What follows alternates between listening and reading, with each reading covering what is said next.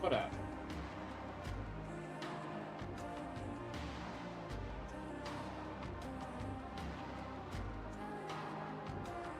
How's everyone doing? Today marks the end of our Shin Megami Tensei 5 Vengeance journey. Because we're pretty much doing everything today except the super bosses. There'll be like another stream or two where I attempt to clear those. But today should be everything from a normal playthrough.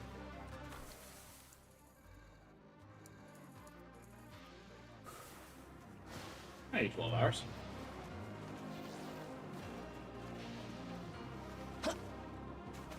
Just beat Undertale Yellow, which was harder than Undertale.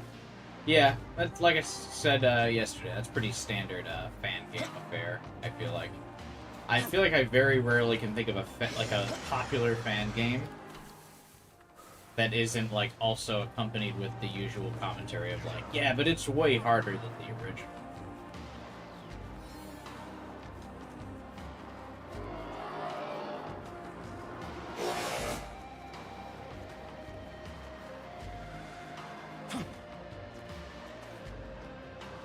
Final boss was harder than Sans? Jesus. Well, that's gotta be the thing, right? Of like every Undertale fan game was like, oh, I can make something harder than Sans.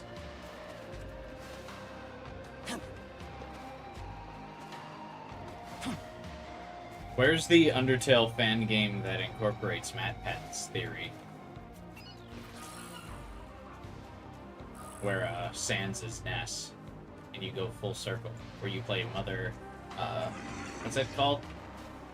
Mother, after beating the Undertale campaign? Earthbound, because that's an English name.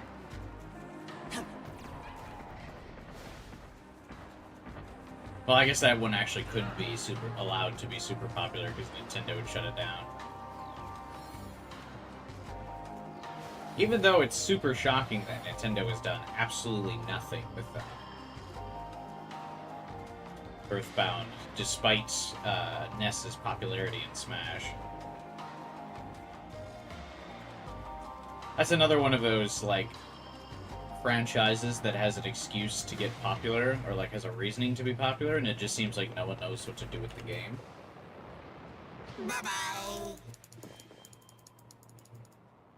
Like, Castlevania is another one. Not even the latest Castlevania season, but, I mean, like, just a few years ago when the Castlevania anime with Alucard and Trevor Belmont was on Netflix and was a big deal. It was super popular, very well received. It had 4 seasons, so, like, and any show making it past 2 seasons on Netflix is, like, pretty fucking successful considering they're so cancel happy. But it had 4 seasons, was, like, just super popular.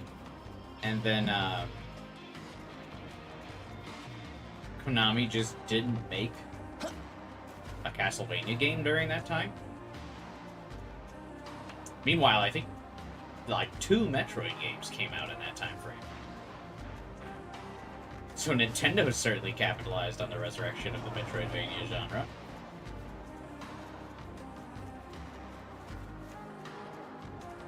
You can't just buy an infinite amount of healing items for the battle. Of course, so it has to be intentionally designed to be much harder as well.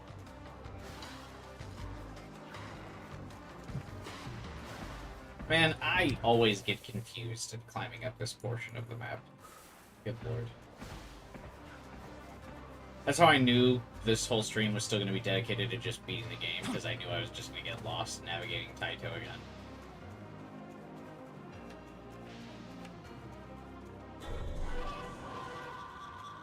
I think this map really suffers from a lot of the things Shiota does as well, where like everything's kind of the same color. So when like verticality gets added, it's kind of like, what's the correct path? Especially because the Nahabino doesn't have any movement abilities. There's no way to like easily break your path progression.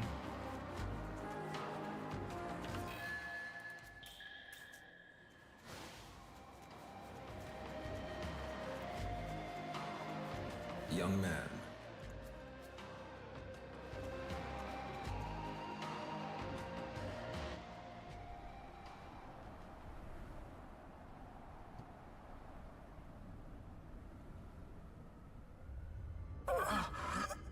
Forgive me, Lord Shiva.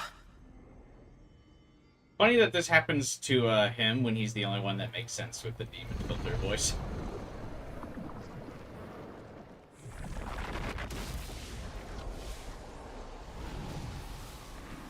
What's the reason Beelzebub arrives here anyway? Is it just fan service? Is that all? Well, if it isn't the Albino, Lord Lucifer holds in high regard. We have not interacted with Lucifer all game. A question, if you will allow. For what purpose have you come here? Think hard. If I like what I hear, I may just hand over the key here and now.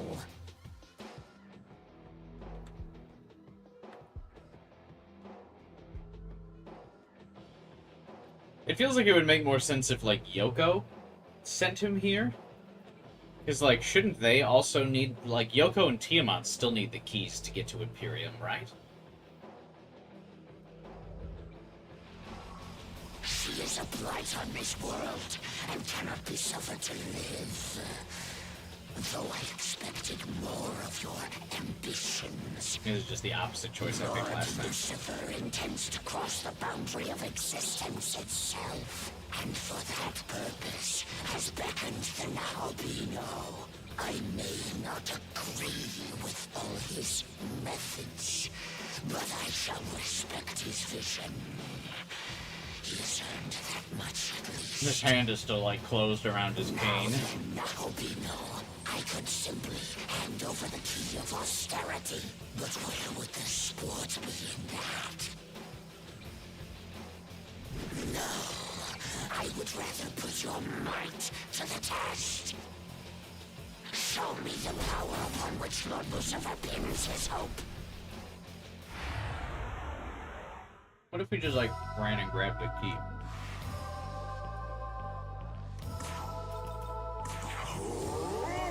They replaced the platforming of sands with with shooting. I don't know, that kind of seems cool.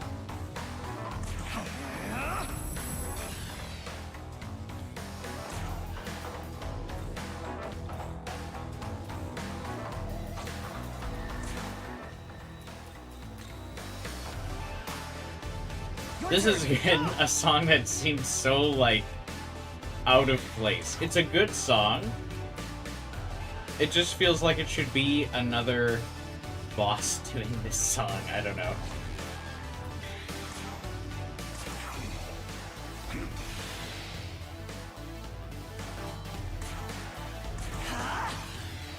I said this last time I fought him, but this song really feels like it would be like in Omori.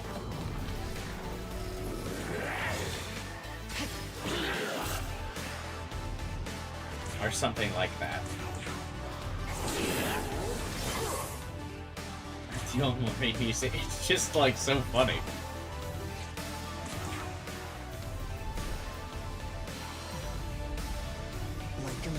There's just like a lot of other bosses that I would anticipate this song being played for, but Beelzebub feels like, because he's like one of the lords of hell and sin, that his song should be like darker, right?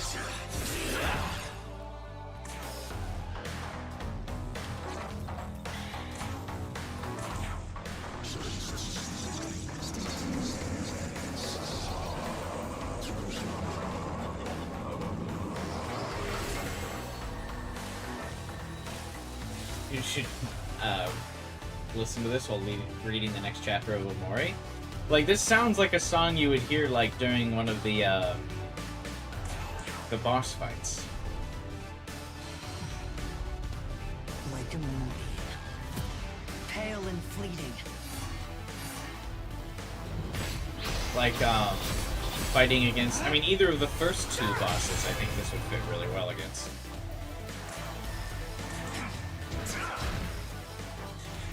Like the ex-boyfriend and the princess.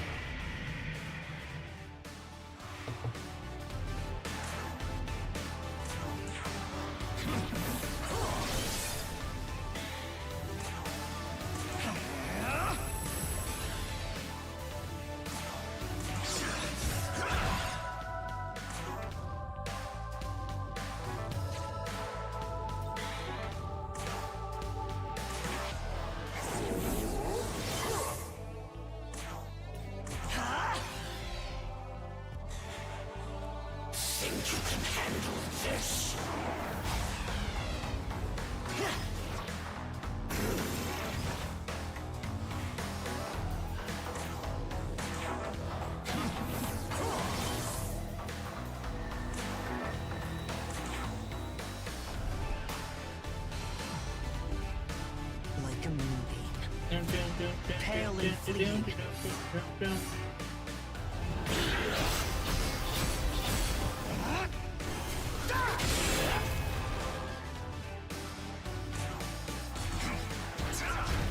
Sweetheart was supposed to be optional? That feels so, like, weird, though. She's like a good majority of the content of the game.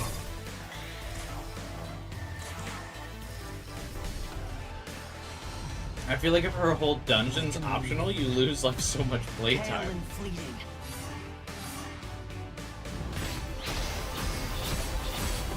And I feel like so much of the story needs it, too.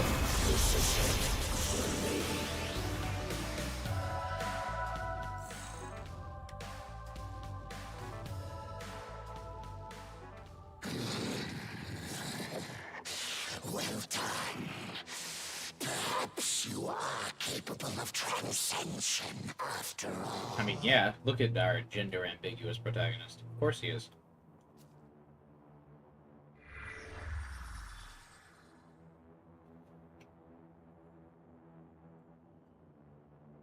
Tao's here.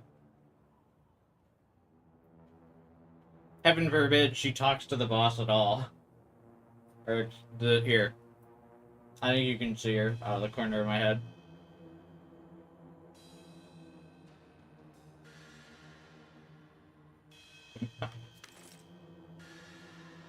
As promised, the key of austerity is yours. Like, shouldn't he comment on the fact that we have Tao with us? Like the Bethel Saint? But the other keys are sure to be well protected. Keep your wits about you if you would survive.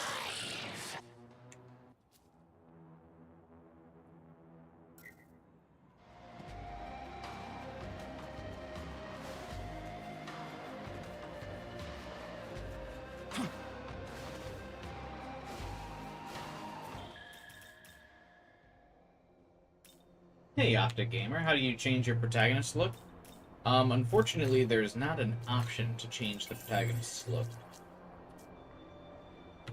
So you can only have the protagonist look like how he's supposed to look during your designated route. So if you're playing Creation Path, there's no way to make the Nahabino not look like the long-haired blue guy. And if you're playing Vengeance, for the first half of the game, he'll have the blue-haired look, and for the second half of the game, he'll have the ninja look. And you can't alternate between the two, even in New Game Plus.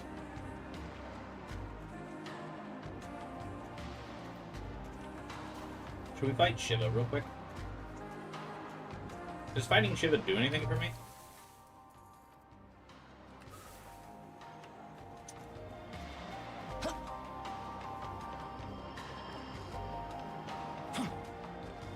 Probably wouldn't take particularly long.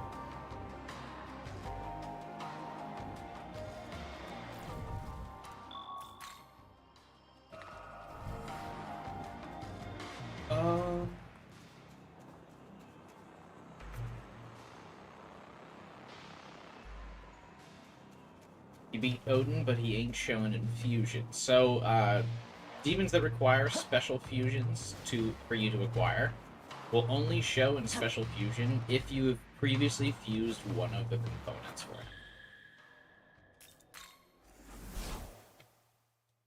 And that goes for any of your Special Fusion demons.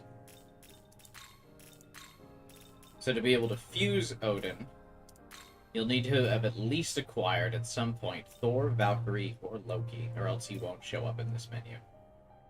And Thor and Loki are never on the overworld map, so you'd have to intentionally fuse one of these two. Though you could have accidentally recruited Valkyrie if you found them. Because Valkyrie's on the map in a couple areas, but that's the only way Odin will show up on this menu.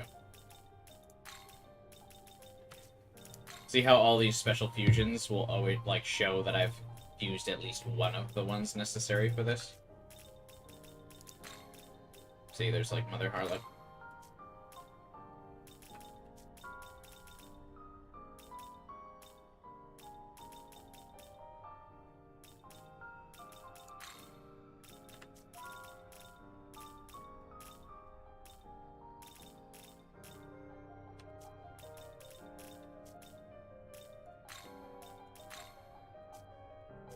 Return.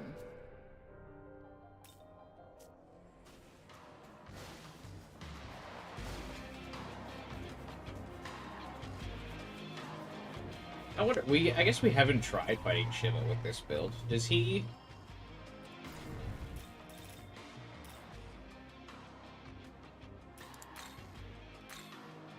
He doesn't know light, so we can still fight him.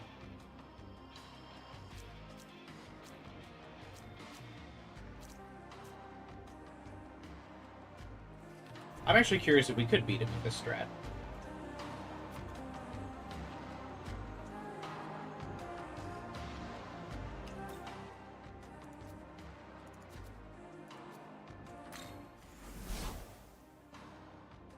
Do you hope Atlas ports SMT4?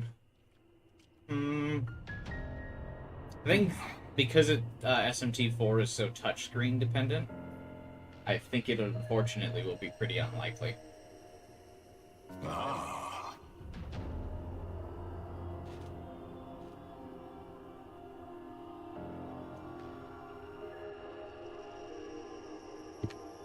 What's the difference between canon and vengeance? I think you mean creation and vengeance. They're two different, like, story routes.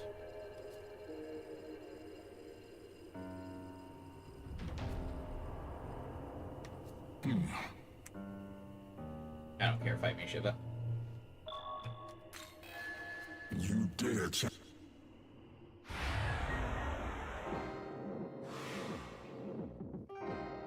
Yeah, let's see if this new strat applies, because I feel like I've definitely always used the same kind of Yoshitsune cheese strat on Shiva.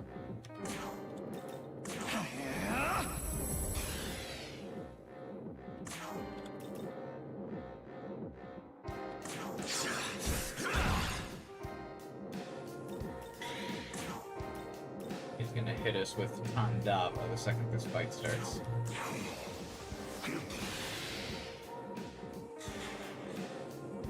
Just to show that he can.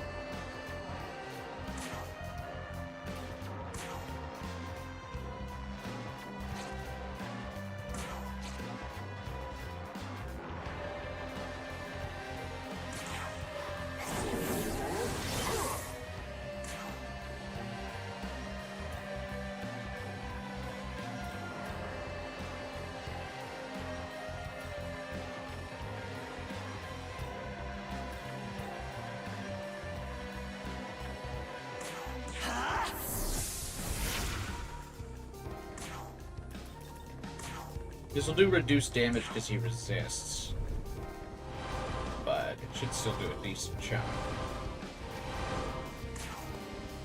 Interesting, I think Murakumo actually would still be better here. To the earth. It's fine. Danu kind of counters him pretty hard because she removes his Tundab and debuff.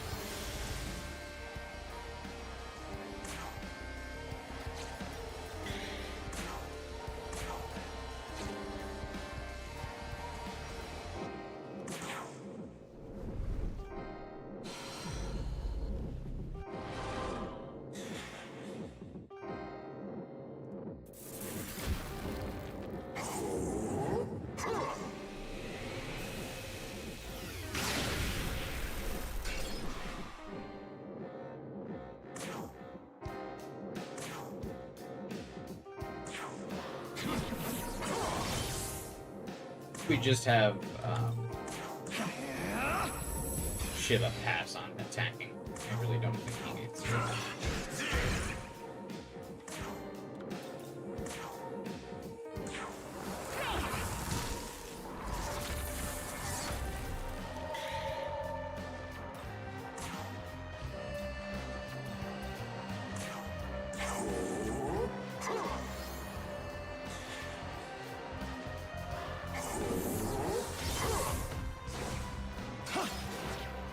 Yeah, Lucy will be featuring in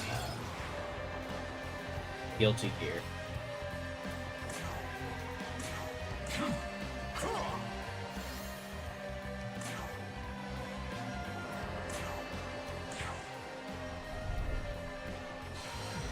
Who's that?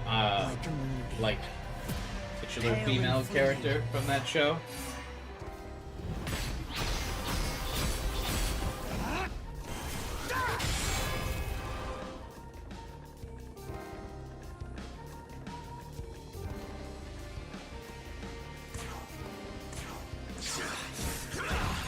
One game series is carried by an anime. Yeah, very, very true.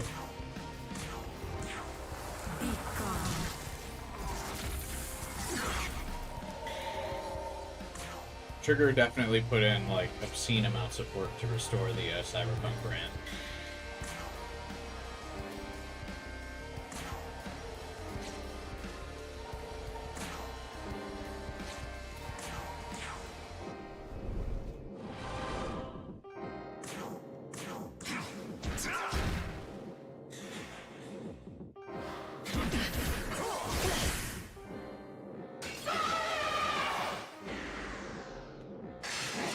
Yeah, it's Lucy Asterisk. It was confirmed in a trailer earlier today.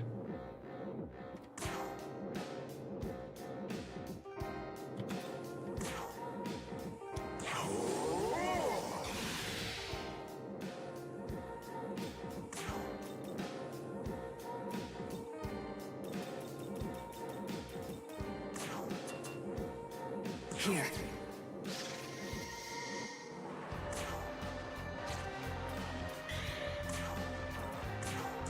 To the earth, the trees, I grant eternal life!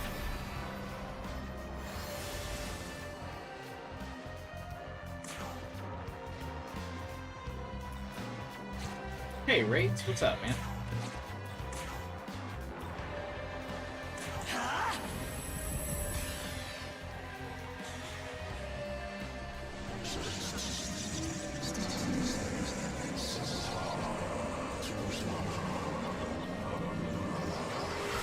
Every fighting game, like, requires a guest character these days.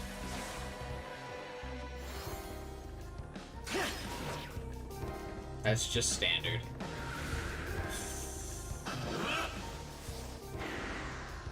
Snake Man.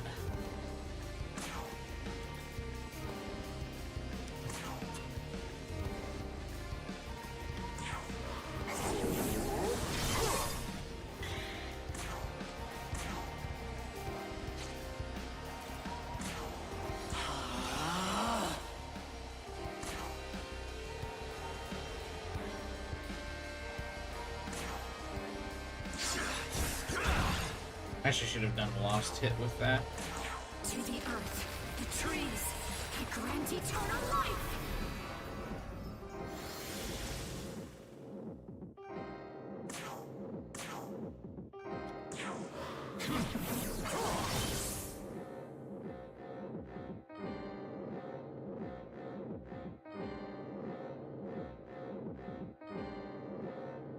Damn, it almost feels like a waste to hit the snake with my parasailing cooler at this point.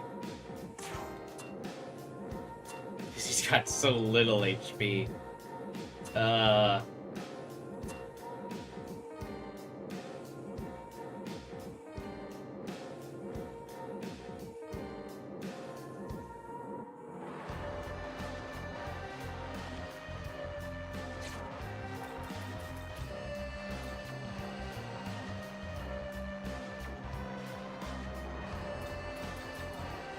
Snake doesn't heal until second turn. That's true.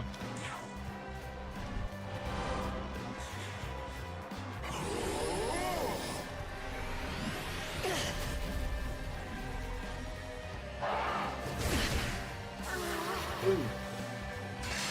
Johnny died.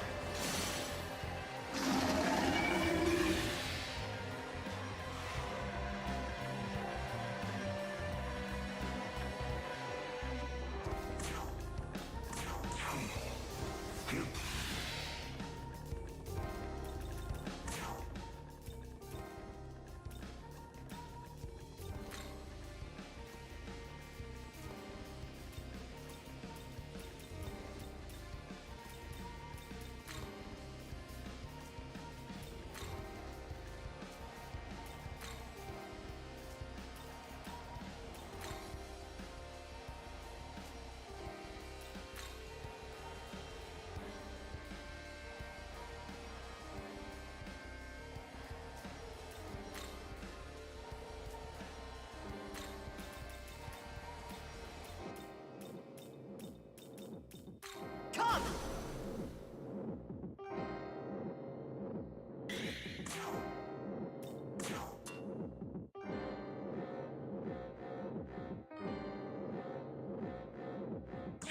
Let's have some fun.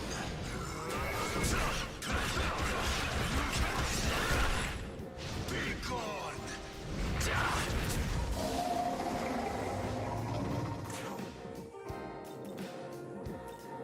Nicely.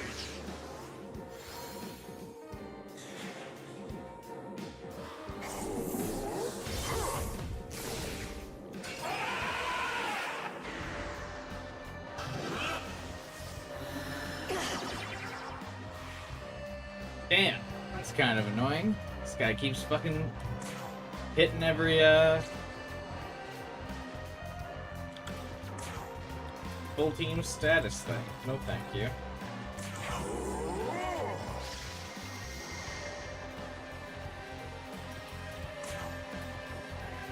Yeah, I feel like this, fight is definitely harder without the Murakumo spam, which is funny.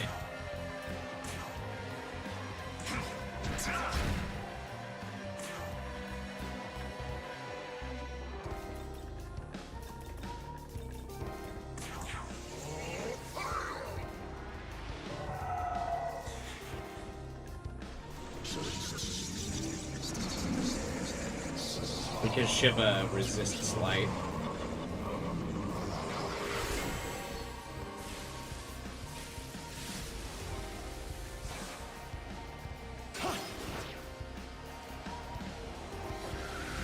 No way, they already brought him back.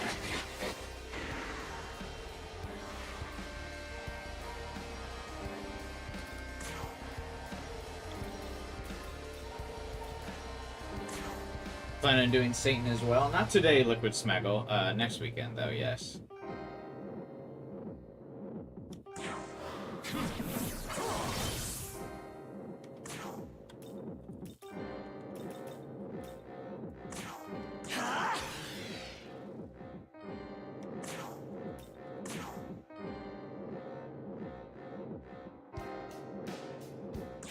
Let's have some fun.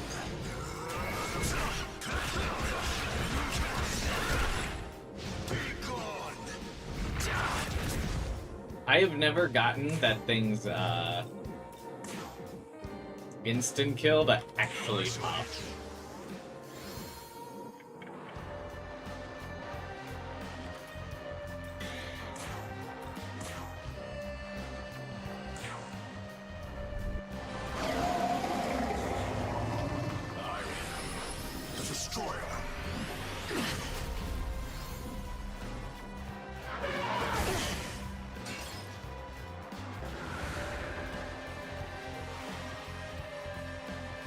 What? Jesus. Alright.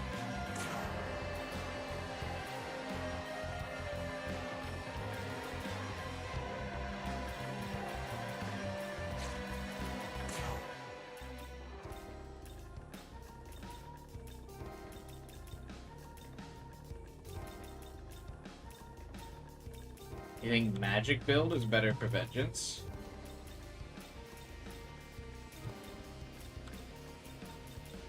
I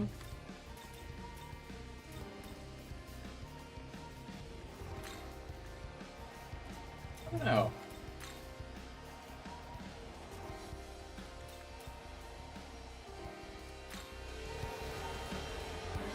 Let's go.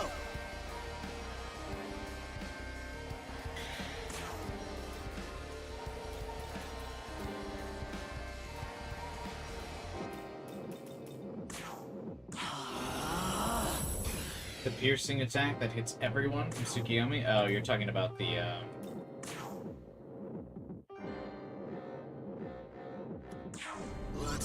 ice skill, right?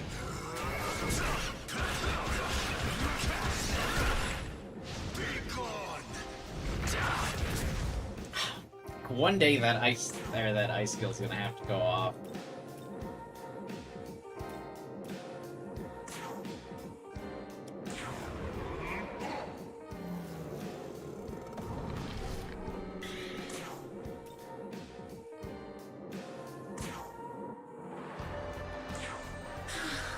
You want to watch?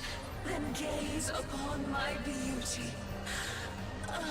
I like that I've reached the point in this game where I'm just like taking the Shiva fight without even like literal no plan. I'm just like, yeah, we're fighting Shiva now.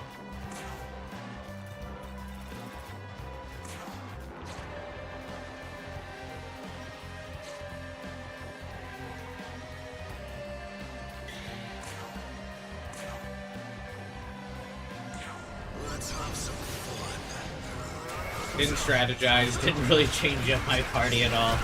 I think it's starting to go to shit a little bit here, so I think I probably should have strategized a little bit more than this, but it's fine. They're respawning the snake a lot faster than I expected. I guess this is the hard version of the fight, though. I guess I've never fought Shiva on hard. Oh, seriously?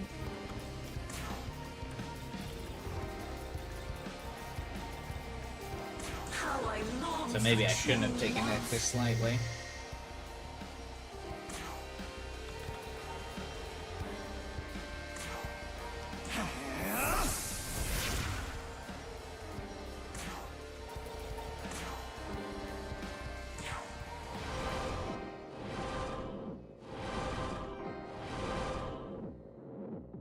Switch to magic for this one? Nah. It's quitting hours.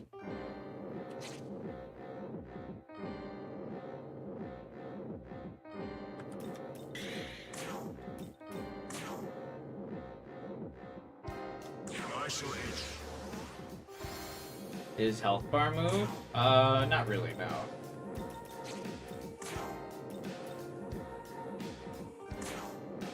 How do you like this?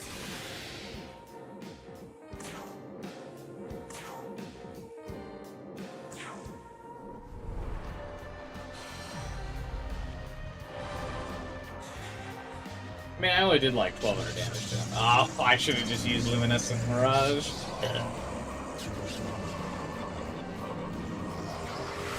Yeah, he definitely spans Tandava a lot more.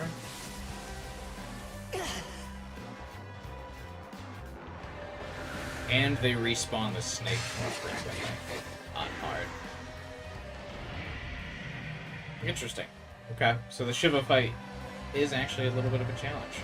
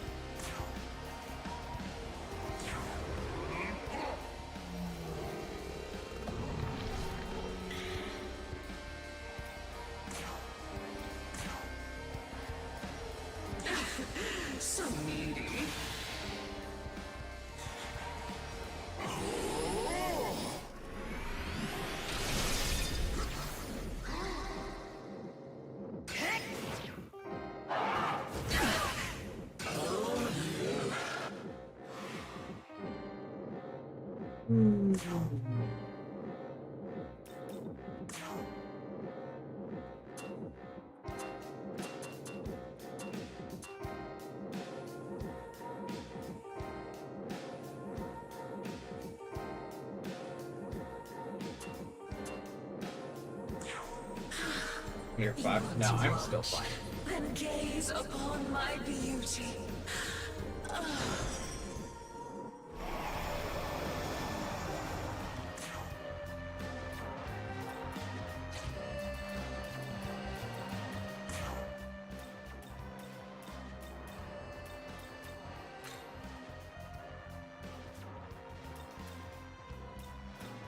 The stake will not get his heal on.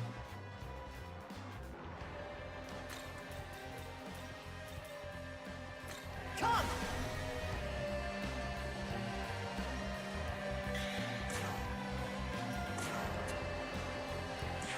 Let's have some fun.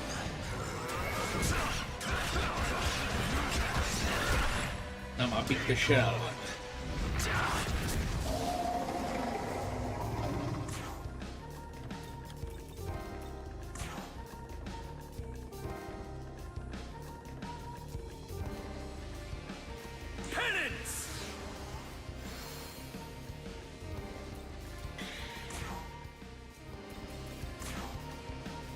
I should have probably brought some other damage dealers to the fight, but that's okay.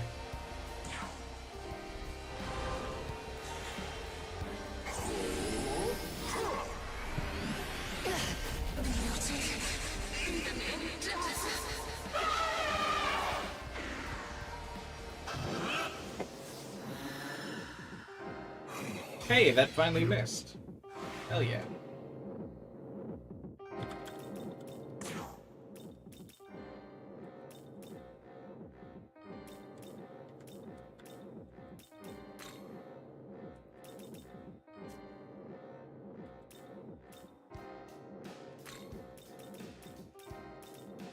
Let's go!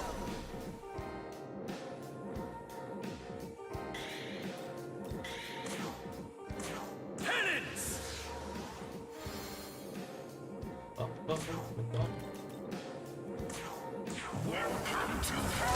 much damage will he actually do? Oh, we will do a fair amount.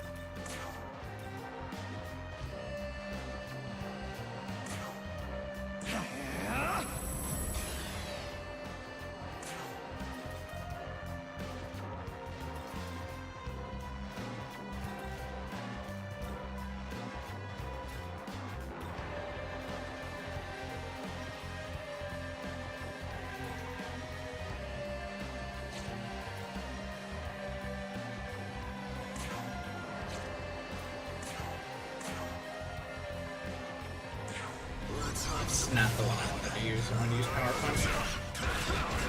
Oh well.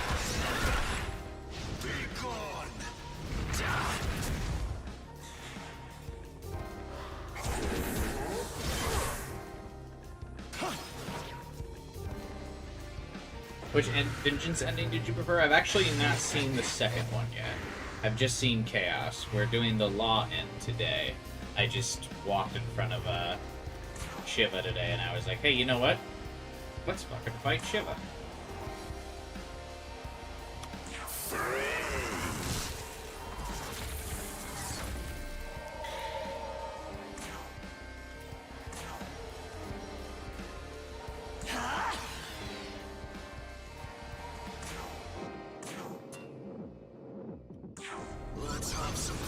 Oh, this is... I should have used my Matsui at the start of this turn.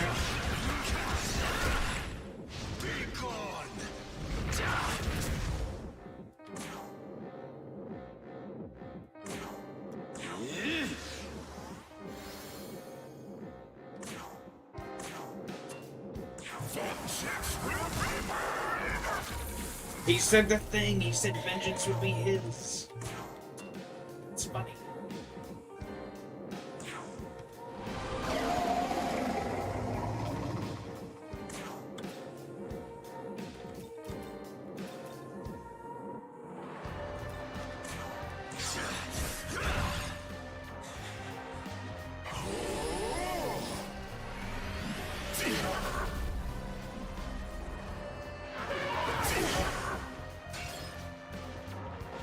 Dude, they reach on hard, he respawns the snake every turn. That's wild.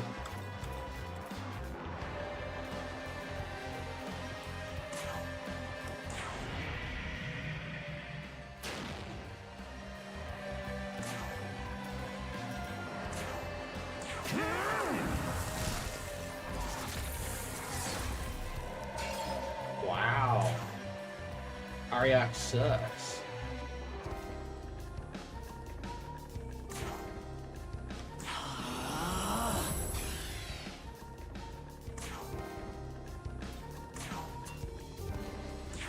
Let's have some fun. I have never once gotten the lost hit against the kill to pop.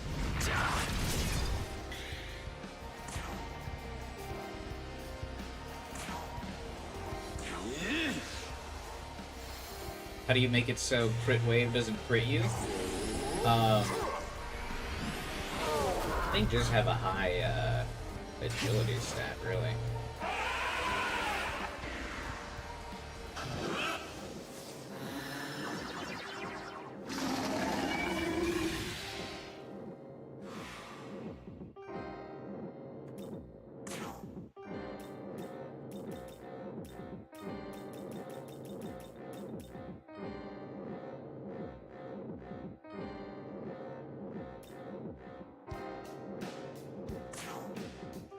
Try this.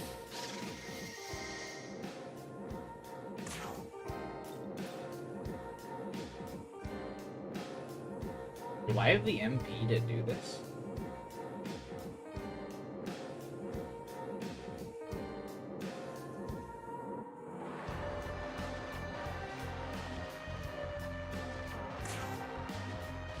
Oh wait. That's not what I need anymore. Okay.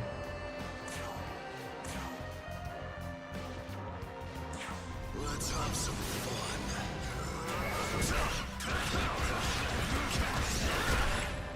Be gone. Oh, come on, seriously.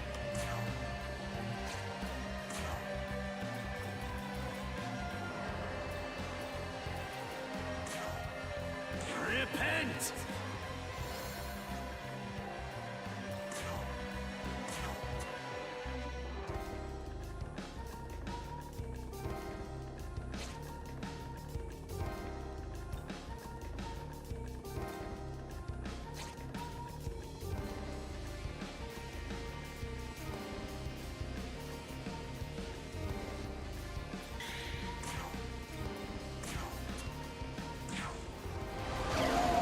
Not worth the risk.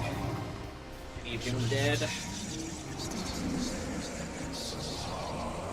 Turns out I might need to actually strategize for this fight. Instead of just running in wild. Dude, he just gets respawned every turn.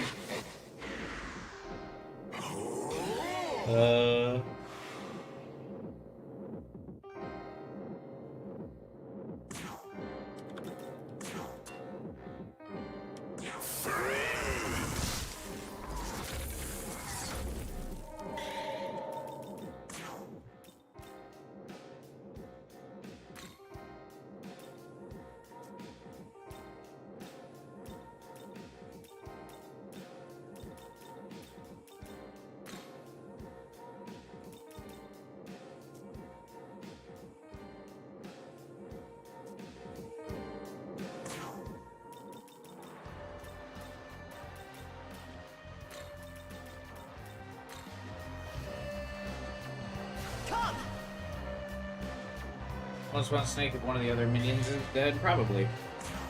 I don't really have time to kill one of the other minions, though. Because I don't have an AoE damage dealer. Let's have some fun.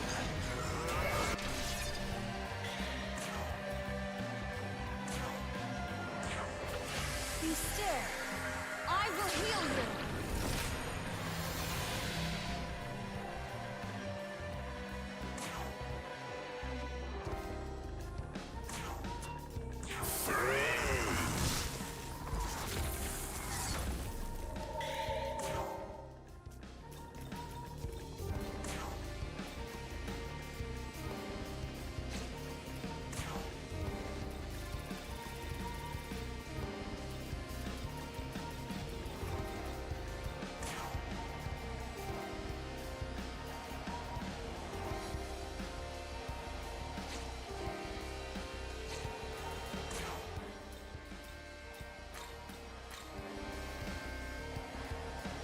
go.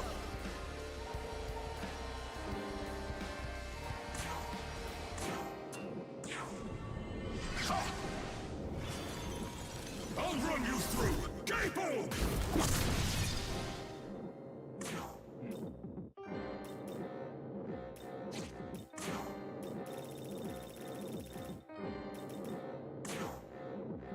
This isn't the... I can actually hang on to this, I think. This is only his first turn on the field. He's been revived so many times I forget, but...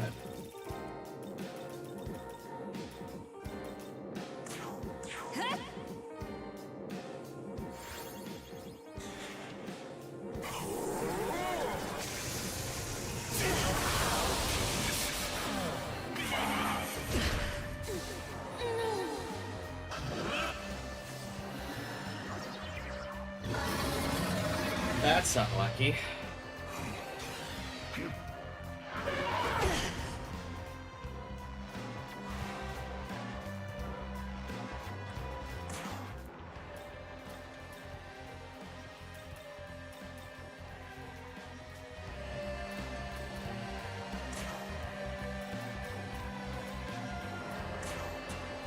This'll do.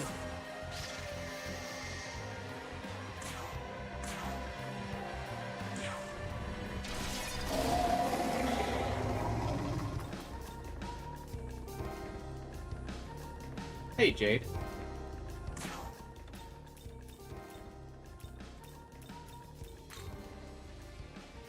Sorry, you're still sick.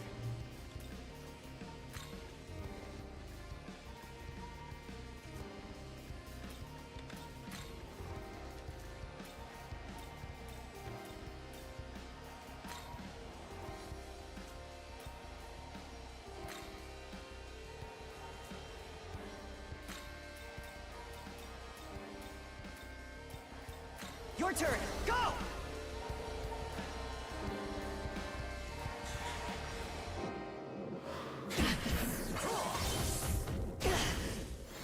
Oh, Nahabino, why do you never naturally dodge anything?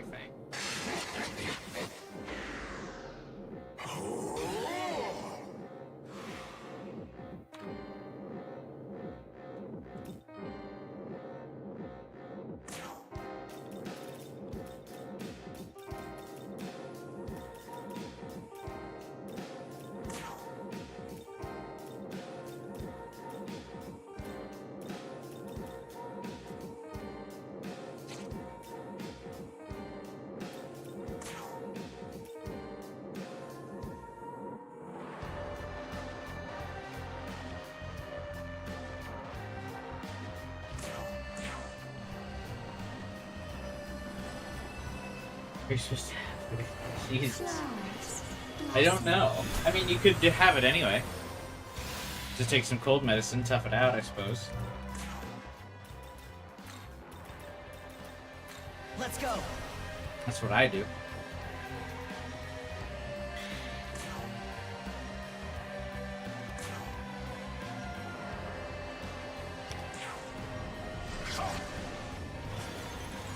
I'll run you through! Capo! And then if you pass it on, I mean, that's just their problem.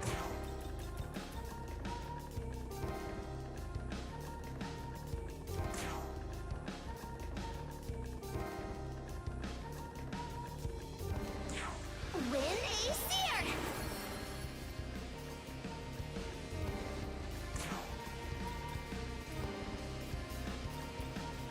Dune, you will always be baby girl.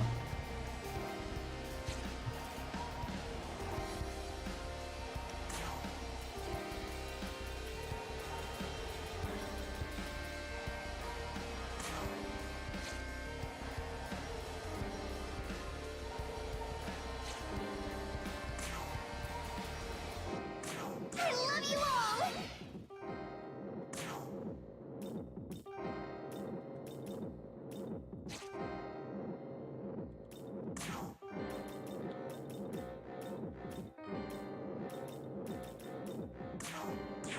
Wither! Hello. Bro, Nahabino, you have like 200 or almost 200 agility. How are you not dodging these things?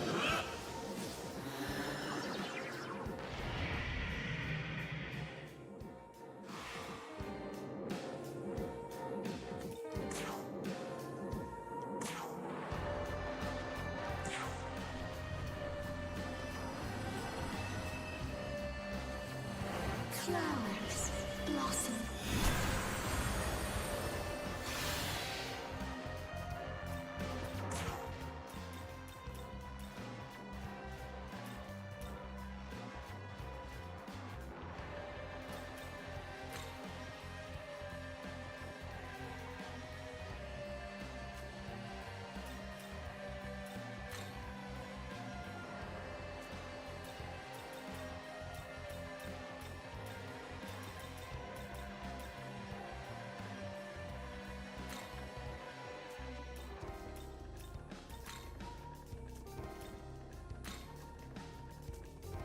Do you have Zon skills these days?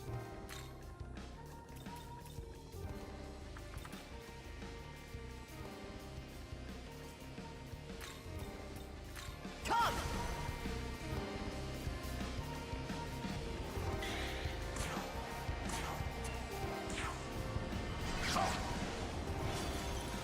I'll run you through! Gable!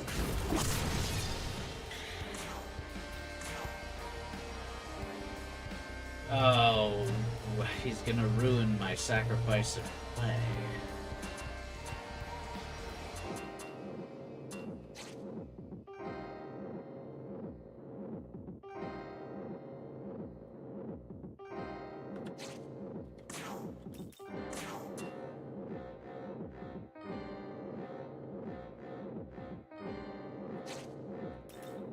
It's probably fine. Debuffs everybody.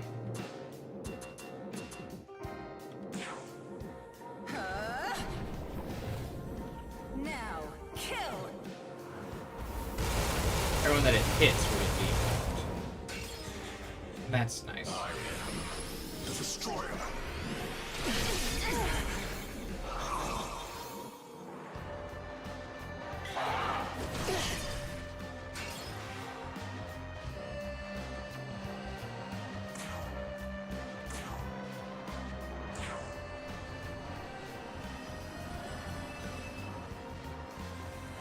For the Nahabino dodge.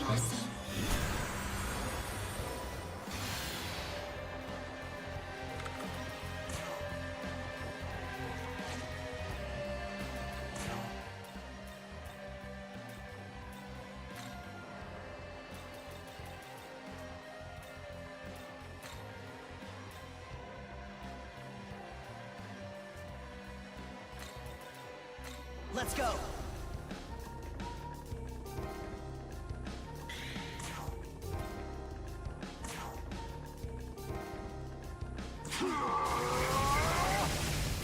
Be gone! Adorable.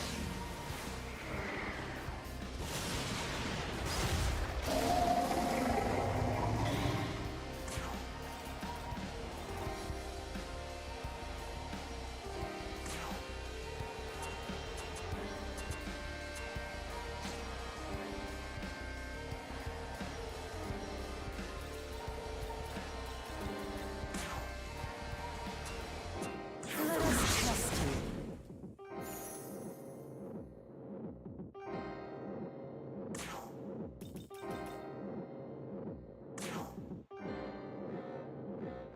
Life in full bloom.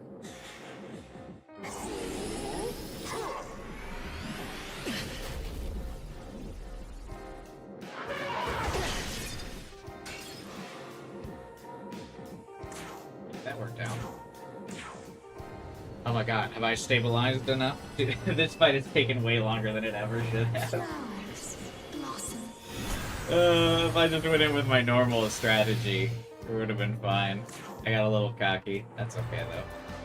Happens to the best of us, you know what I mean?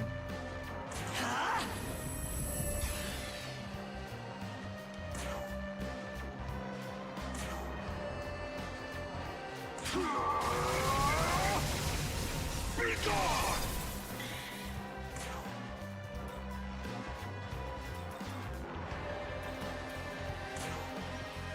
Adorable.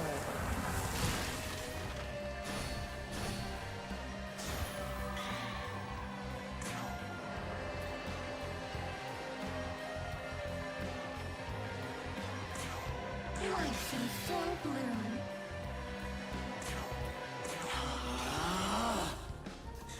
I can also use Impaler Wings. The Destroyer.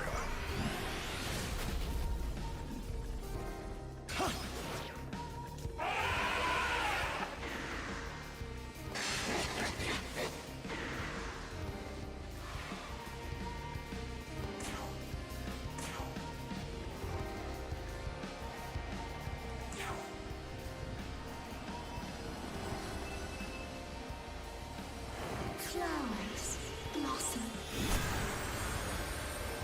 Always feels funny to like not commentate for a while when I'm like locked in to try to kill something.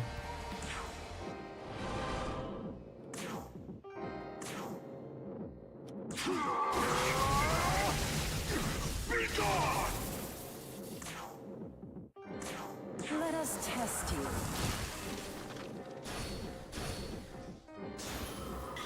Alright, he's in the red. Life in full bloom.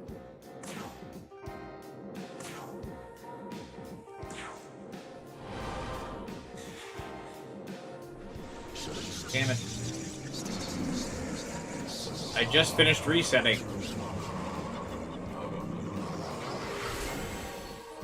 They stopped summoning the snake because I had a team that right now that dodges a lot of his attacks, so he was losing press turns. Also, you jinxed me.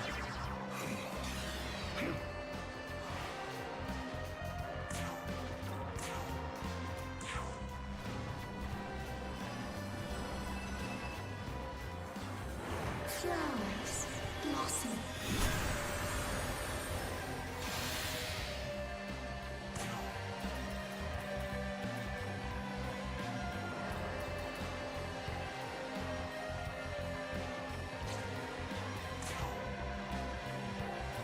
Here.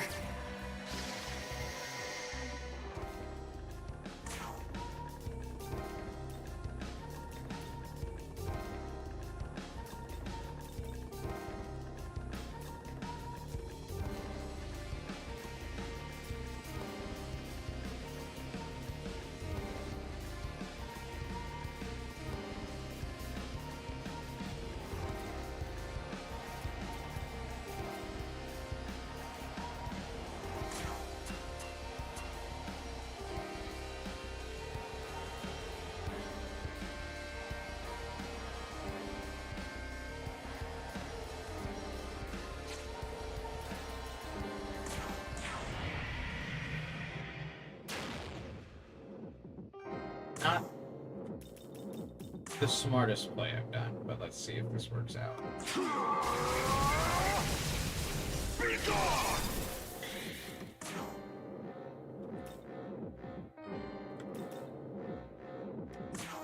Adorable.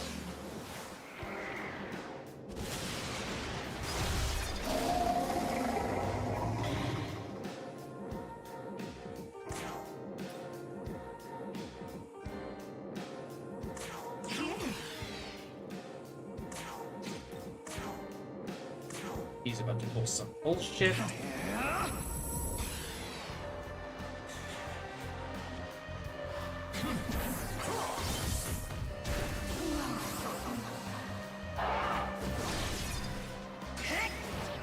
Wow. That's not who I want to hit that on.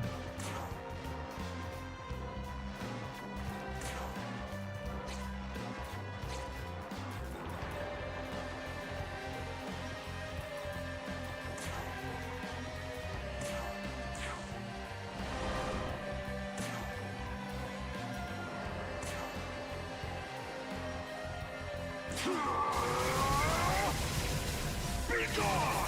Man, a crit there would have been clutch. Intriguing.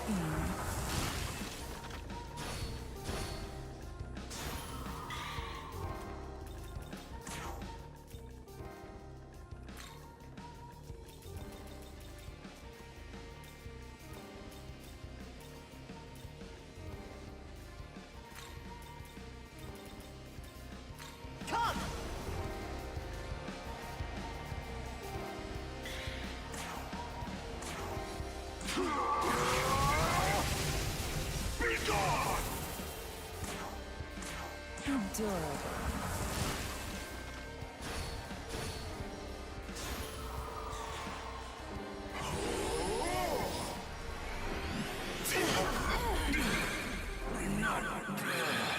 Yeah.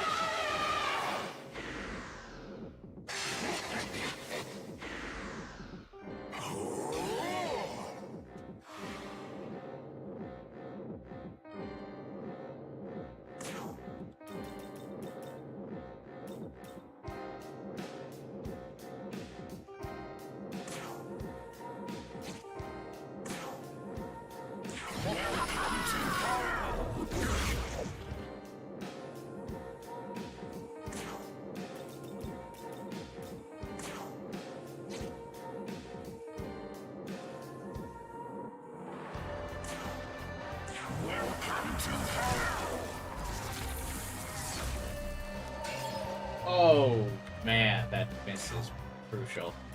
Ariox just does not have the accuracy. That's not good.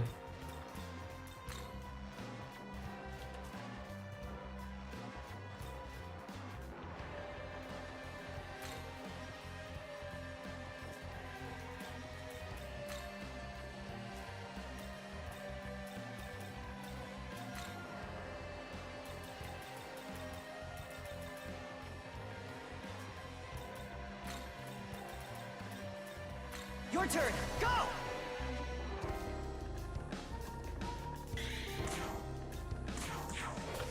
Be still. Ariox missing is brutal.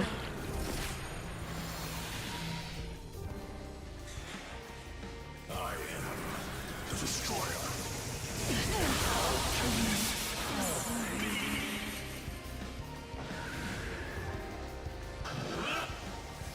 Yeah, losing like a full turn there is rough.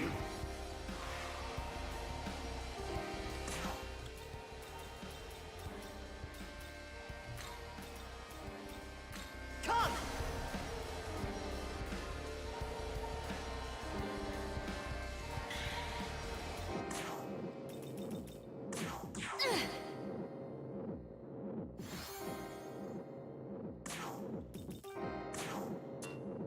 Take this!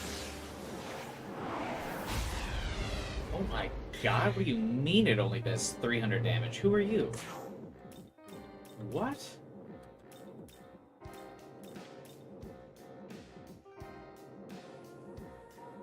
Holy shit.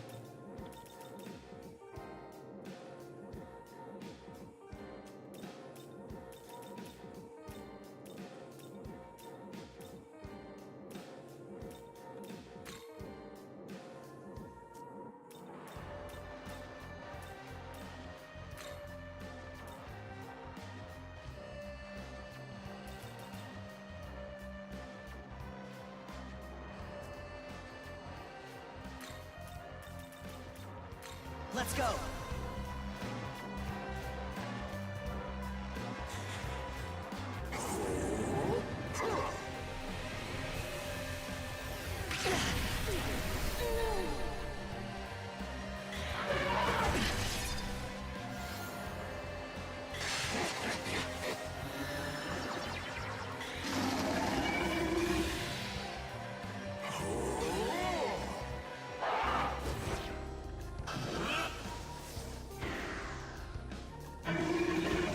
The run is most defo.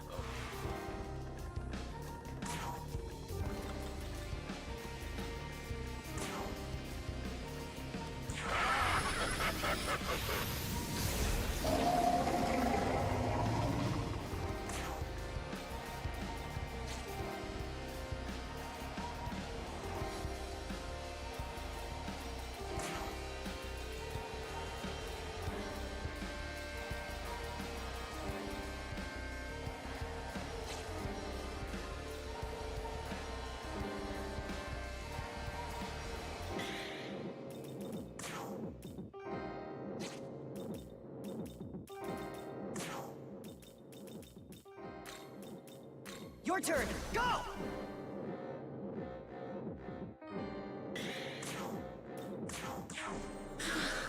You are want to watch? Then gaze upon my beauty.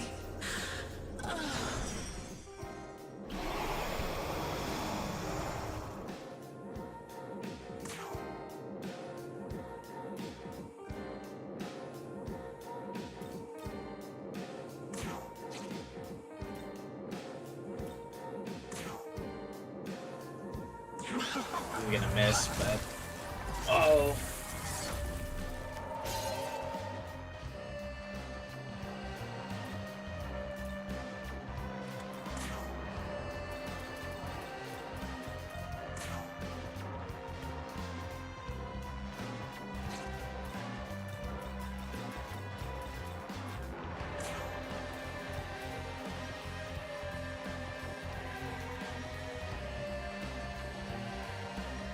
Yeah, Odin is really like the carry.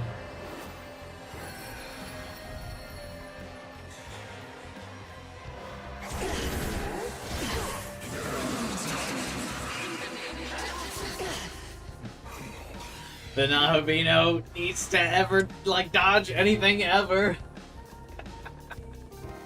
Holy shit. My goat is washed.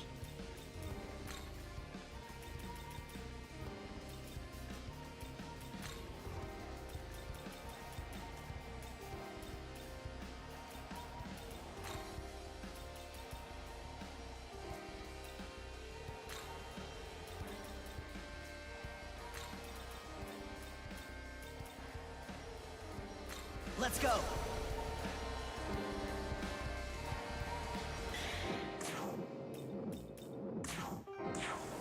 Be gone.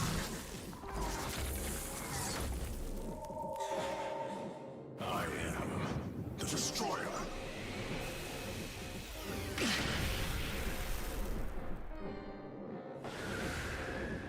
The double summon.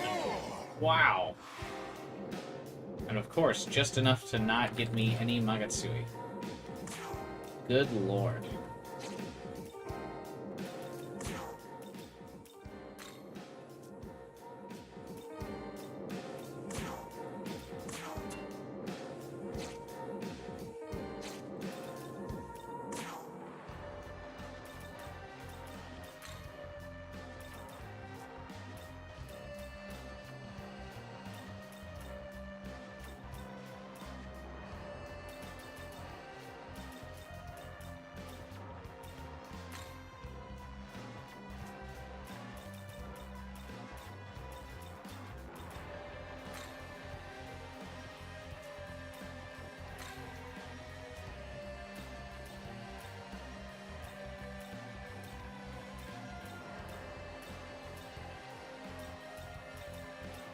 Yeah, I just really don't have anything that will kill the snake. Your turn. Go.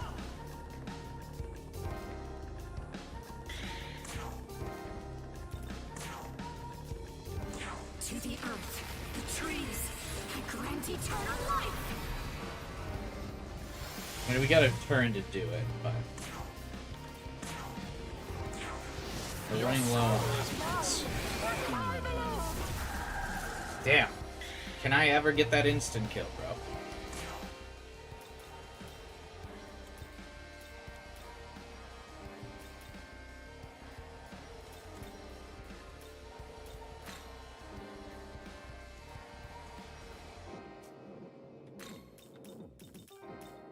Come.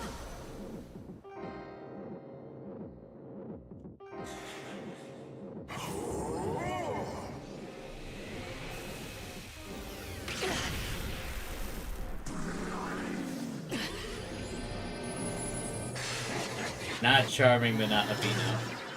No way. It's so over.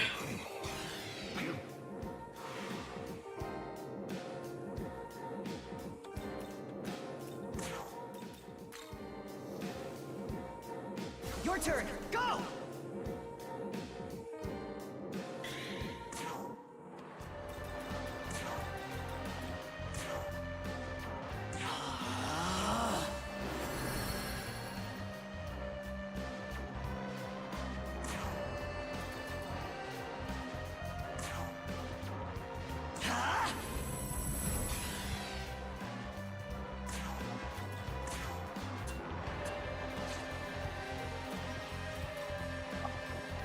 Still have to kill the snake this turn.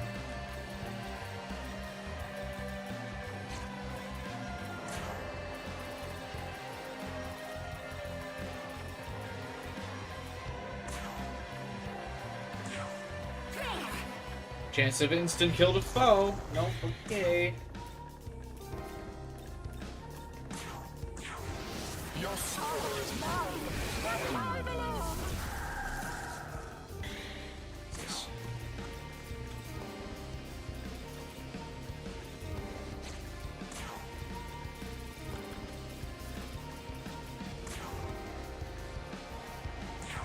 Let's go!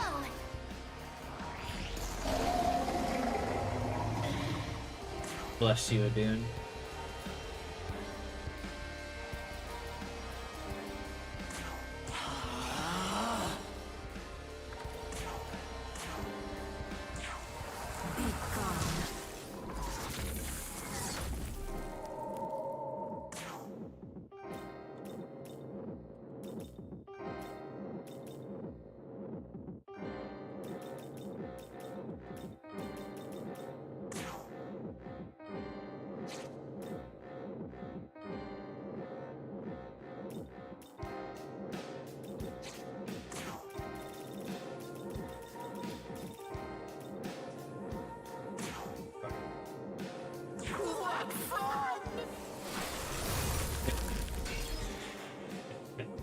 Mephisto Whitey suck.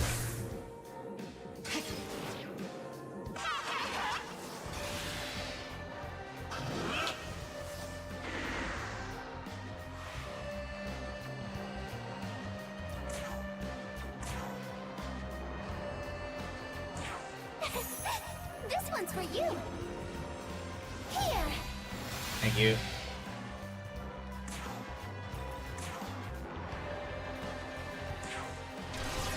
Oh, come on.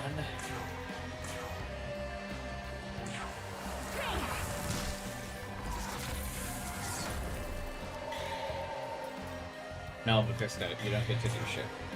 Thank you for asking. This one's for you. Here.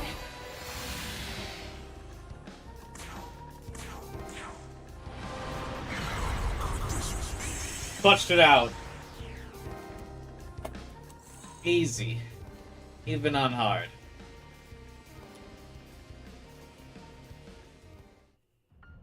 Indeed. Get fucked. I went in just thinking like, yeah, fuck it. Shiva's not that bad. I forgot I'm playing on hard now. So this is my first time playing him on hard. And I did not have the optimal team set up at the beginning. I was like 40 minutes. Yeah, at least I could say I beat Shiva on hard now.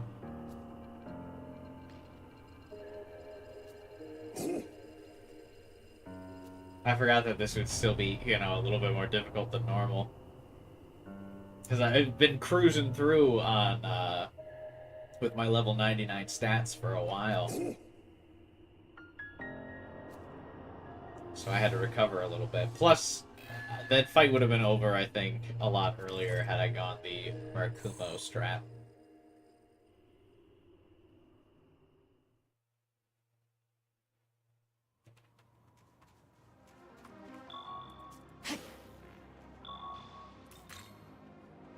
That's really funny. It does continue to amaze how much Odin just, like, carries that fucking fight. It's actually nuts.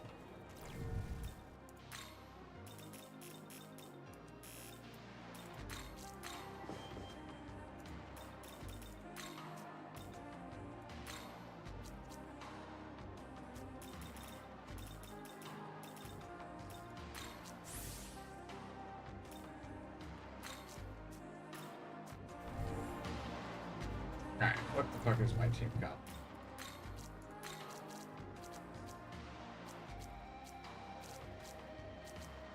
There were some definite underperformers in that fight, to say the least. Ariok, his accuracy is super low. That really sucked.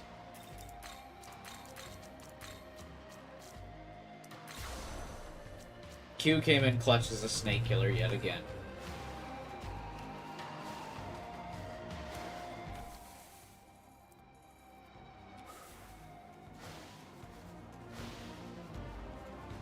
Yeah, definitely not the optimal strat to face it, but that's okay.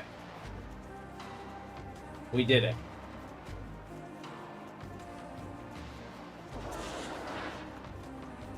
Shiva on hard, complete.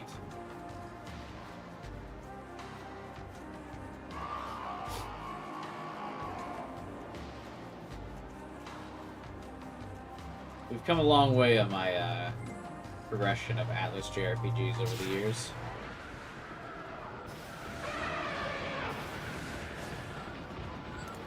Probably would not have happened successfully a year ago. Go.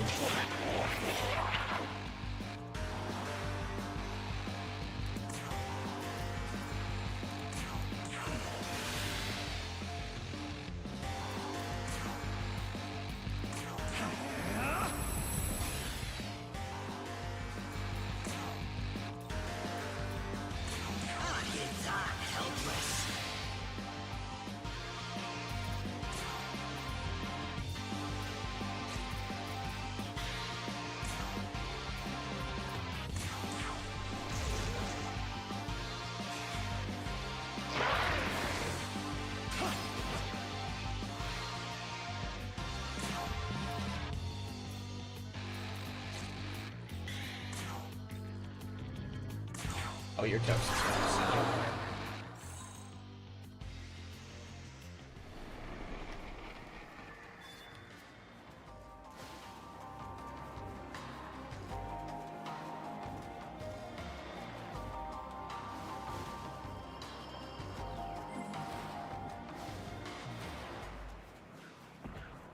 Alright, where am I going now?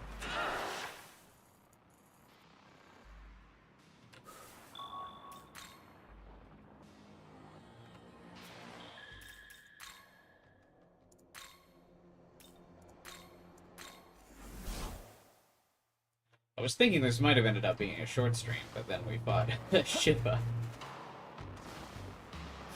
I realized that also the thumbnail for today's stream doesn't really portray the end of the game as much as the last ending thumbnail would, but I really wanted one of the thumbnails to be the Dagda Danu fusion spell, so I went with that. Because obviously the thumbnail for the super boss fight will be the Demi-Fiend. Because even though we'll be fighting both Demi-Fiend and Satan, I think it's pretty obvious which one is the more iconic.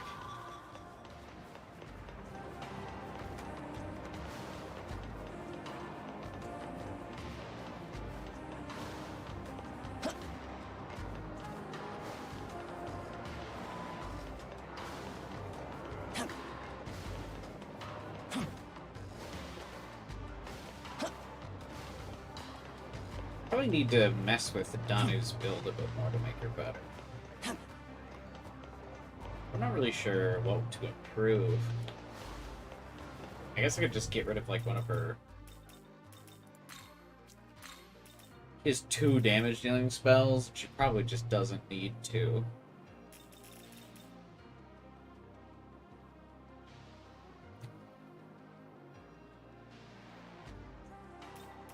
I already have a lot of demons that do light damage, obviously, so probably you can replace her light skill with something, either a boon boost or something that improves her heal.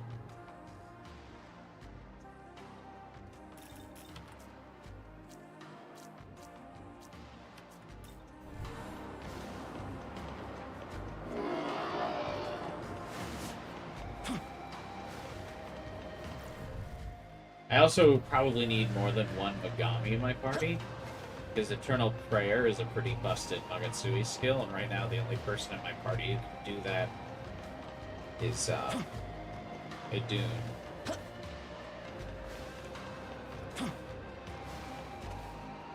Like, even in that fight, I had to use a revival bead to keep her alive to do that.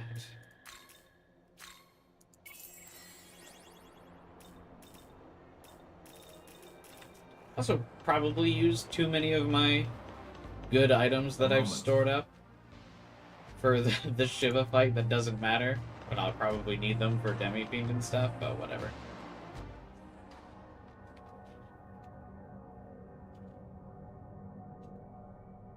Sure, I can look up ways to find some of the items.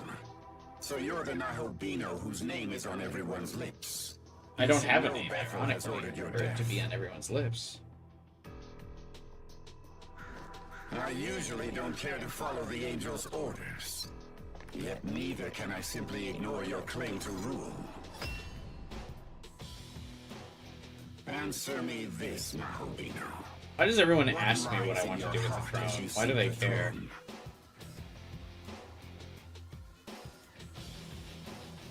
When you look upon the denizens of this world, do you see hope or despair? Dang and Rampa. I see hope. I see. Very good. Wait, why does Then Odin let say us very pit your good? blade against my spear and see whose resolve wins out. Also, what's the reason that him and Odin would team up? Do not worry. Death at my hand shall earn you your place in Valhalla.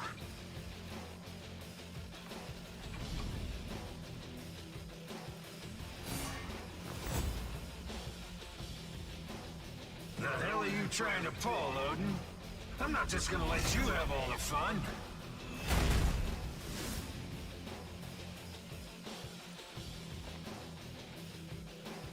You here for the keys, boy? Lucky you. The All-Father and I will grant you a real clash of the gods. Why would Odin want to You team want up? to see what happens to fools who dare to cross Bethel? Come face your end. What sort of afterlife is there in SMT? Probably with just whatever you choose to believe in at this point.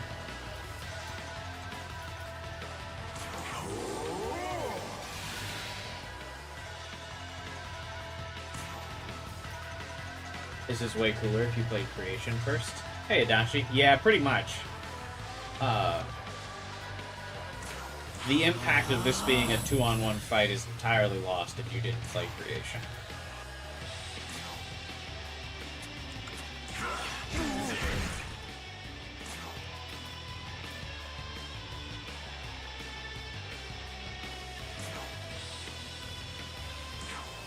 Be gone.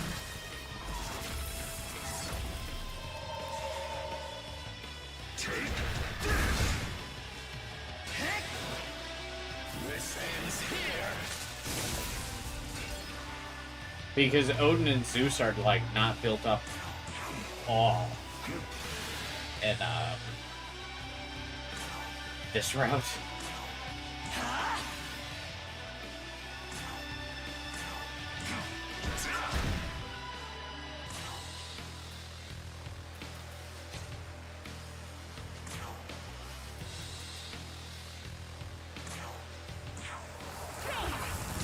They just kind of show up here as, like, the key guardians.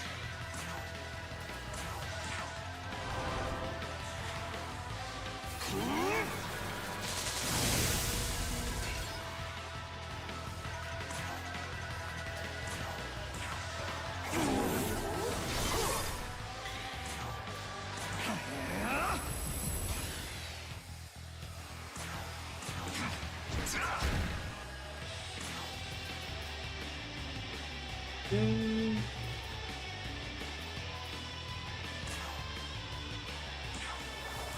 gone.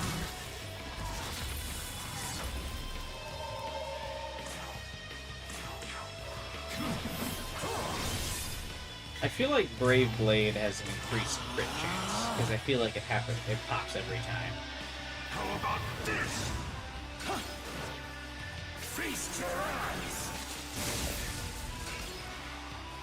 Also, this fight gets heavily trivialized by just having one character that can block electricity, since both of these guys use it.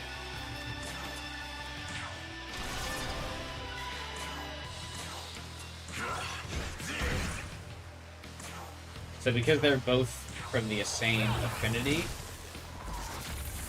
the double team like really doesn't impact the fight all that much.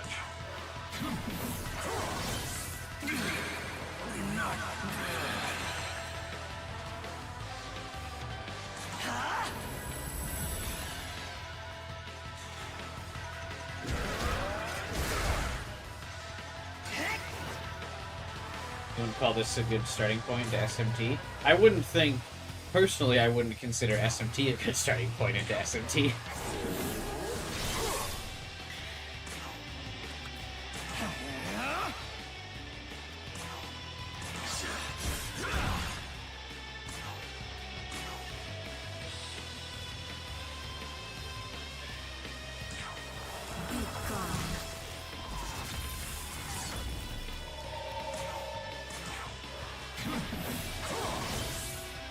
Oh my god, I actually didn't get a crit on that, wow.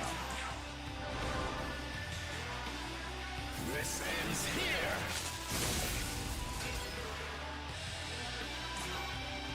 Very funny that this is hard difficulty.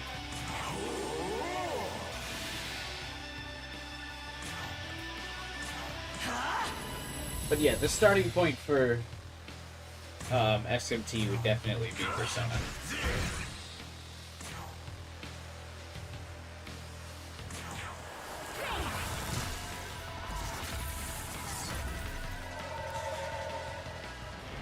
If you have not played any of the Atlas JRPGs,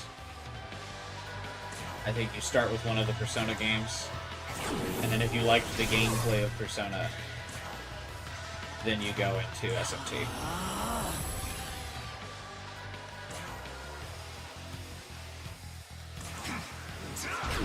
But yeah, probably not, even after Persona, SMT5 is probably not your first go-to. Well, Hell of a fight, boy. That's a no, loss I can accept. I don't know. It might be your go-to because I feel like some of the maybe SMT4 Apocalypse, but then that doesn't make as much sense. Problem is, I think SMT4 has too steep of a difficulty curve for someone who's just breaking into the JRPG turn-based combat environment. Because I went to SMT4 right after playing Persona, and I got my ass kicked. More readily than Bethel will, I suspect. Much as they'll object. The keys of benevolence and harmony are yours. But I was like real new to the whole turn-based strategy JRPG thing. Like, other than Pokemon, I just had really never played turn-based RPGs before Persona. And Pokemon barely counts as like a strategy one. If you're not playing it at a competitive level, like I wasn't, and you're just playing the single player of Pokemon, I mean, it's literally designed for 5-year-olds to be able to play. You can just mash your way through Pokemon and be fine, so I never really thought about it. So I did not enjoy my first playthrough of SMT4 at all.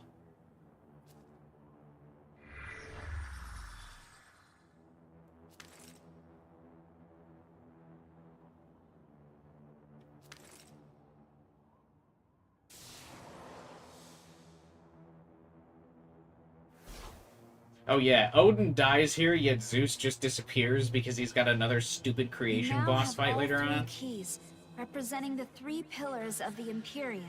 Thanks, Tal. Where's Amanazako?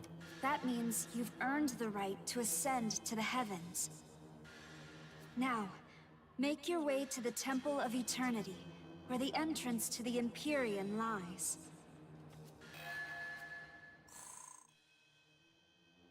He's been replaced by what? You see what I mean? Why like this area of the game is like so lonely for vengeance? Like, Amanazako's not here, and Tao just speaks exposition to you. You have collected all the keys. Like, that is the most text box ass prompt I've ever seen. The Nahabino could have told himself that. I have all 3 keys now.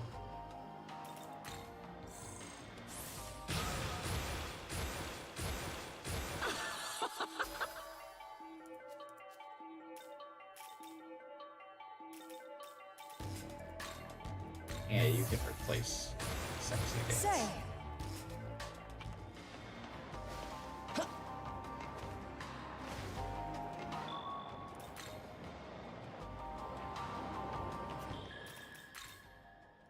I mean, yeah, Tao should have been the one, like, talking to you, but Amanazako gave, like, weird backstories for the keys. Granted, no one really gave a shit about it, but still, it was something.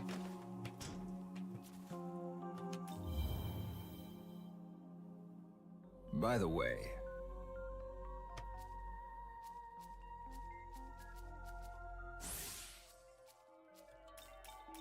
I'm really starting to doubt Agility's viability as a build. All these stats I put into Agility, I've, like, never dodged anything naturally. Pardon me?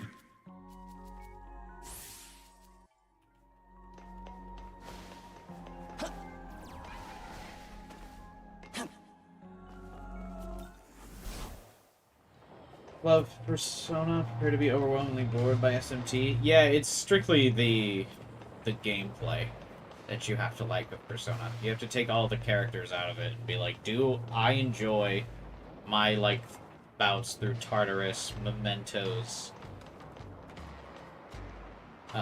etc. Like, do I enjoy this portion of the game? If yes, you can play SMT. If no, no.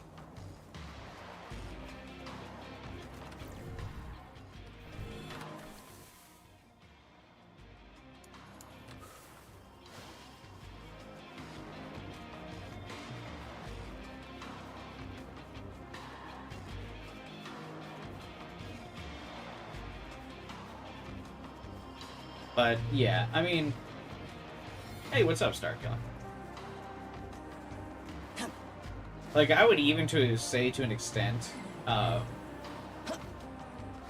that Persona Baseline's combat has the, like, baton pass / shift mechanic, I'd say it gives press turn a run for its money. Because just one more on its own, yeah, it wasn't more dynamic than press turn, but I think shift is a really cool mechanic.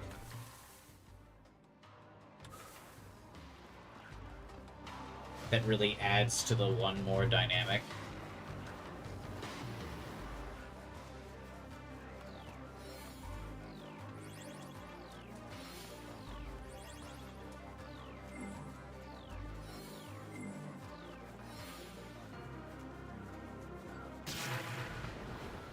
Fuck.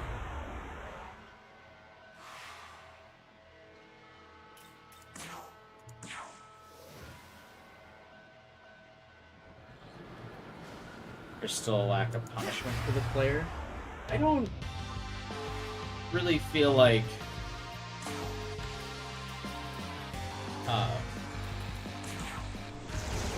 it's once you start, like, playing through it, I don't really feel like you ever get really punished by press turns. Like, once you really, like, know the system,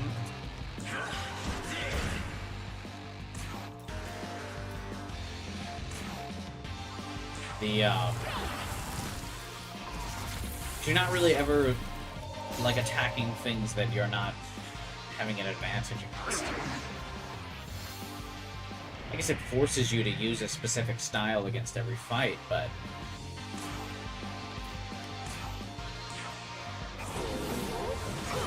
I don't know.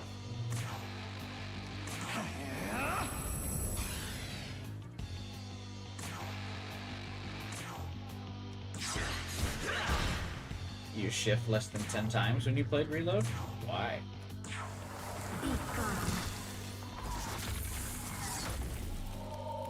Definitely happens on a first playthrough and you don't know if they repel or absorb. Yeah, maybe like once, but then you immediately know. Plus, I feel like there's always tools for you to just know what they're weak or strong against anyway, with, like, Spyglass in this game. You could always just miss. Yeah, but getting punished for misses by, like, losing press turns just feels, like, woefully unsatisfying and, like, kind of unfair. Because a lot of times misses just RNG, and then so it happens and you're like, cool. Guess I just lose my whole fucking turn for that bullshit.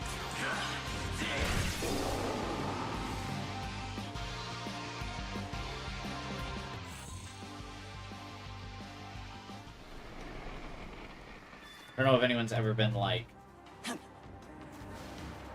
I really enjoy missing as a mechanic. doesn't feel unfair to me because I know it can happen to the enemy, but it like never does happen to the enemy. It's just like the instant kill bullshit. Like you never get to instant kill a boss.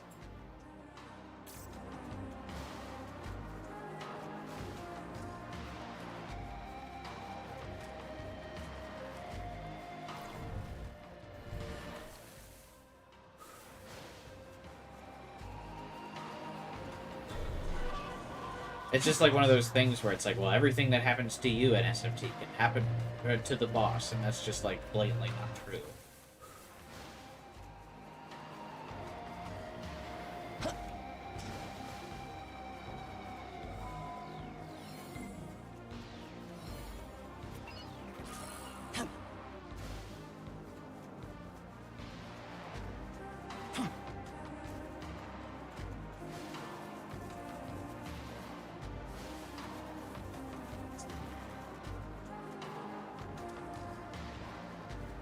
You just missed 90% Fire Emblem Fates.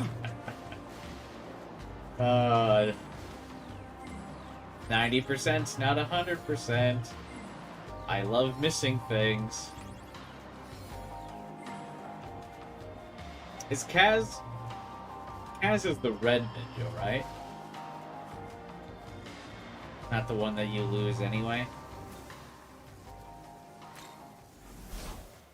You lose the green-haired dude, right? Well, I guess you don't lose him. You can, like, actually do his support and not lose him. I am Trumpeter, fiend and chosen herald of the end times. Seeker of the menorahs. Should you take mine, you will meet face to face. Does he make a horn noise with every one of his attacks? Like, does he go honk? His power is beyond comparison. There are none mightier, none who surpass the insurmountable King of Chaos. Are you worthy to challenge such a fiend? What is Trumpeter supposed to be? Allow me to be the judge.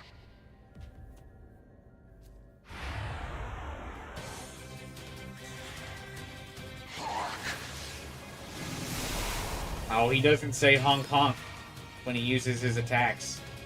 Bogus.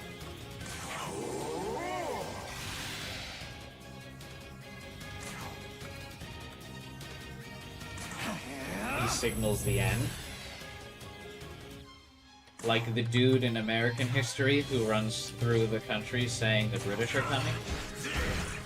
He runs through the heavens and says the demons are coming.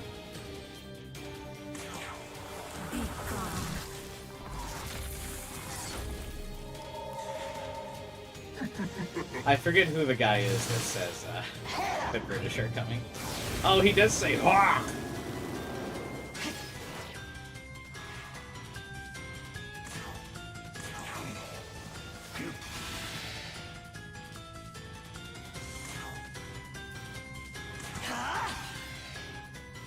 Paul Revere, yeah. Paul Blart. That's him. The Renowned.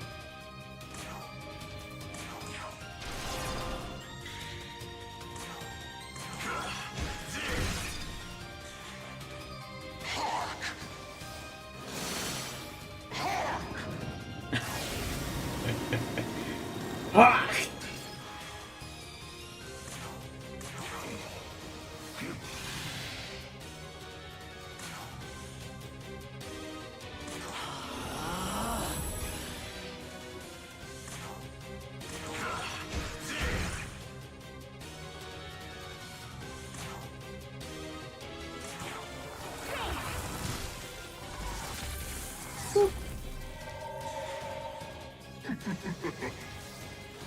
I should add presidents to the next SMT. Wasn't Adachi, I think, was saying a stream or two ago, isn't George Washington an SMT?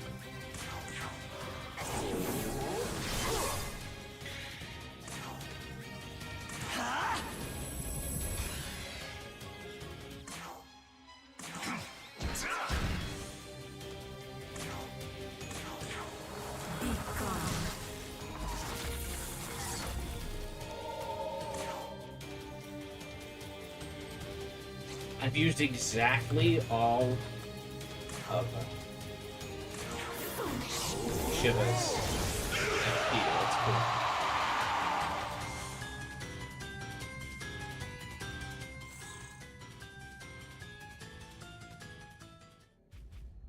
It appears you are indeed worthy of being his adversary. It's so funny that he says, like, you're worthy, when he's like, this fight's, like, not even close to the difficulty of the Demi-Fiend fight. How are you a judge? Oh, you can fight the Demi-Fiend. Bro, you're not even close to the skill level. He is known as the Demi-Fiend, a most powerful demon, born from darkness itself. Really? He awaits your arrival in the Hall of Chaos. Does this game imply one of the endings is canon from SMT3?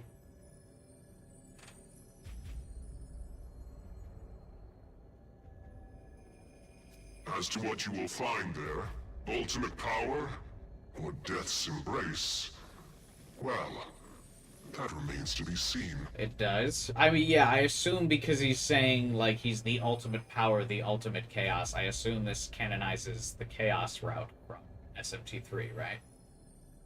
Does each SMT game, like, technically have a canon route?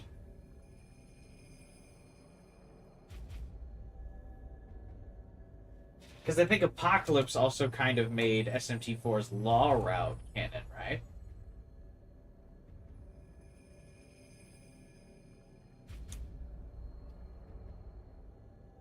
Or is it the true, or was it SMT4's true neutral? I forget.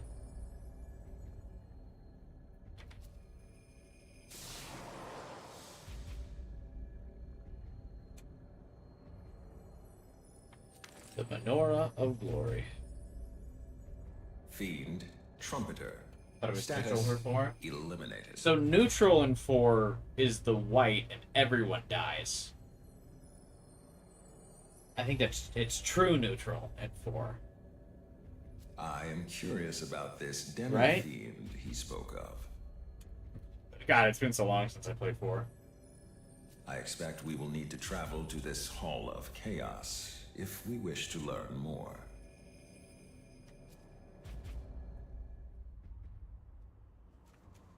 The white isn't considered the neutral ending? Oh. What it was.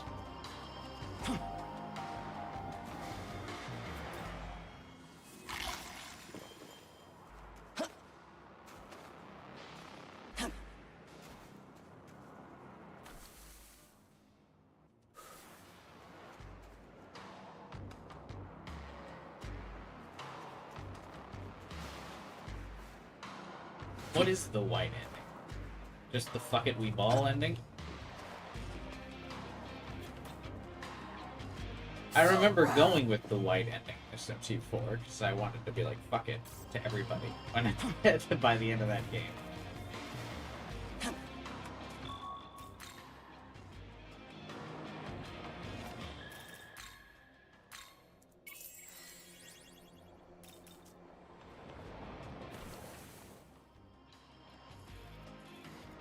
SMT1 neutral leads to SMT2.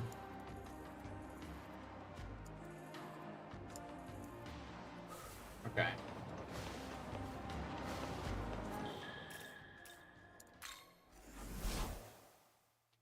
So you have defeated many fiends, and will soon challenge the Demi-Fiend, or so he is called. What's his real name? And also I will next week. It seems he is expecting you at the Hall of Chaos. I have heard of such a place before.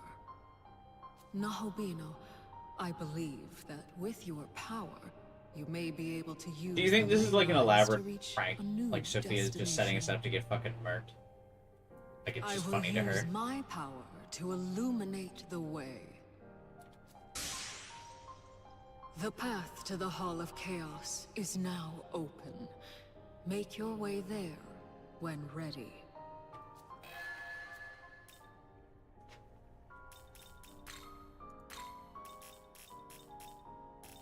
Majestic aura.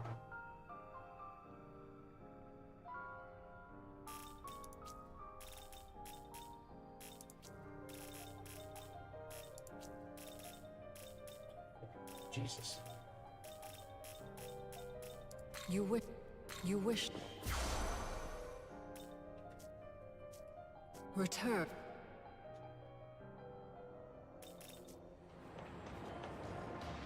It's just a prank, Nahabino.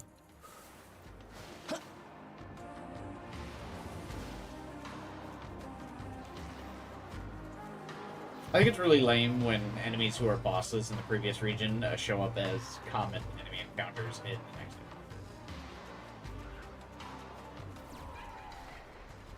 one.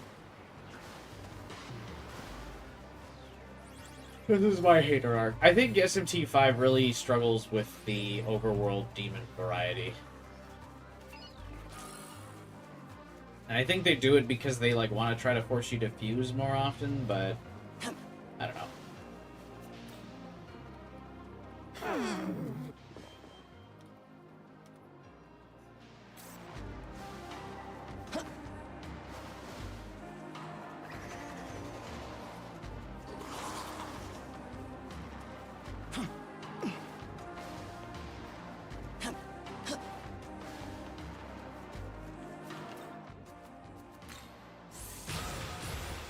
Have a moment. Sorry. Dogda wants to have a conversation.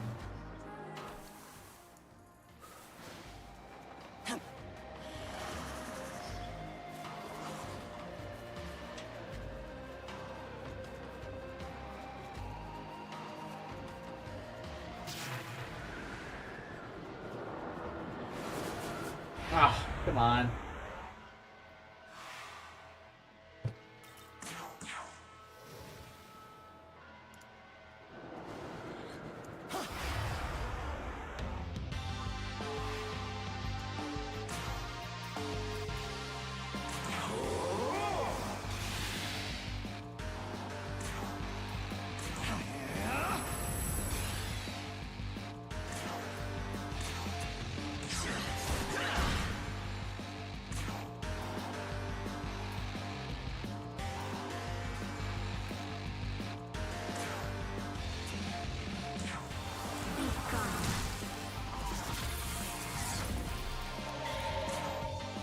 What is the... I actually don't know what the gimmick of this boss is without the level scaling.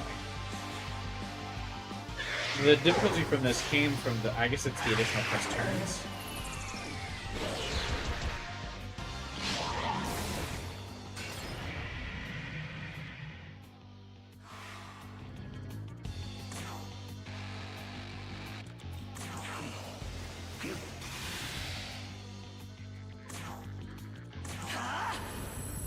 Get poisoned with luminescent mirage. What do you do? Oh my god.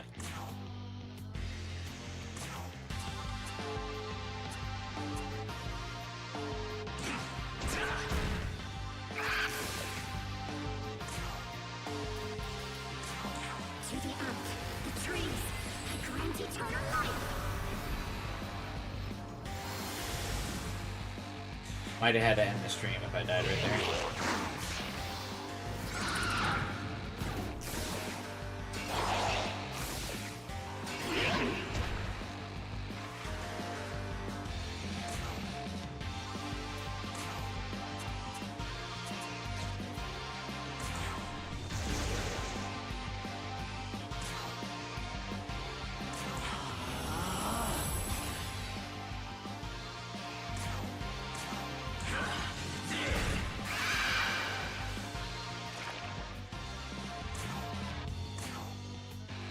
To the earth, the trees, I grant eternal life.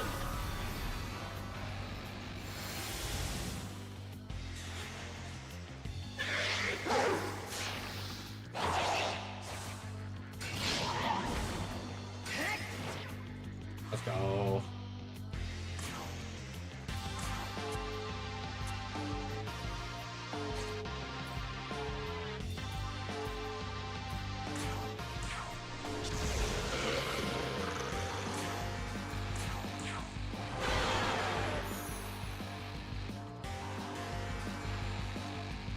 Almost got caught lacking there for a second.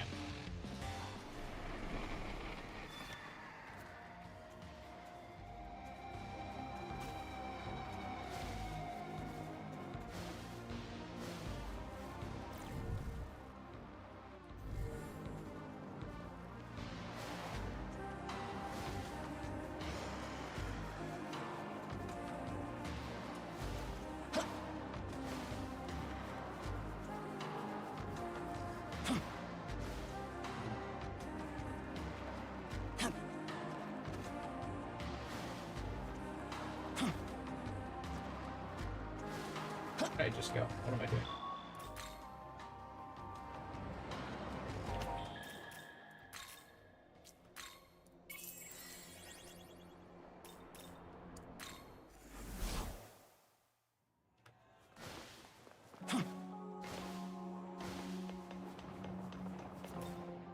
Right.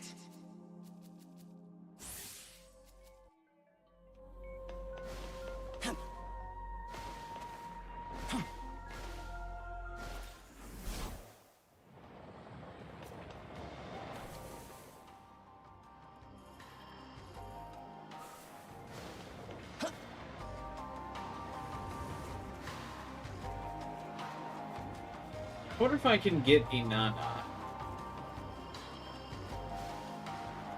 I wonder what triggers the Maria boss fights in Vengeance. In Creation, the Maria boss fights are literally just like whatever route you picked. I don't know what they are in Vengeance. I actually didn't have enough compendium completion to trigger it last time.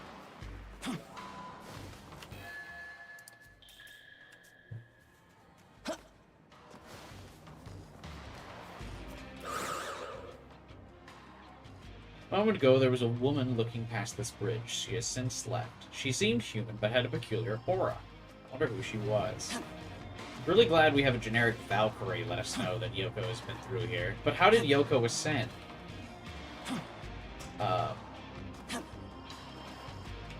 Without the keys to Imperium. Also, how did she subtly bring Tiamat through here without destroying everything?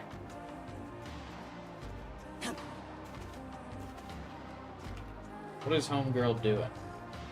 Sure would like to know, but for whatever reason, one of the alignment characters is just not here.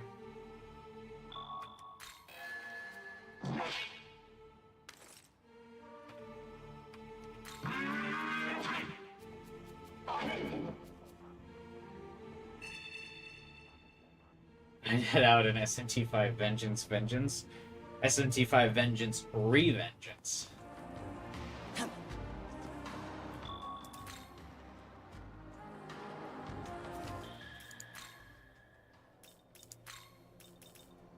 Gonna fight the Archangels real fast, because one, their battle theme is cool, and two, I think that gives you an additional boss fight later, right?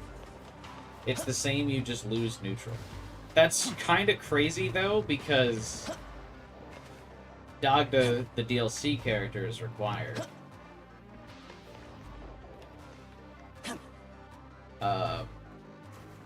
Requires Danu for his fusion spell. So for her to be locked out of the Vengeance route is kind of insane.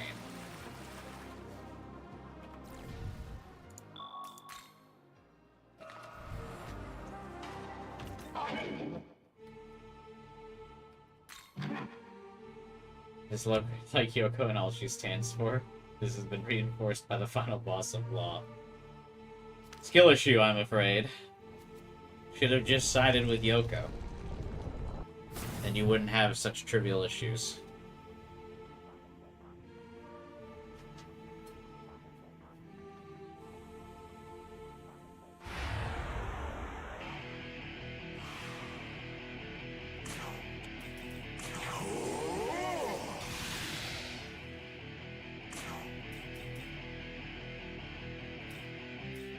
Yeah, they all fucking null light.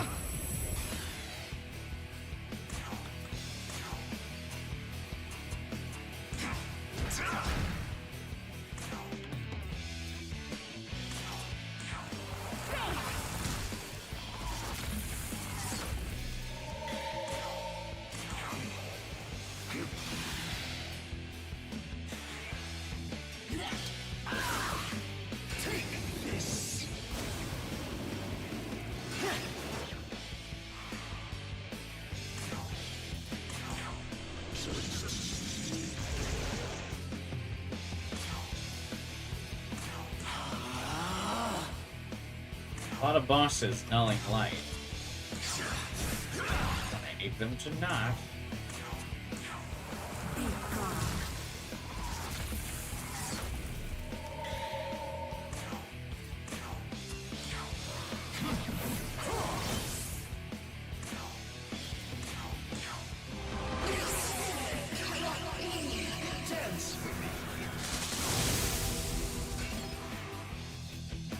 I wish a block triggered parasailing blur. That would be good.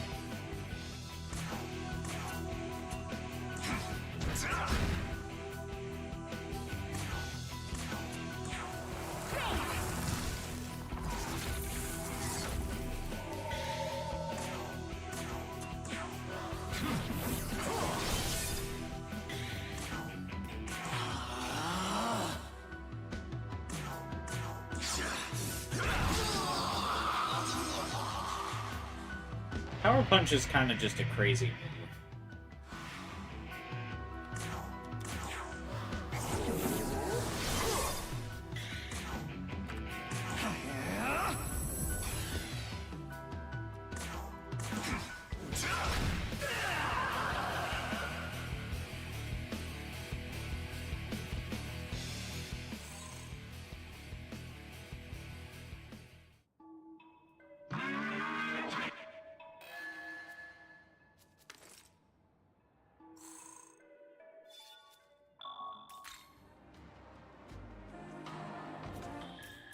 Like, it's kind of wild that Dagda can just do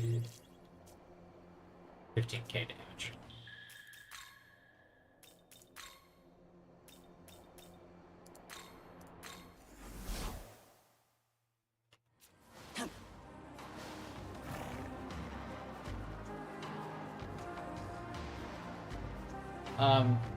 What do you have to do to fight Satan again? You just have to have the clear file, right? I don't have to do anything special. Just having a Vengeance clear file will do it, right?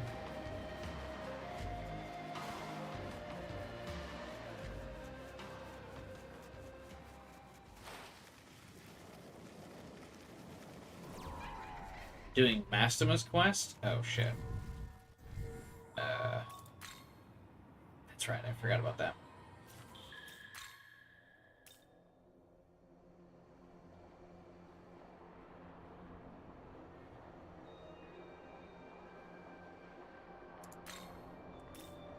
Oh, but that doesn't happen till later, right?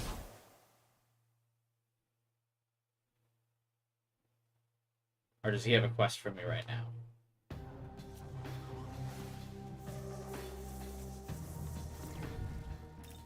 Uh-oh.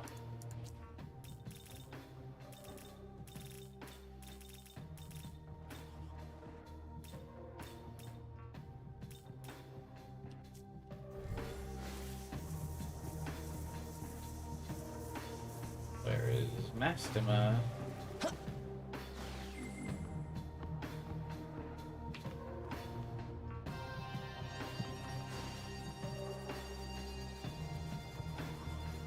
Mastima's quest is what slowed me down enough for you to catch up to me. Well, I've done it before, because we did one silly little attempt against Satan already. But now I don't remember what you need to do for it.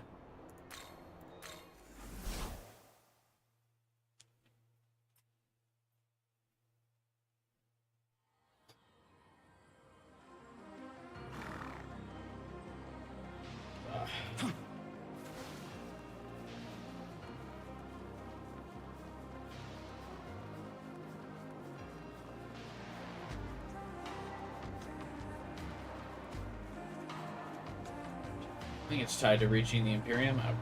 Okay. Because, like, I've got Samael.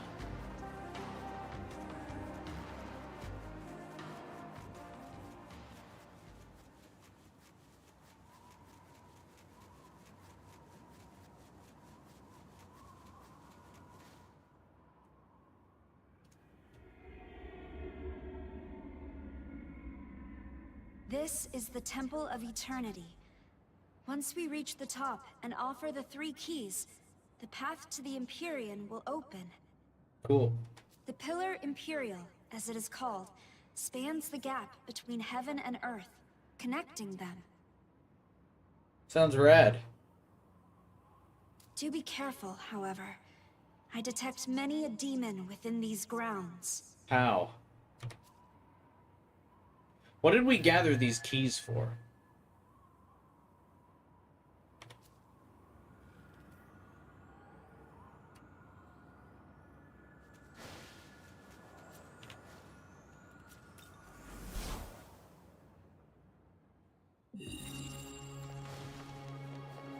It seems like everyone else just kind of was able to get here no problem.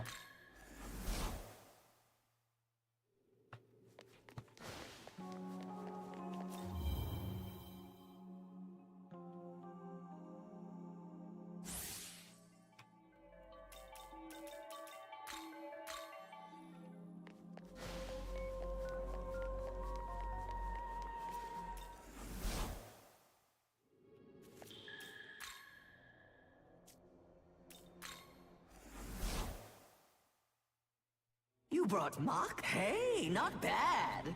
Very knockout. Wow, What? 3-hole ice gem. Fuck. I want to get rid of that blinking new sign. Welcome. Looking to buy. Say thanks.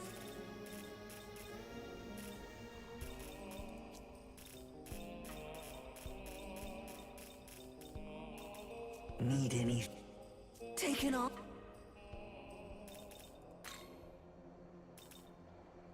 Mastimus quest still isn't there.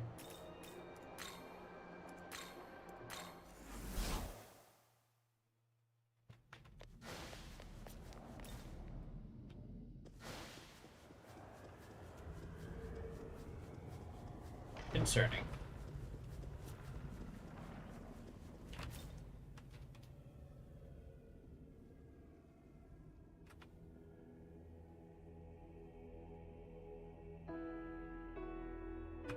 Yes.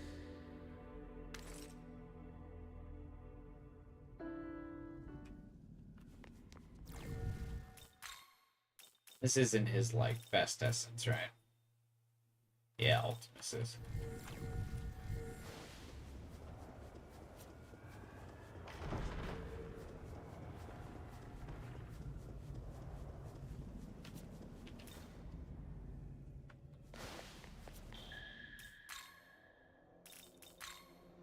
I feel like I've done this Temple of Eternity so many times. Weirdly enough, I feel like I've done this dungeon more so than other dungeons in the game. I don't know if it's just because it wears on me the most.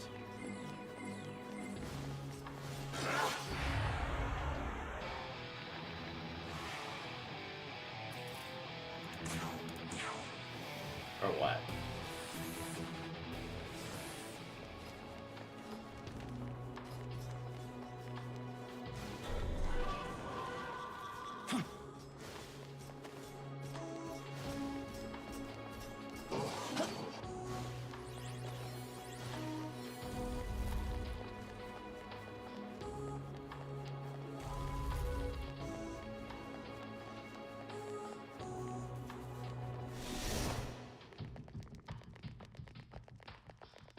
I still hold that the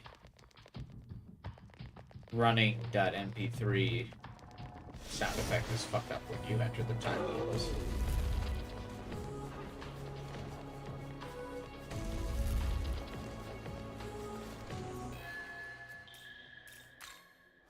It's because the castle and Chikan are route exclusive and those are the only other dungeons. Yeah, I guess this is just like the most dungeon of all the maps in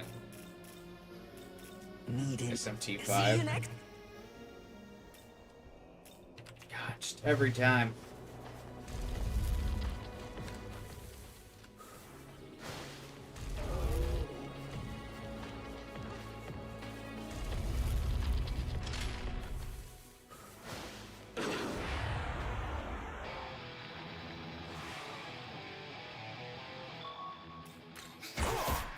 Yeah. I actually don't even want to fight with that shit. I'm gonna grab a drink.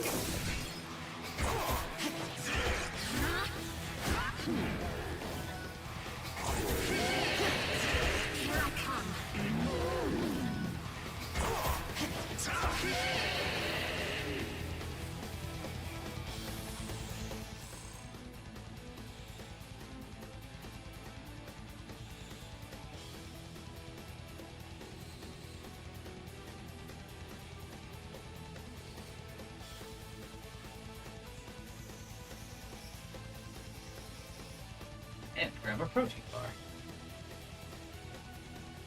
Ugh.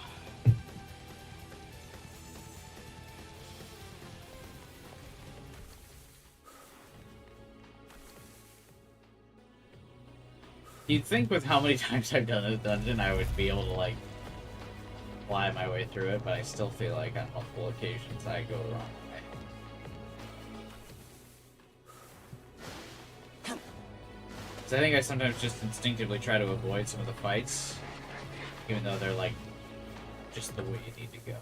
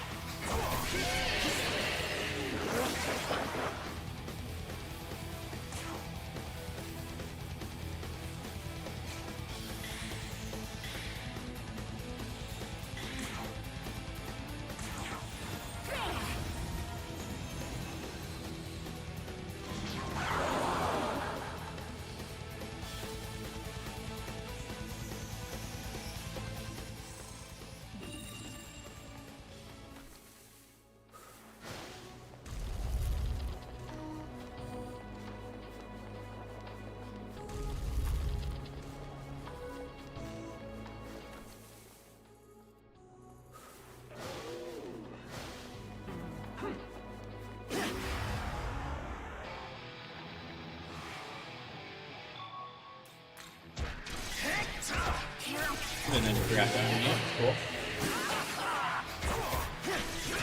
Anyway, what I was saying is adding a demon that reflects physical to this final dungeon is dirty work.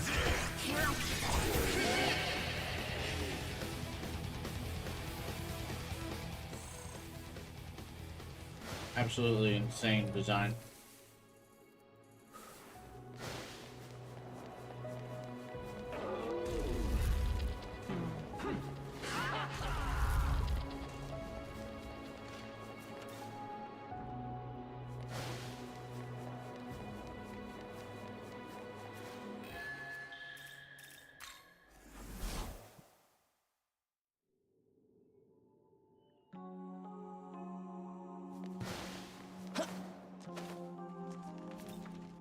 I say.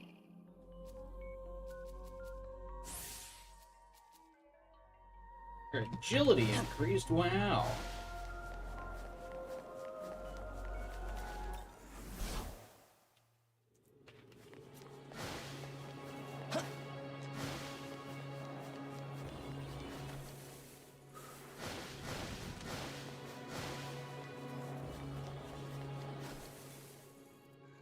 Oh, well, guess we're guessing which way we're going. First way I pick is wrong. Second way I pick is wrong.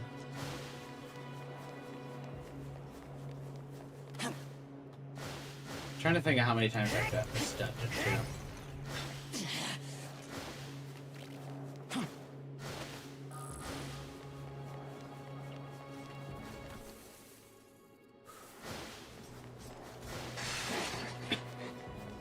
Five? Yeah, this is the wrong way as well.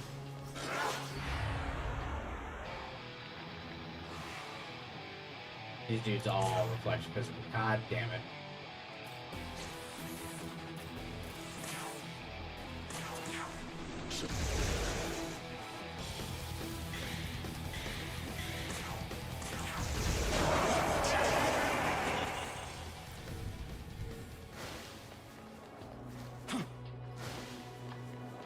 Yeah, I think I've done this dungeon. I think this might be 6. At least twice in creation, once in vengeance, once in another creation route. This is number 5, at least. That I've done this 5 times, or the 5th time I've done this dungeon.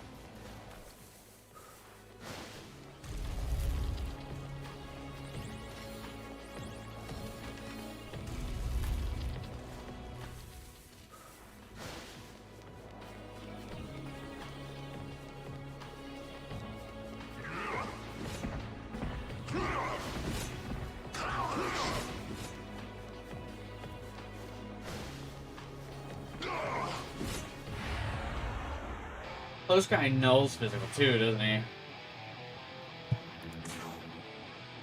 Oh no, he just resists. Okay. He learns.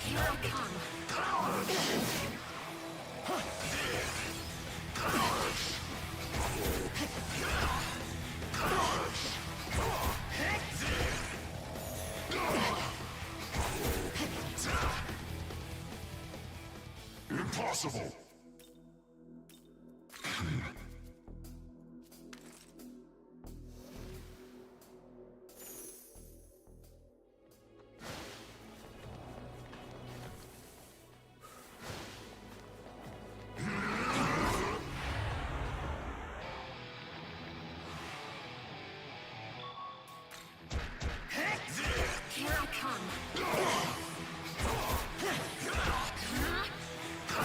It's rough. It's rough out here.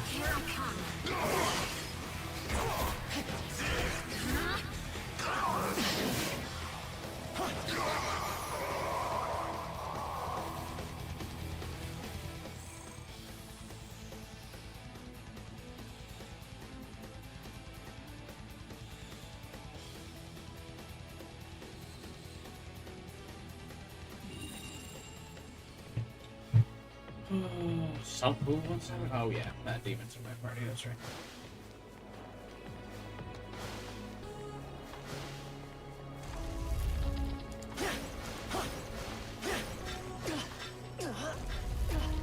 Oh, 0 for 3 on the treasure chest. Yikes. Also, what do you mean you're dropping a chakra drop? In the final dungeon of the game? A chakra drop?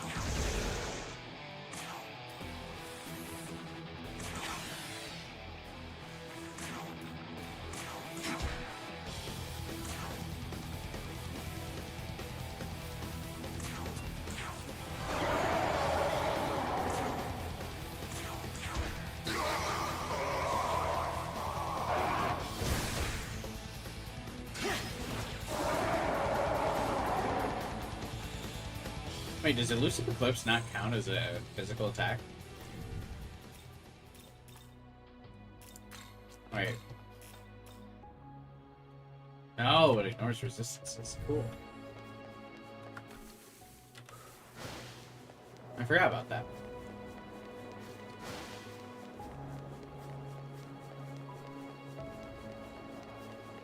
Chakra pots literally don't exist. You have won it in game. Yeah, the game's like super stingy with chakra pots for some reason. Can I get a moment before you take the throne? I want to talk about the world you're going to create. Oh my god, Tau. This is the conversation that you would normally have with Ogami. But, you know, rip.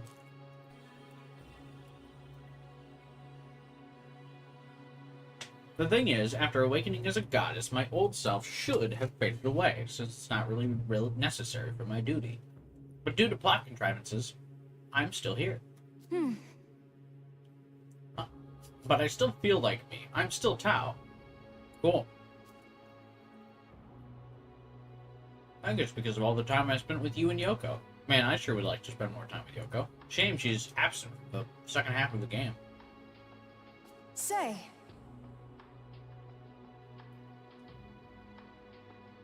I want to save the people who are suffering in this broken world. I think I know the source of all that suffering, too. It's because the Creator made the world this way. So we have to make our own world. A more perfect world, where no one is doomed to suffer. A world where all of humanity's dreams can come true. I know we can make it a reality. But see, Tau, if people's dreams conflict, then not everyone's dream can come true. You utter fool.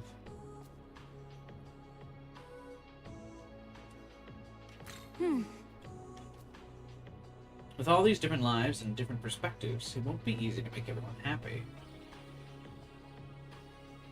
I can now be an alignment rep since you talked to me at least 5 times. As the new ruler, you'll need to watch over your people and guide them for a long time. That sounds like a lot of work. But I think that's a price worth paying, right? If it means no more suffering in the world, I'll do whatever I have to. And I would watch over this new world with you at your side if you want that. Will you help me make my vision a reality? Let's both do all we can to make our ideal world real. Spacing on that previous sentence is so weird. A little bit.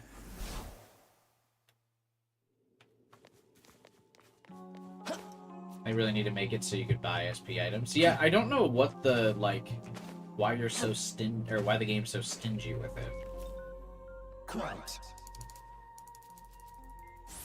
But I feel like after you've completed an initial run of the game, there's no reason for, like, a lot of the items to, like, not just be purchasable in the store anymore. Especially, I mean, like, just make them expensive. It's just very weird. Chakra pots should be purchasable. Bead chains should be purchasable. Like, there's no reason that, like, on my current third run of the game that I should only have, like, well, I've got 9 chakra pots, but that I shouldn't have more.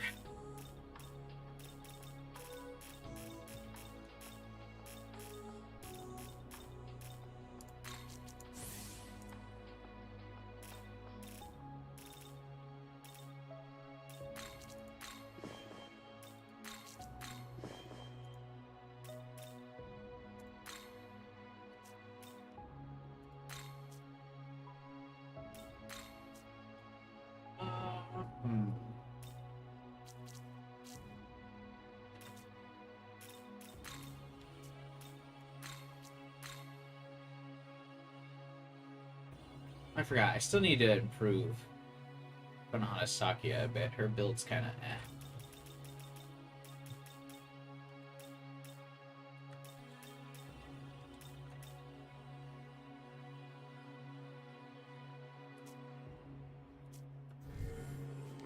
Have I gotten the essences necessary to do that?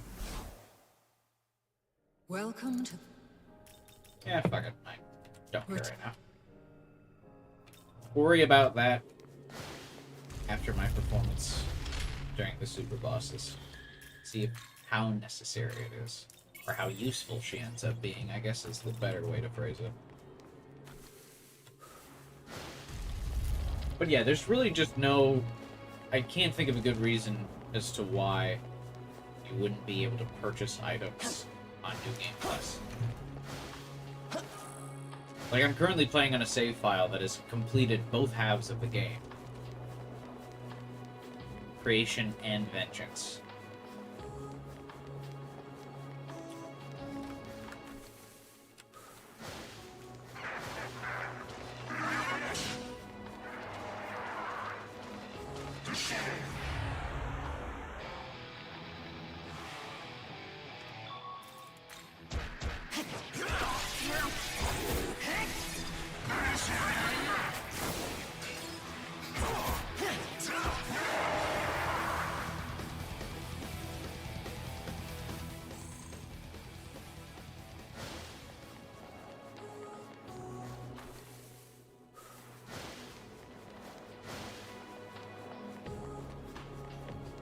Dun, dun.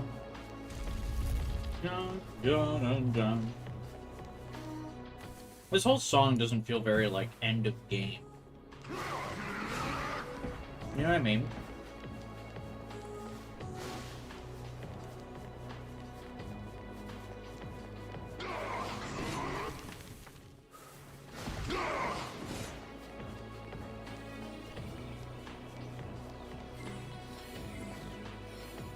What kind of sandwich are you eating? I wish I was eating a sandwich. I am eating a Cliff protein bar. It is peanut butter banana flavored. It's like the only healthy thing I eat.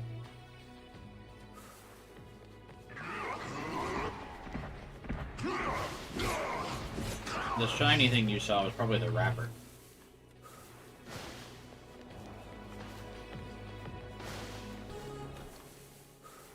I'm gonna go for a nice ham and cheese sandwich. Actually.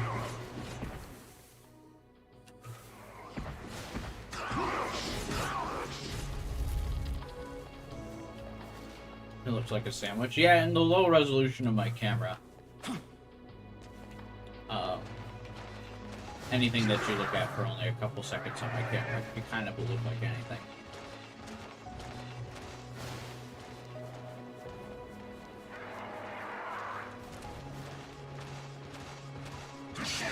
Ain't no way, you're supposed to be charging forward. Okay, thank you.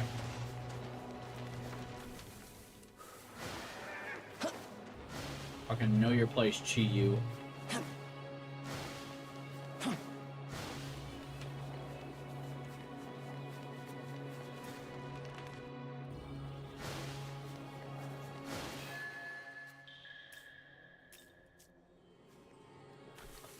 Continues, bruh.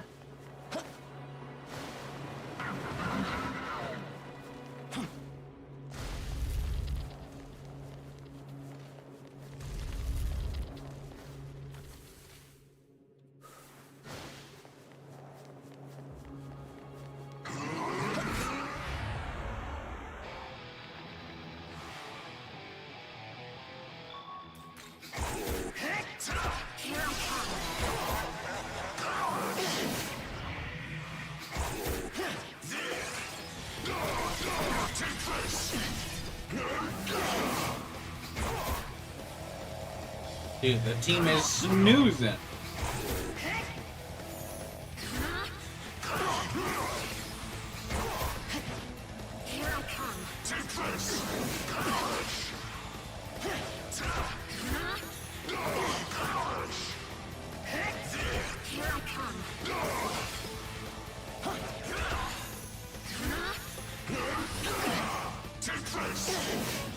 Wait, did I? Okay.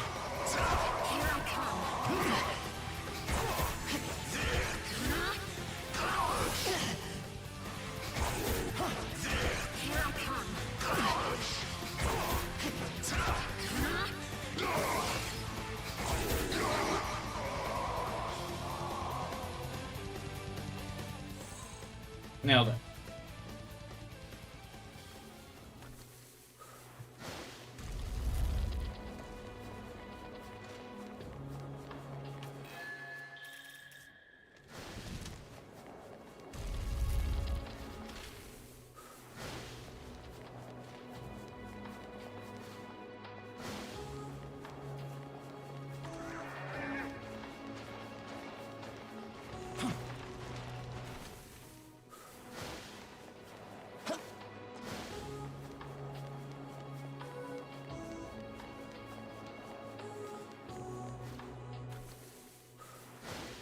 This isn't the way to go, is it?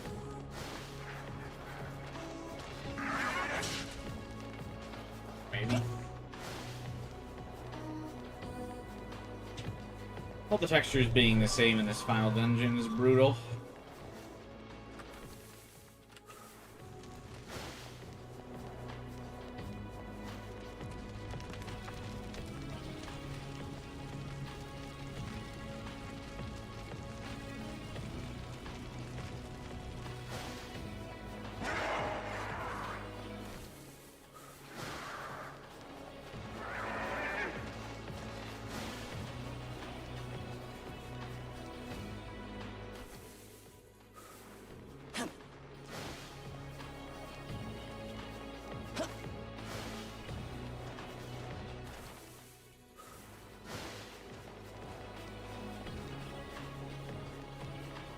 Do, do, do, do, do.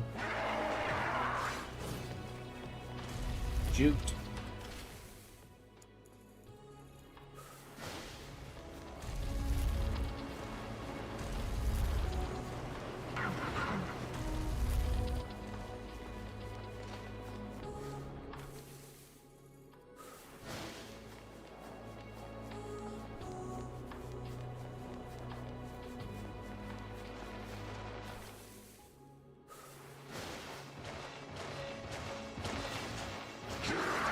Jesus.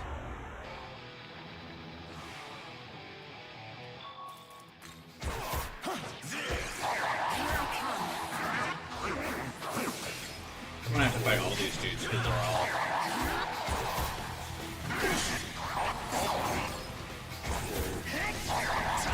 like so so close to each other, aren't we? Ha! That's right.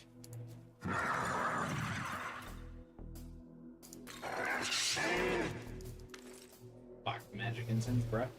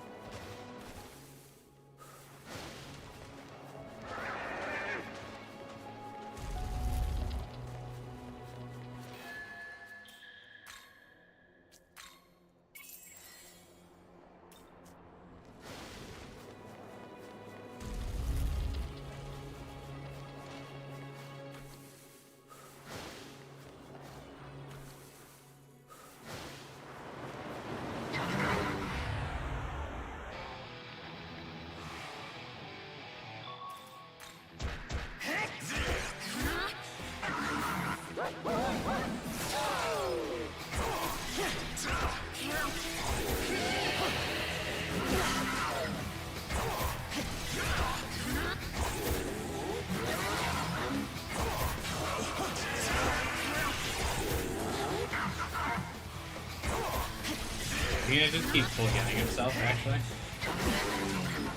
Okay. That would have been really funny.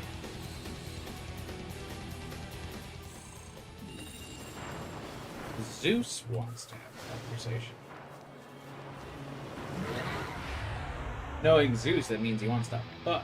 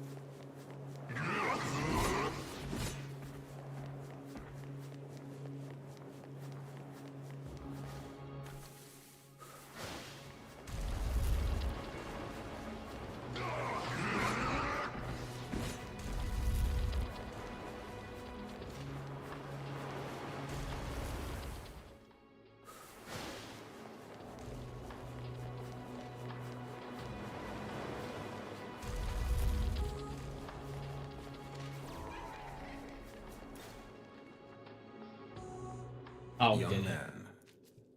That's far you go.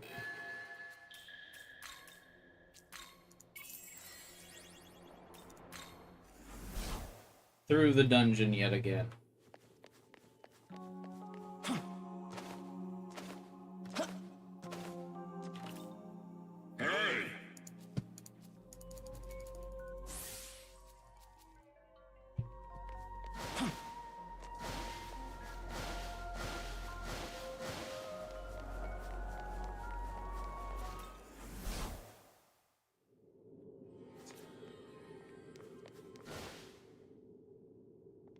Young man.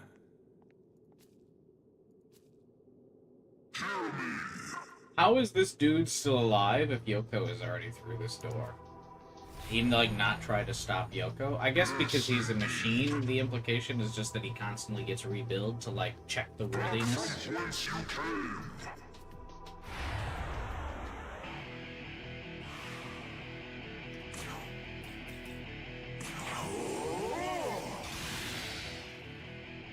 I forget what Metatron's deal is.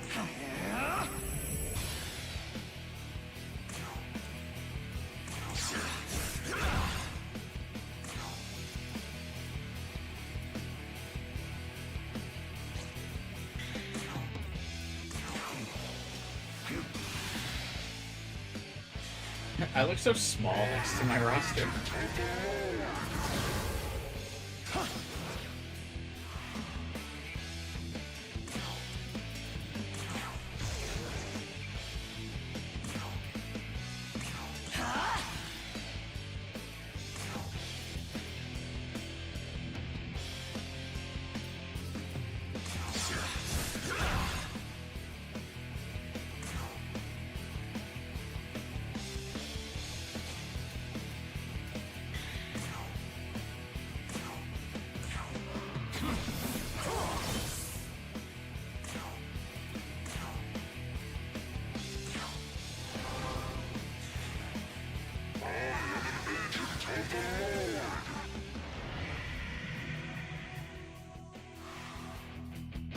Nice demon filter nerd. Some angel you are.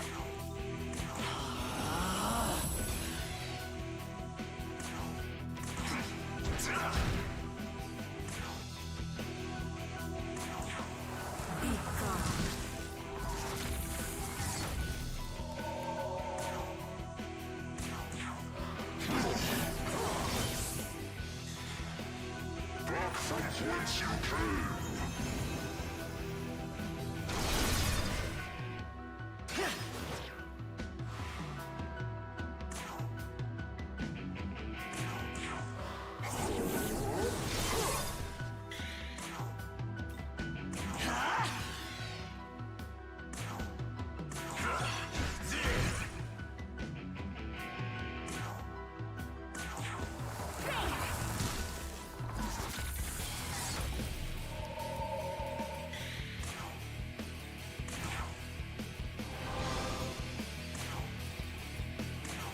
Here I come. How amusing.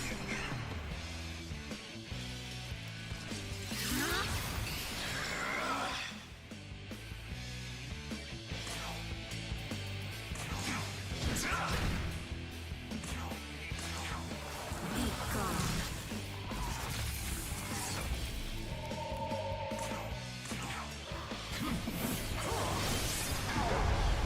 Value.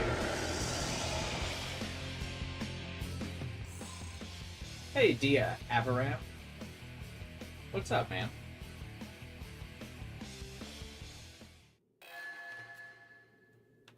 Long time no see.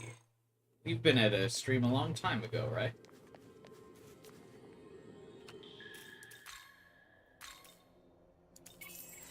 It's a pretty good game.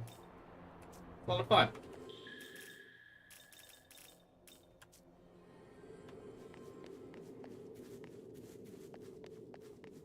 Though I warn you for spoilers. If you're concerned about the plot of this game, we are just about to fight the final boss.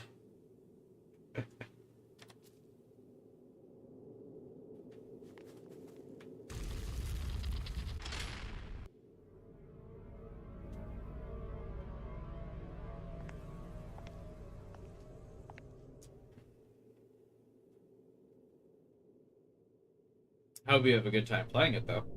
And if the plot's not that serious, so if you don't mind spoilers and just want to hang out, that's fine too. This is the highest point we can reach. The path should open for us. Offer the 3 keys.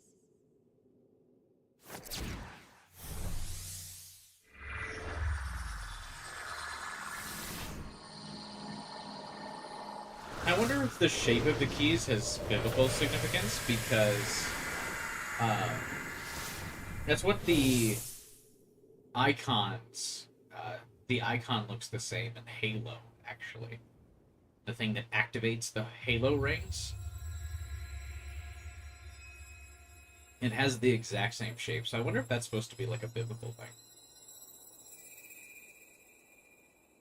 At last we are free to walk the path to the Empyrean. There lies This saint the form end is and so the dumb. beginning. There lies the source I don't of give a fuck. eternal Hey, life. respect, man. The light that reforges our world. The Mahobino who reaches it may mold I mean, there's several the world. different routes to the game, so who Form knows if any you're even going to shape that they experience this so part. choose. It is time But the game to definitely become that mostly divine focuses on the architect, turn-based pass through combat the aspect of it Empyrean, anyway. and take your place upon the throne. But take heed. Some aim to usurp your newfound reign. Show them no mercy.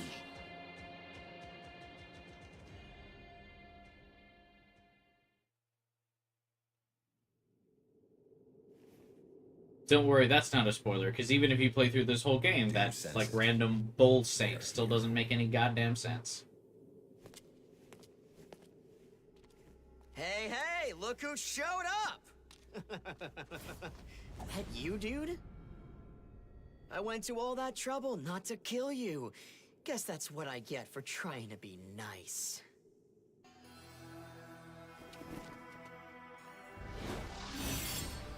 The absolute slowest kill move of all time. Dazai, what are you talking about? Eh? Hold on. Issa no Kami? That's wild. You're a goddess now, huh? I massacred my boy. I mean, I guess that's the natural path after all the saint stuff.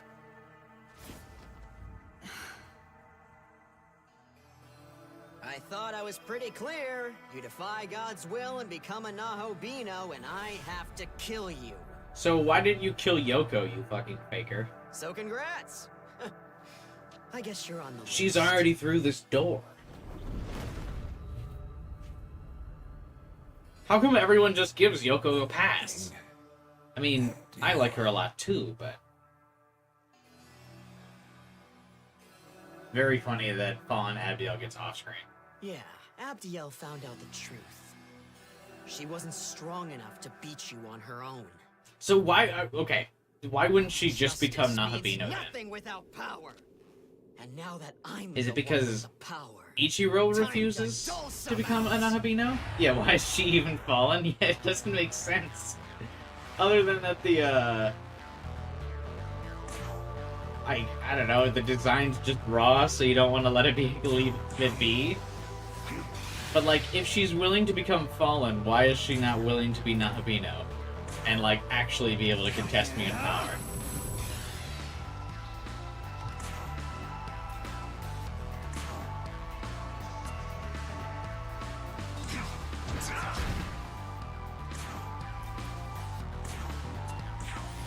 Be gone. Just so the fallen design doesn't go to waste. Yeah, I mean, it's a very cool design. It just doesn't make sense. I mean, I guess, you know, sometimes it doesn't have to make story sense. It's just gotta look cool.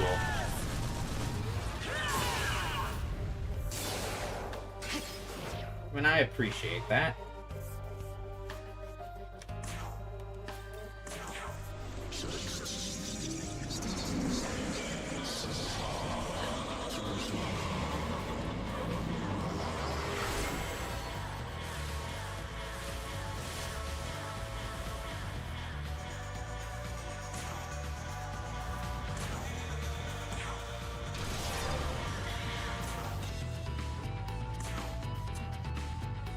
Oh, that's the theme of this boss fight? It's a good song.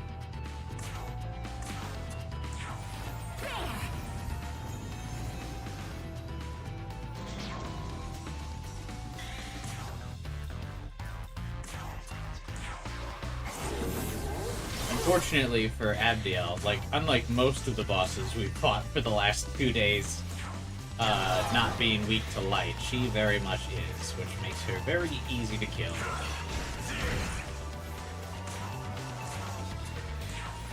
Be gone.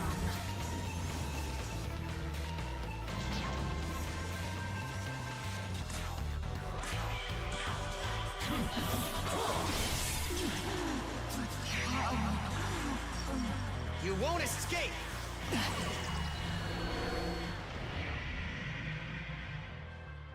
Why does he... It's still so funny to me that he, like, wears his school uniform. Like, now he's, like, this divine saint dude. And not a saint, I guess, but, like, godly powerful. He's, like, still just got his goofy-ass school uniform on. Like, he didn't get, like, robes or anything. Or, like, knight armor, or literally, like, anything to be cooler.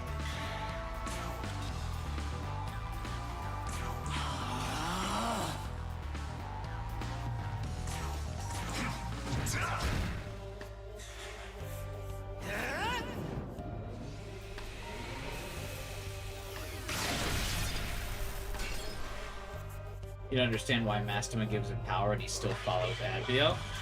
I mean, Abdiel's his knowledge, so, or like his demon half, so I think he still, like, wants it. Or, like, cares about Abdiel. Because he's not, like Like a moonbeam. Pale and fleeting. a bad... No, he's a bad guy, but he's not, like, a defying the laws of heaven guy. And both him and Abdiel are both, like... the big guy's #1 fan. So they both just have like a little circle jerk about how great God is. And then that's kind of their characters. Abdiel's the archangel who would never betray God. Impossible. And her human half is Ichiro, so he's all about being on God's side.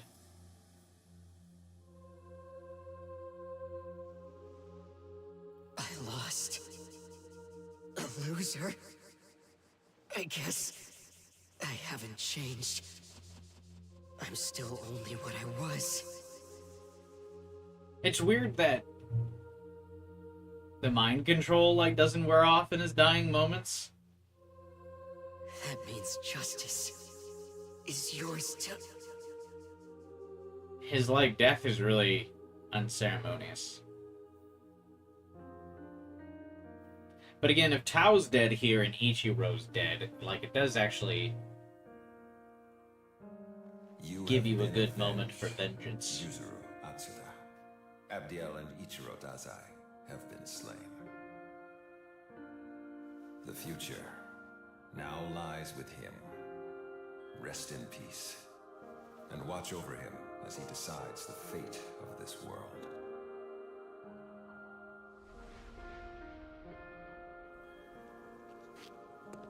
I'm sure. Even Dazai had his own vision for making a better future. No, he didn't. He just wanted to keep God's future the same. Or like, the same path. It's not better. He just wanted to keep things as it were, maintain the status quo. That's not better. Tao. Quit being so naive. Now, it's time. You must guide the world to come.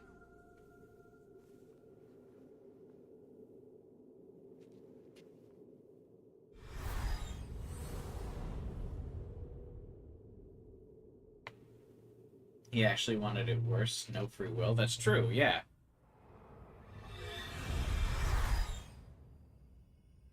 It's time for some annoying bosses!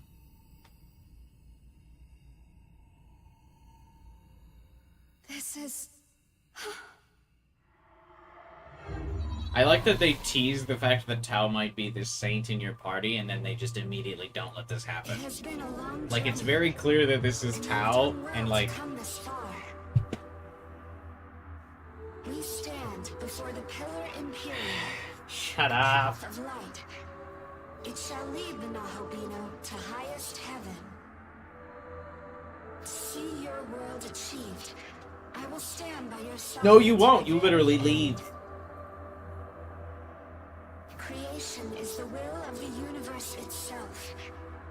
And the reason, my reason for being, is to oversee it.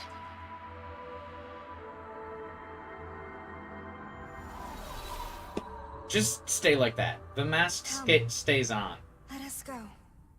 Why do you keep swapping between the two forms?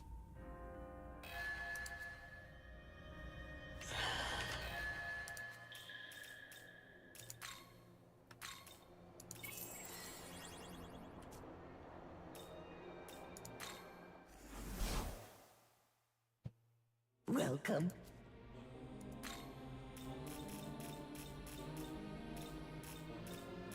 Wants to look cool when monologuing, or they just didn't want to animate her, like, lip movements Need any? for her monologues. I don't know. It's really dumb.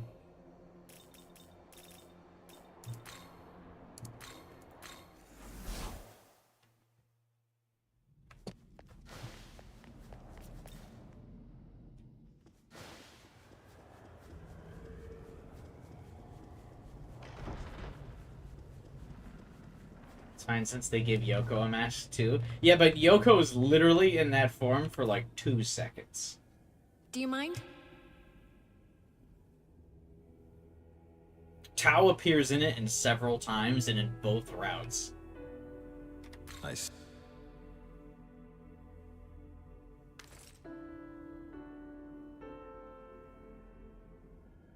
What's funny is she used to have Amaterasu's knowledge. But what's funny is how that's like a completely wasted plot point that would have been much more interesting if it was expanded on.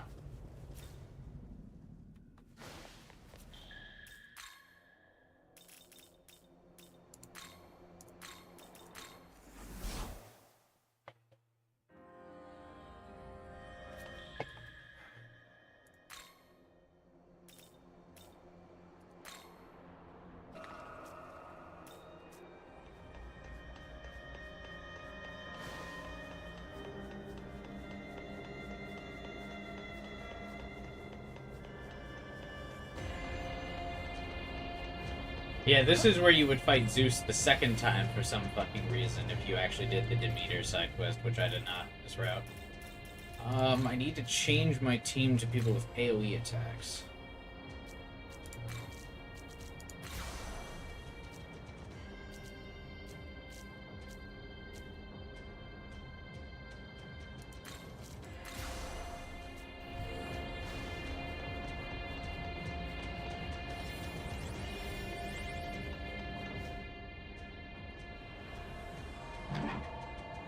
Fucking fight. It's so annoying. It's also funny that they just clearly reuse the animation here too.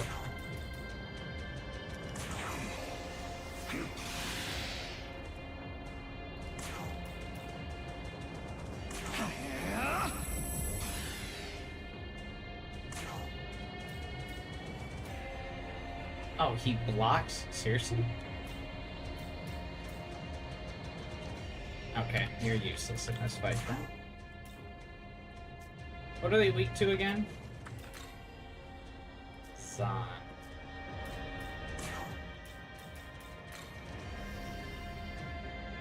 Let's go.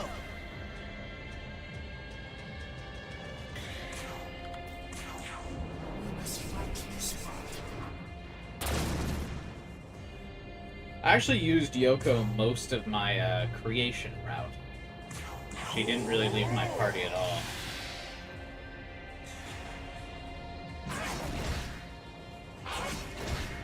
The multi-target check, yeah.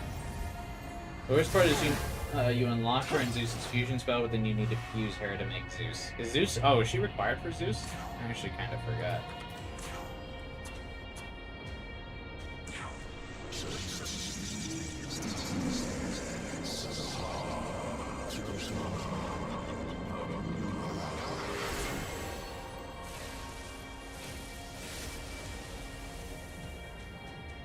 Why did one take more damage?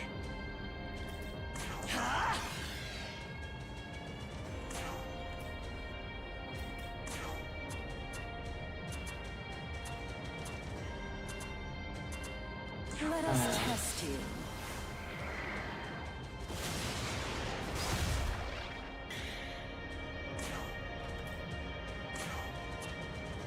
Out of my sight.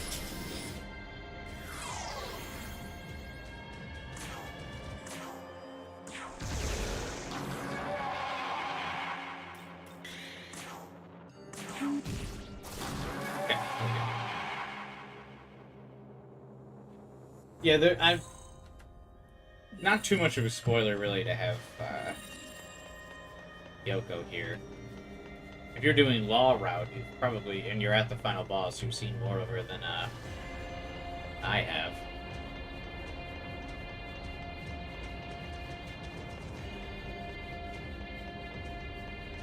I don't know why I didn't just warp back to this thing.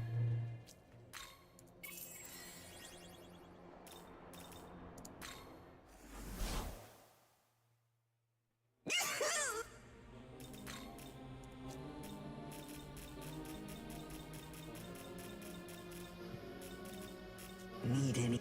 Always.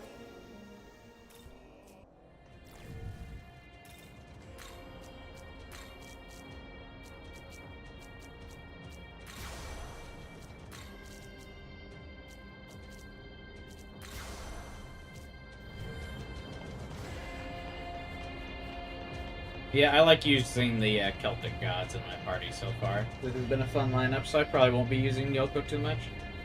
I mean, like I said, I used her in the entire creation route, so I had to give her a break. So the whole Vengeance Law route has been Daga, Danu, and Shiva. Just so I at least have a different team each time.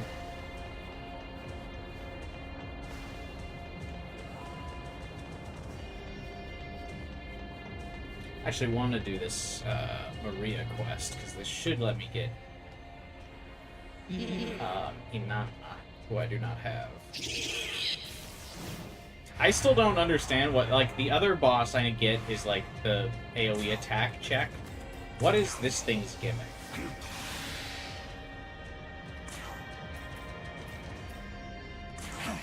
Like, just that it's tanky?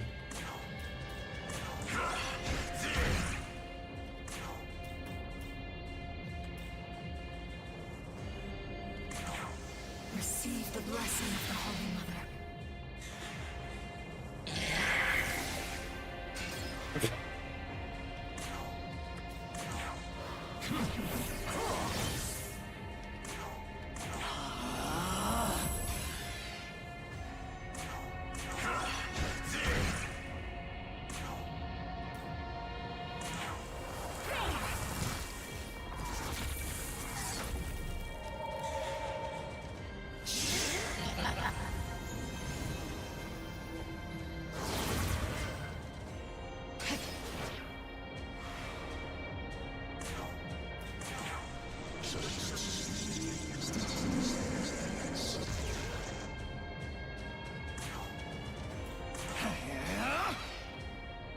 Be excited to face Mott again.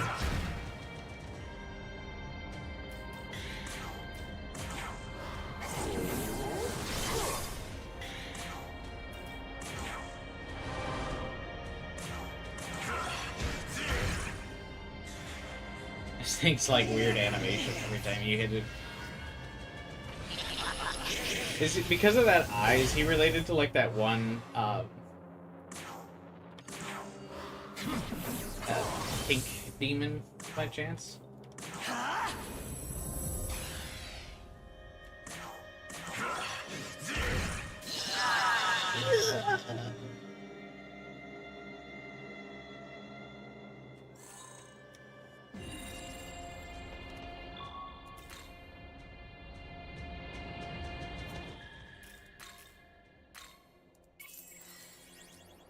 Alright, can't go to the demon haunt in here for some reason.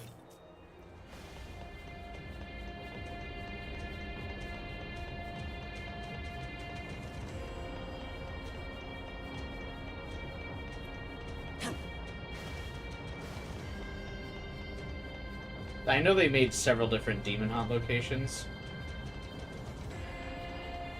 but they should have just made one that's like the Tokyo medical facility. And then anytime you're in an area that they didn't want to make a haunt for, you just go to that.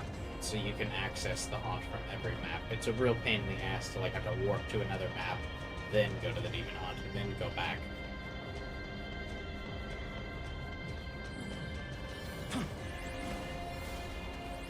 Yeah, hopefully this lets me get Inanna. I'm law route, so it should.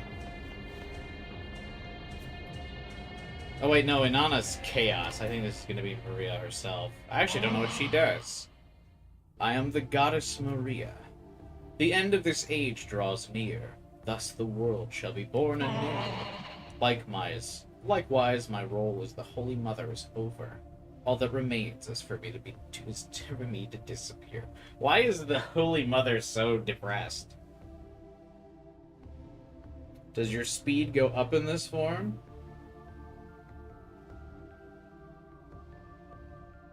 No. That would be too cool, Devin.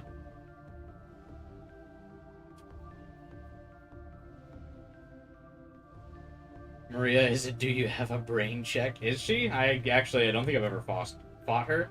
Because Danu and Inanna are like the two SMT Apocalypse demons, and I like SMT Apocalypse, I always fight those two. I've never fought Maria proper.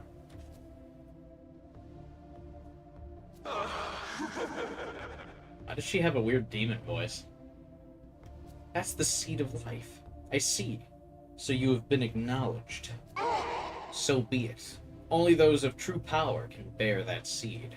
Show me you're worthy of it. Prevail against me, and you will gain the might of a mother goddess. Are you prepared to prove your strength? That is your will? You would safeguard this world built of man on God's toil? Then I shall face you as Maria, she whose role and form changed with the world around her.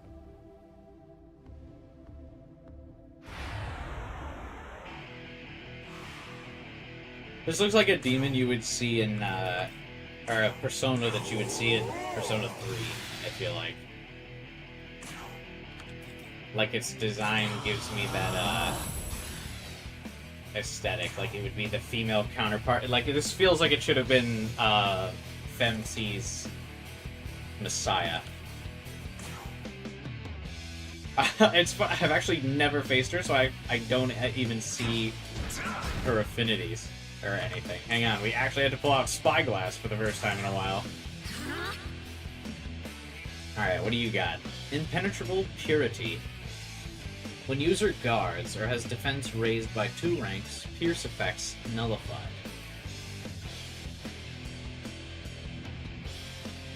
Interesting. Nulls light, of course she does.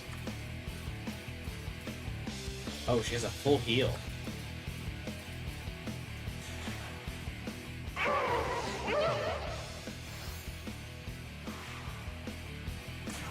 Yikes.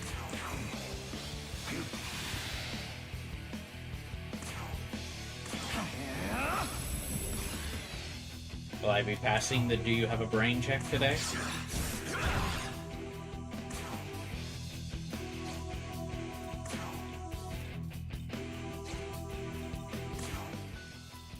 Yeah, because I'll swap to Nua.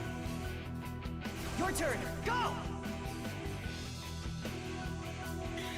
Literally nothing happens. I mean, she took like 1,000 damage.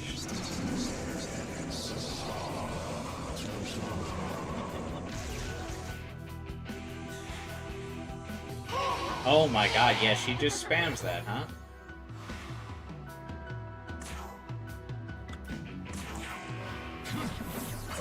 Do you have to kill her in one turn?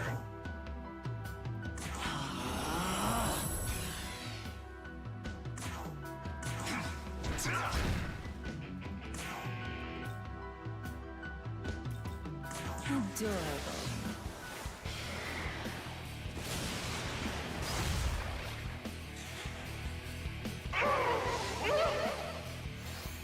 That's an option?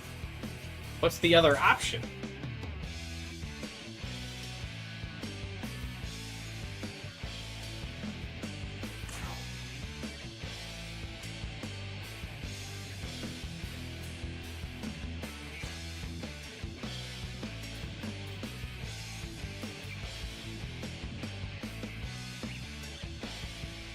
Your turn. The destroyer.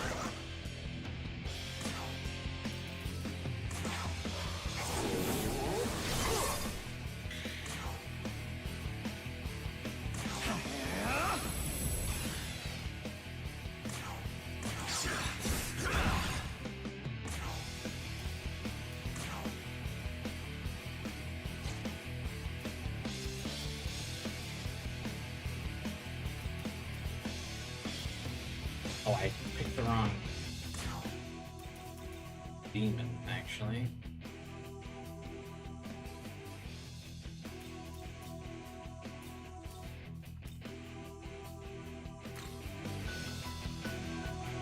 Come.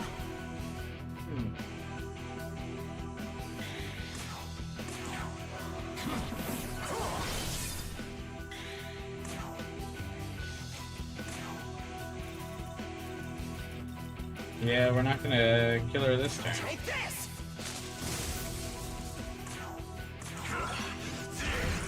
Oh!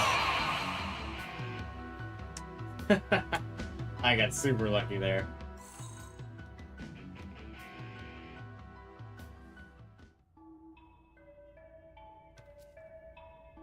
That fight could have been real annoying.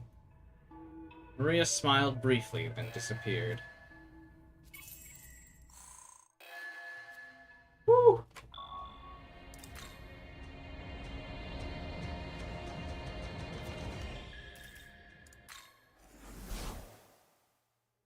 Welcome Her to the world sailing of blurred, shadows, completely where invalidated due to the demons fact she gather. doesn't attack. Yeah, that was getting me nervous.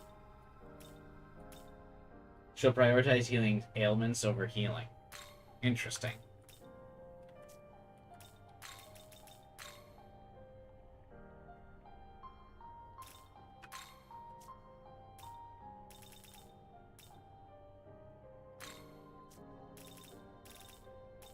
Looks like I have none of the none of the components required to fuse her?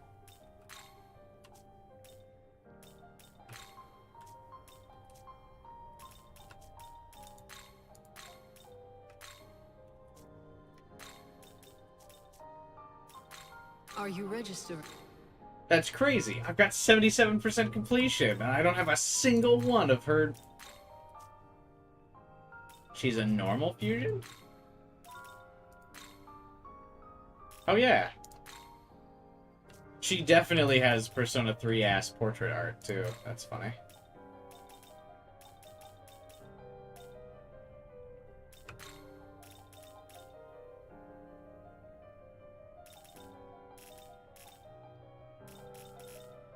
Damn, her build kind of sucks.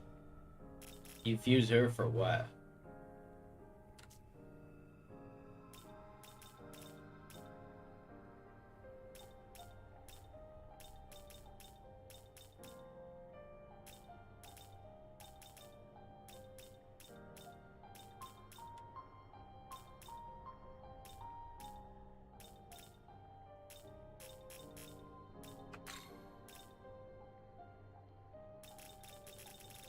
Morning, Hunji.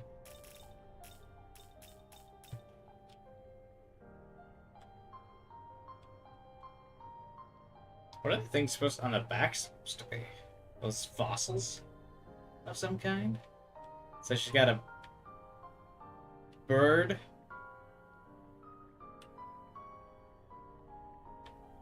Multiple, like, symbols. A lion, a fish, a bull, the bull god, a dinosaur, and then herself. I feel like her ankles have to hurt so bad. Because, like, what if she leans forward by mistake and, like, aren't her knees gonna be uncomfortable? Or they'll snap? Like, she either needs to be sat on this, or, like, the rock needs to come up to her knees, so she can't bend forward.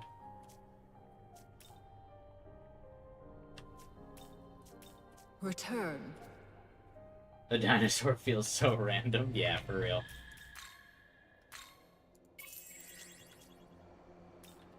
Well, interesting. We've unlocked Maria for fusion.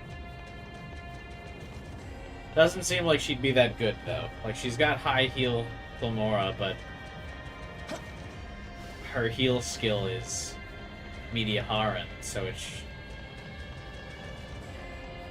she full heals anyway. She doesn't have a unique move.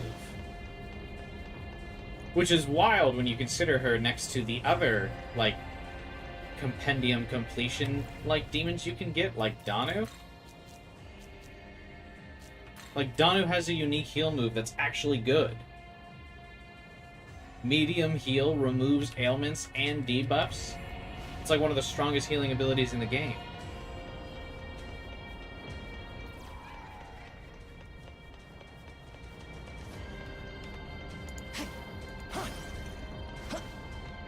What if you felt silly and gave her a non-full heal? Why, though? Now, see, the high heal Pomora would work if she had, like, a heat riser heal that was only, like... No, Danu is not DLC, Liquid Smaggle. So there are 3 demons that you can get for compendium completion percentage on that Maria boss fight. If you're Law, you fight Maria. If you're Chaos, you fight Inanna. And if you're Neutral, you fight Danu.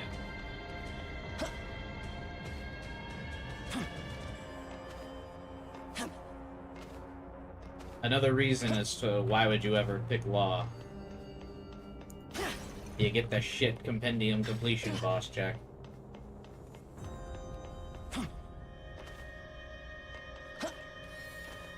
The thing that seems bullshit about her is that she's partnered and has a fusion spell with Dagda, who is DLC.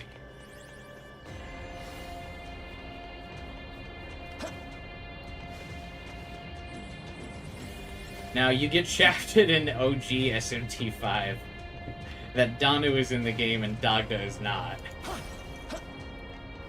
And then, yeah, then Danu becomes even better compared to the other paths because he has a fusion spell with them. But the super bullshit part is Danu is actually exclusive to creation because you can't go neutral in Vengeance. So you can't really fight Danu in Vengeance, at least to my knowledge, unless there's a side quest somewhere that enables her.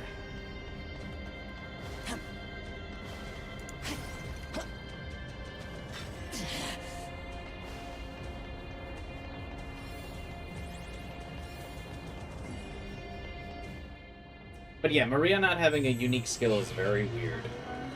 I don't remember if Inanna does either, though. I know she's a decent damage dealer because she's got, like, proficiencies in, like, every element, but I don't remember if she's a decent damage dealer or not.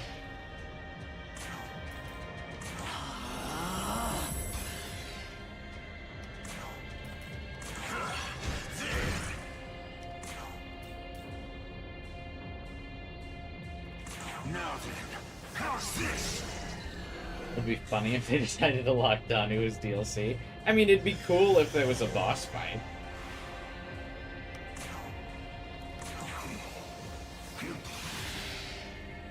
In Vengeance, like she had a normal route, like fight, where you could team up with Dagda or something to like fight her after you recruit Dagda.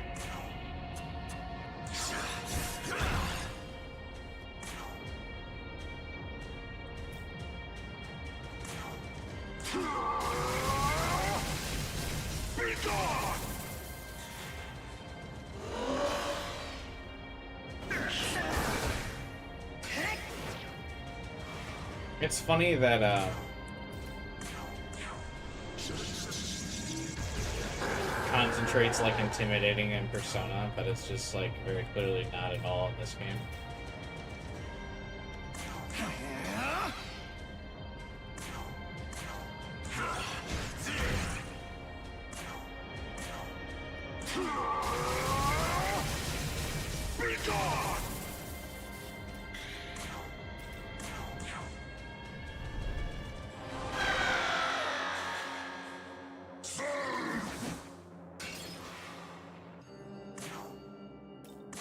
You here, bro.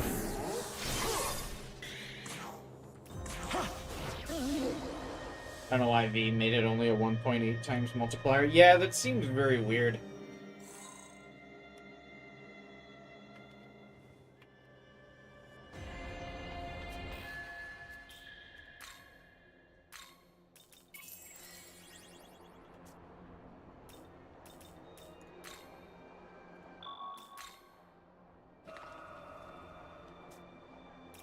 I have no idea what I'm doing with my save files, whatever. Oh yeah, do I need to see if Mastema quest is available? Yep.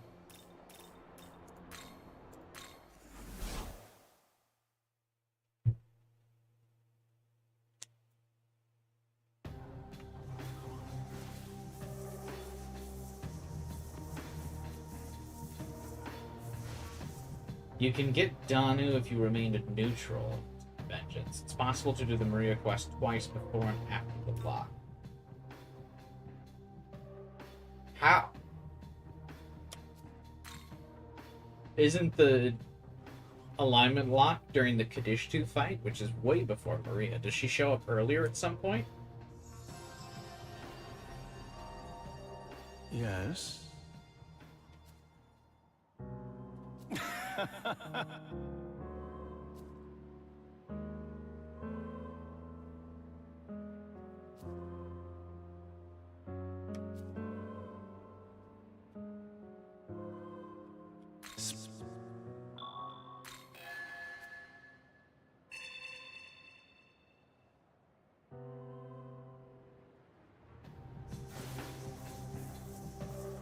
We've already done this before, which is why I didn't listen to this conversation.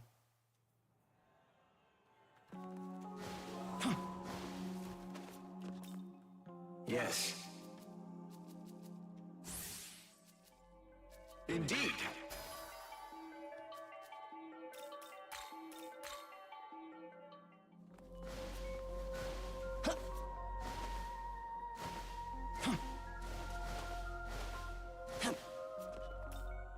Pardon me?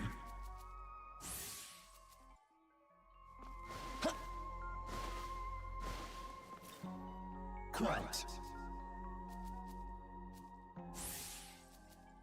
Quite.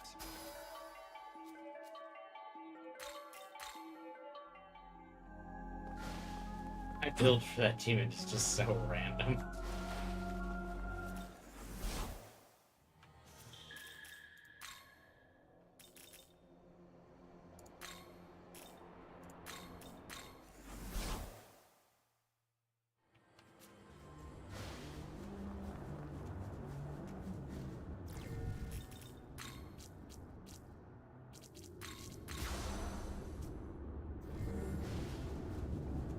What?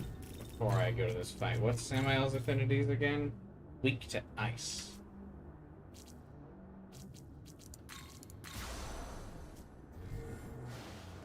Listen, young man.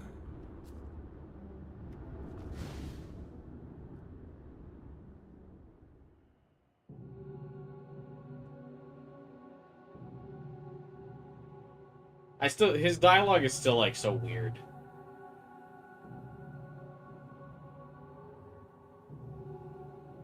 I mean, I guess it makes more sense on this route because I'm Law, but when I was Chaos, his like fight doesn't make sense.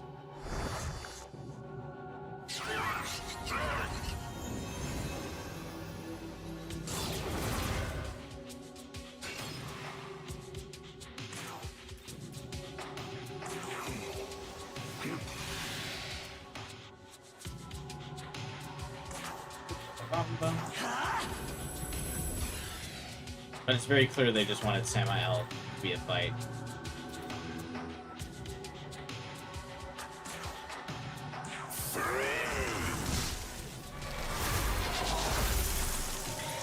Oh, wow. He just does not do a lot of damage.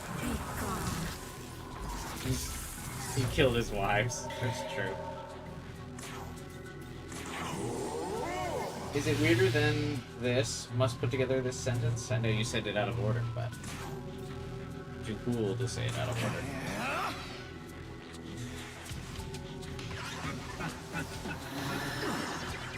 Die already!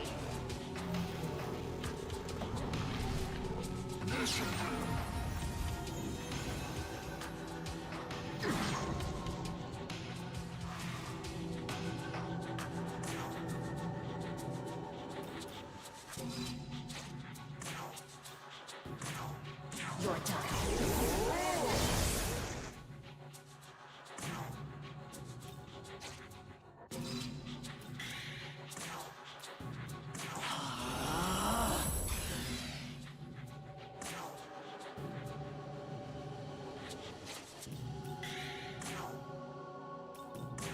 To the earth, the trees. Ariok's just not that good.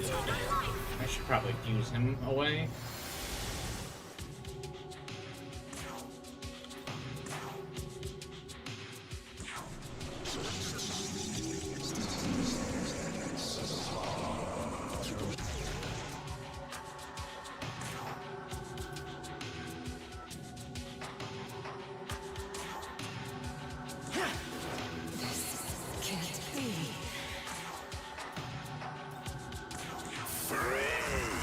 I feel like I would be doing more damage if I just had Dog down here.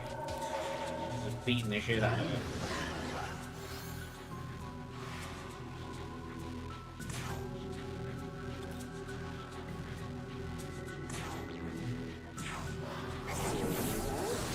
How did Samael bag the Kaddish too? Bro's packing, man.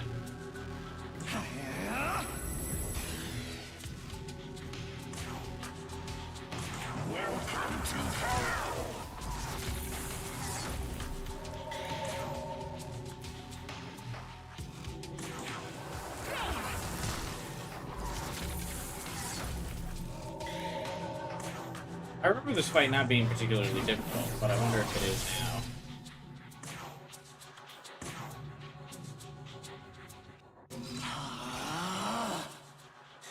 Oh, I forgot I accidentally used Trumpeter's Amos.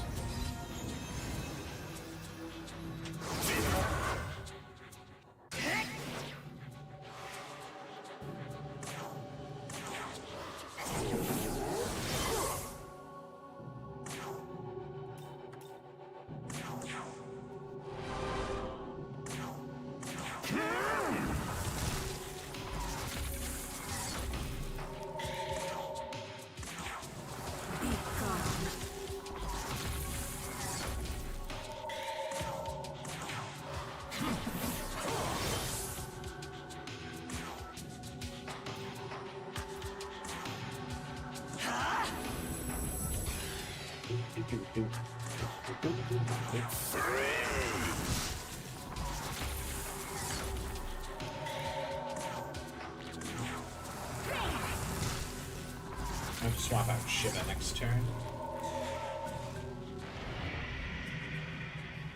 No, don't gather Magatsu. Does he only summon one of his wives? That can't be right, right?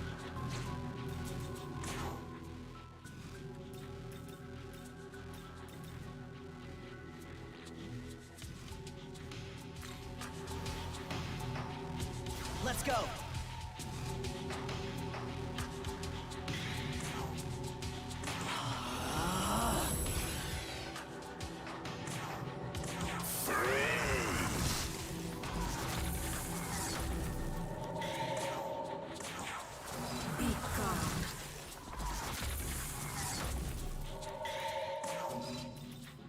How do you like this?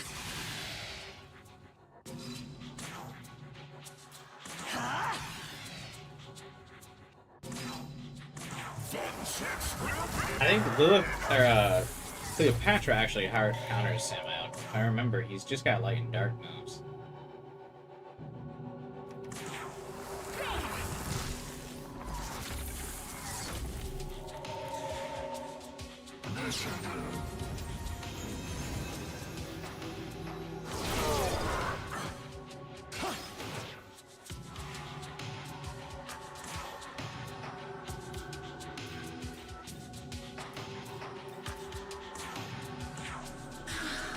You want to watch? Then gaze upon my beauty.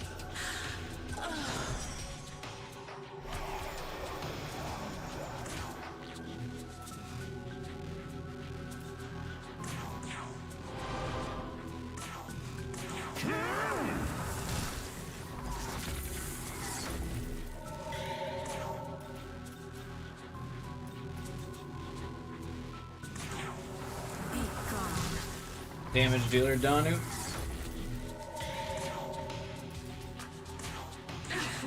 So needy.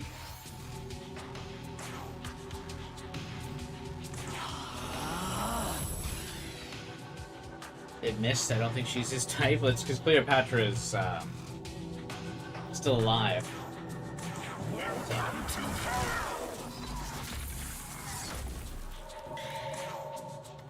He certainly has a lot more health in this run. On hard, anyway.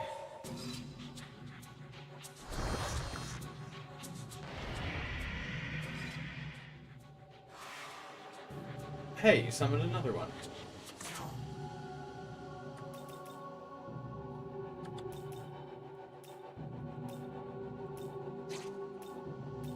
She already has her own snake, yeah.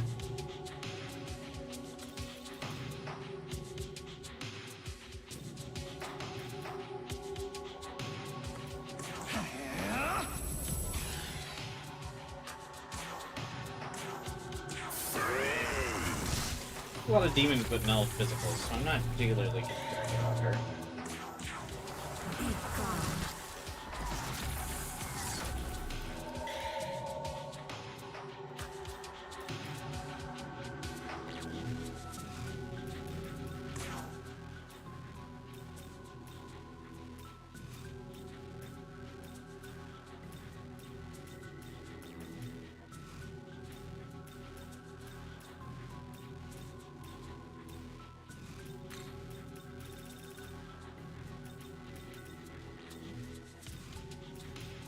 Got a good damage dealing.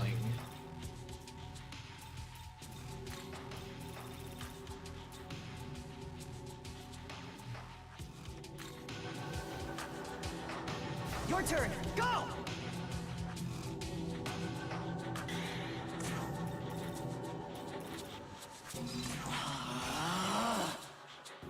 That'll be a good one. Oh, he is so MP.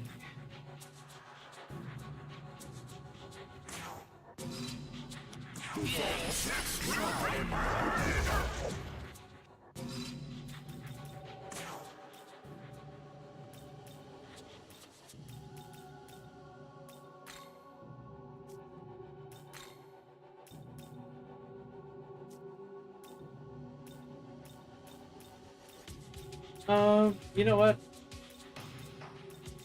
Yeah, let's bring her out. Fuck it. Come! It's a very weird team comp.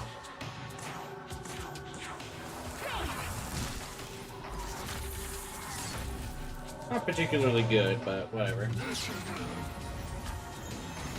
I probably should have checked her weaknesses. Oh, she blocks. Okay, we're good.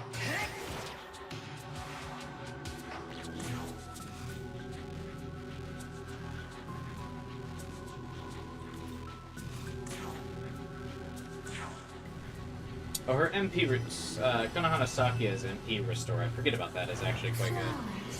Blossom. For these longer fights.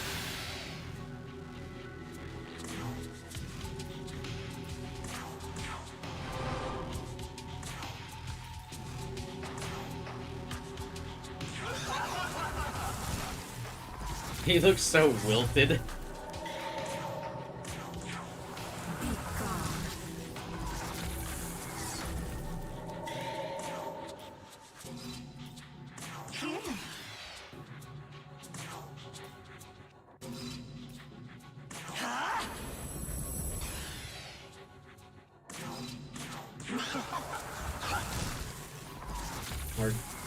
Morrigan's Darkness Illusion? Oh, from Darksiders?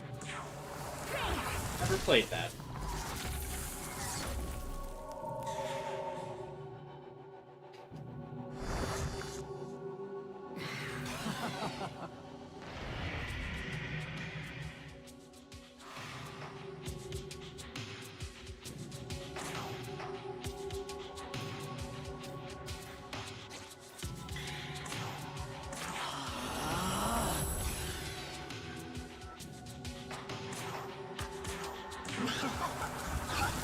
I like that all the hands on her, like.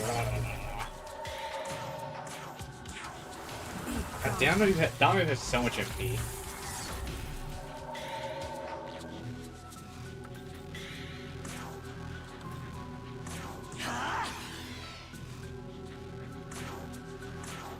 Take this! Capcom is insistent on making sure no one does. Probably just because it's not,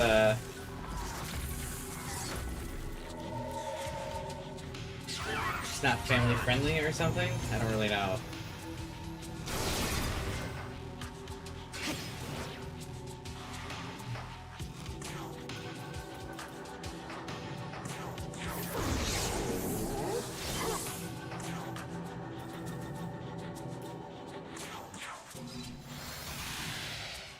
They make Resident Evil? Yeah, but Resident Evil is just violent. Not sexy.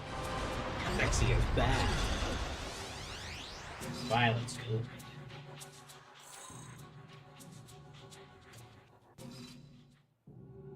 good. Honestly, not a fan of Parasaline Blur. You know, I'm actually really not either.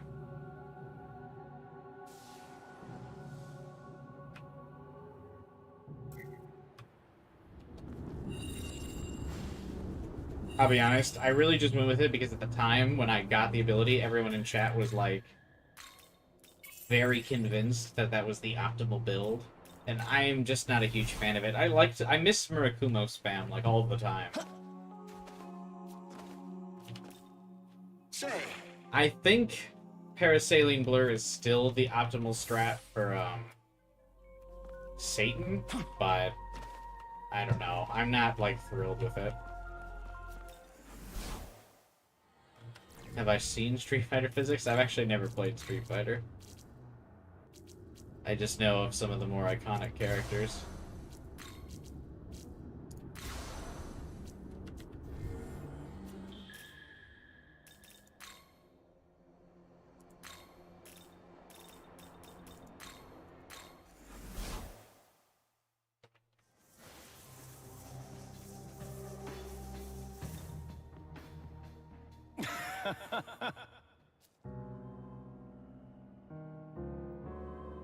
Splendid.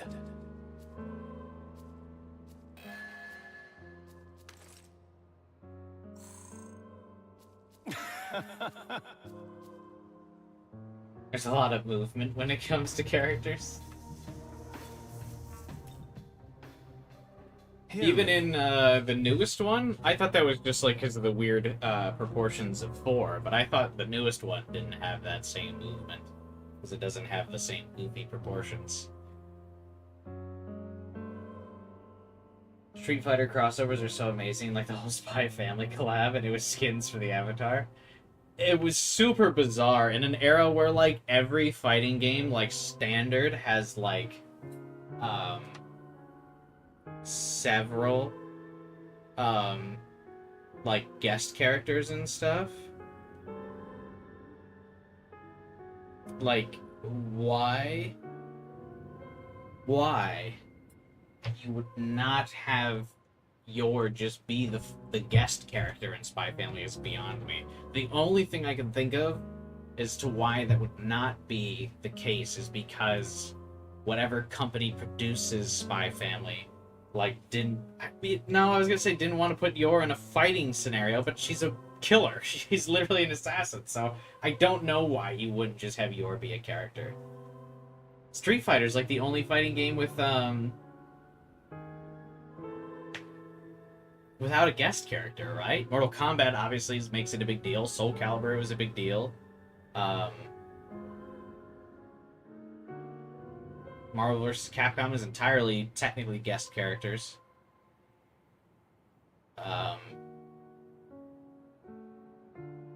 Street Fighter only has guest characters from other fighting games. That's so dumb.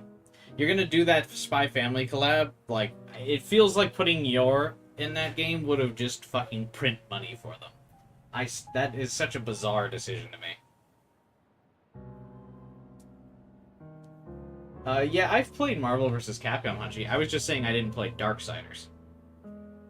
I played Marvel vs. Capcom 3. But yeah, it feels like that was just such a, like... I want to know... I wish I was a fly in the room for that discussion of, like... They made that really cool promo trailer for it, too, right? Like, Yor versus Chun-Li, and they were, like, fighting and stuff. Like, you drop that trailer and then say Yor is a playable character, I feel like you just fucking print money off the... like, it just flies off the shelves after that, right? Because it's not like... Spy Family is, like, a very popular anime. It's not like a niche anime. It's, like, one of the premier, like, animes airing right now. The guest character can sometimes not be well received. Like Homelander. And I feel like that's just a totally different scenario. I feel like there's no chance that Yor is not positively received in Street Fighter. Unless her, like, moveset sucks, I guess. But even then, I feel like people excuse it because people like her.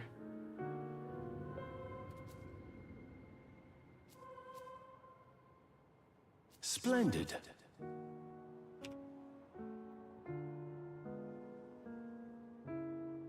Morrigan, Amaterasu, and Felicia are your mains? I don't remember who my mains were in Marvel vs. Capcom. I'm not, like, very good at fighting games. Because I mostly just button mash. But I liked using Phoenix Wright. He was funny. Hear me.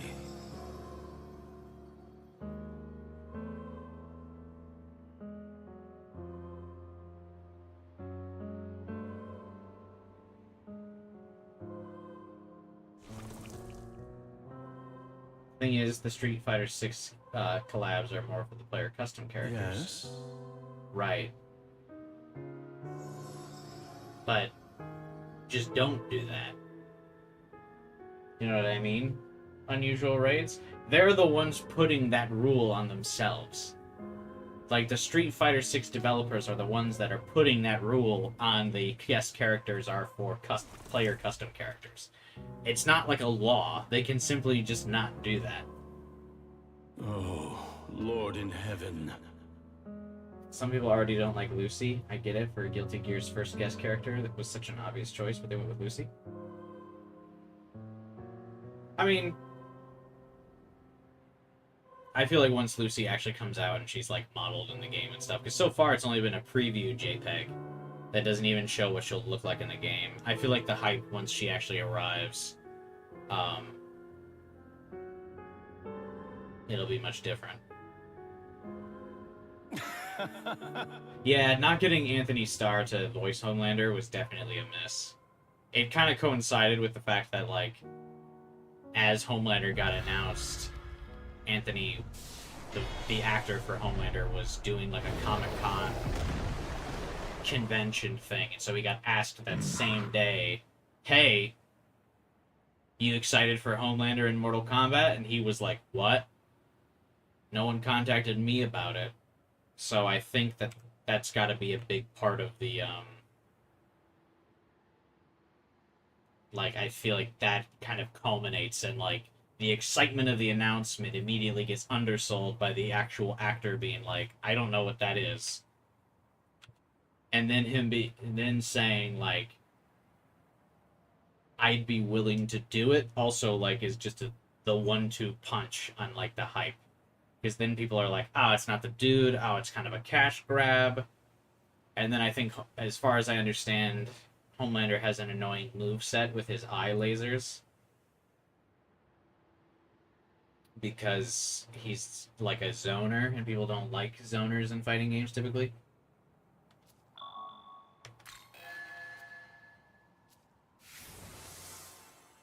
That could be totally wrong. If they were working together in the first place, he would have known before the announcement. Right, but that's what I'm saying, is, like, why it was so negatively received. Is because when they asked him about it, he, like, very clearly didn't know. And was, like, not even approached for the offer. That's what rubbed people the wrong way. And I think that's what soiled the excitement. I don't know why you wouldn't ask him. Yeah, revealing a guest character, like, a ways away is probably not the way to do it. I feel like if I'm the marketer for Guilty Gear, I mean, I guess I'm not as educated in the arts of marketing as some of these people, but if I'm the marketing director for Guilty Gear, when I'm announcing the season pass, I announce the Guilty Gear characters, get people excited, and then confirm that there's going to be a guest character. Not who, but confirm, like, the final character of the pass will be Guilty Gear's first guest character. Stay tuned and find out who, you know, and let people, like, speculate and get hype, and then maybe after the first character drops from the battle pass expansion, season pass, whatever you call it, then start to tease that it's going to be like a cyberpunk character. And then the second character drops, and then you reveal it's Lucy. What do I know, though? And yeah, I think at this point people understand that, yeah, Arnold can't always voice, like, Terminator and stuff. So, just because he's older and has a lot of things going on in his life, like, I feel like people aren't as upset. Plus, Arnold Schwarzenegger has, like, such an iconic voice that there's a lot of impressionists on, so I feel like people aren't as, like, worried about it. Also, Arnold Schwarzenegger being so much more prolific, it doesn't really soil the announcement of, like, him not getting another opportunity, whereas Anthony Starr is a newer actor who hasn't had, like, as many opportunities outside of Homelander, so, like, you kind of root for him as, like, the rising star underdog type thing of, like, you want him to get more stuff. But, like, Arnold, at this point in his life, they're like, hey, Arnold, you want to voice in a video game? He's going to be like, No. I don't.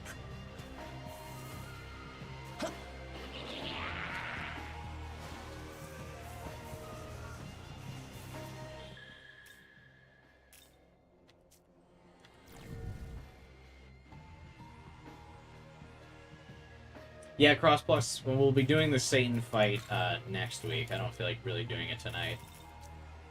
We're gonna beat Law. We're gonna get the Law ending tonight instead. Go face Satan now. No, I gotta get everyone hyped for Satan fight next week.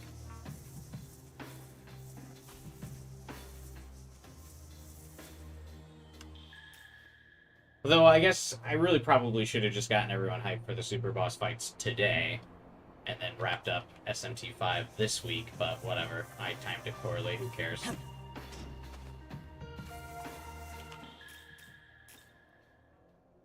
Reveal 2 returning characters while new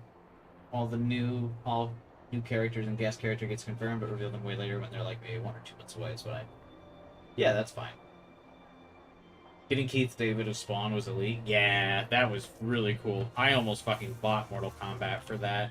I don't even like fighting games, but the Spawn Keith David was fucking raw. God, that was so cool.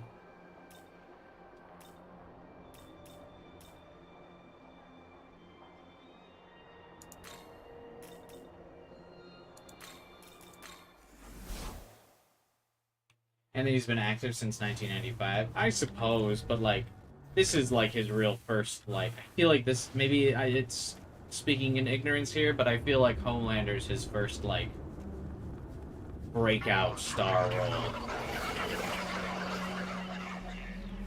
Like, mainstream success, whereas Arnold Schwarzenegger's been a household name for, like, generations. Hey, guy.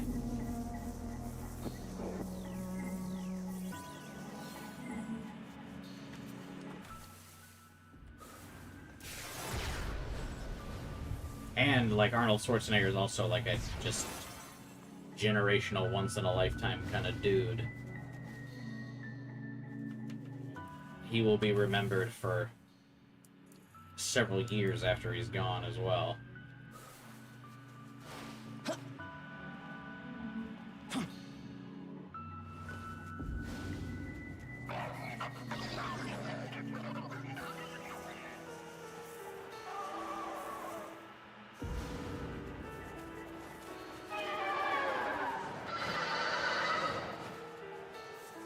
The title you hear about a lot is Banshee. I've never heard of Banshee. Happy National Ice Cream Day? I thought that was like last week.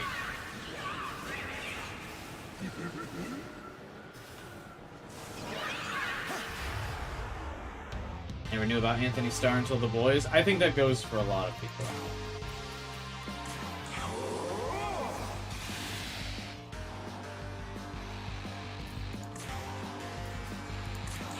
What's happened so far?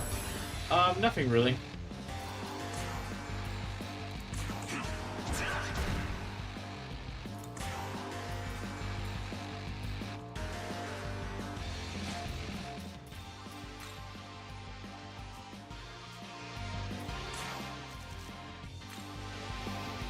Fawn's maybe the most legendary guest character they've ever brought in Mortal Kombat? Oh, for sure.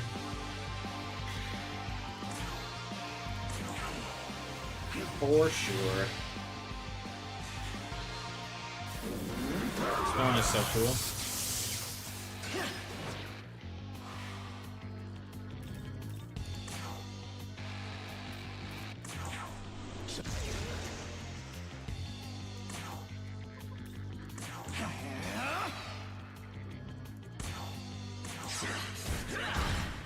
Oh, I did not need to go this hard.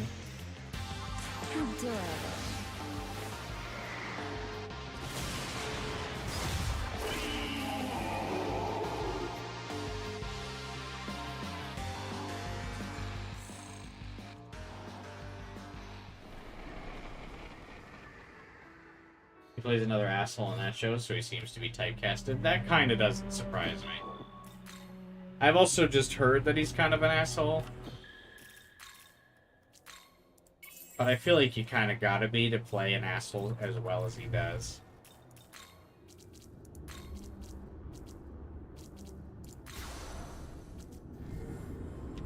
I feel like it's not a huge coincidence that he plays an asshole very well.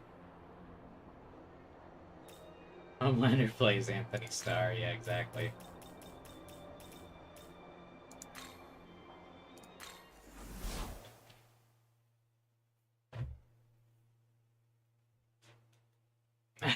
Yeah, I feel like Spawn's always been anticipated as a guest character. Ever since, because he was like one of the first guest characters ever. In like a crossover type event. Because Spawn was Soul Calibur's first guest character. Back in Soul Calibur 2. And so I feel like once guest characters started to become popularized again, that's like what started the hype of people being like, oh shit. Let's get fucking, let's get Spawn again. That would be really cool. And then, yeah, Mortal Kombat finally got him.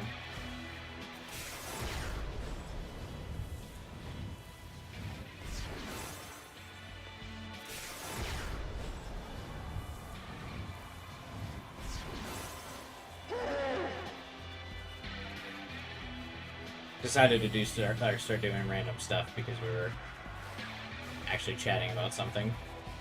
So, figured I would just polish off the rest of these abscesses while we're talking about fighting games randomly.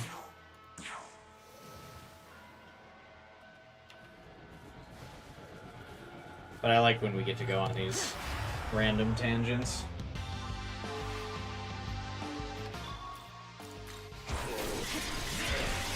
Soul Calibur's so sad right now.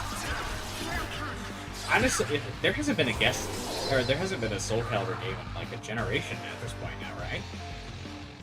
The last was Soul Calibur 5, right? And they had The Witcher and 2B were the guest characters, yeah? Man, 2B was in like everything for a while. I feel it's like the hype of her has finally died off a bit. So they haven't put her in stuff lately. But she was like the crossover character for a while. But I feel like, yeah, her name recognition must be going down a little bit, because they also shut down the Nier mobile game.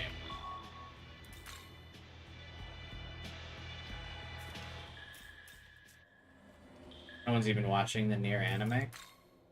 I was actually thinking about watching it, because I saw some clips from it recently that looked kind of cool. I'll probably just wait to watch it till it's all over. And like every episode's out.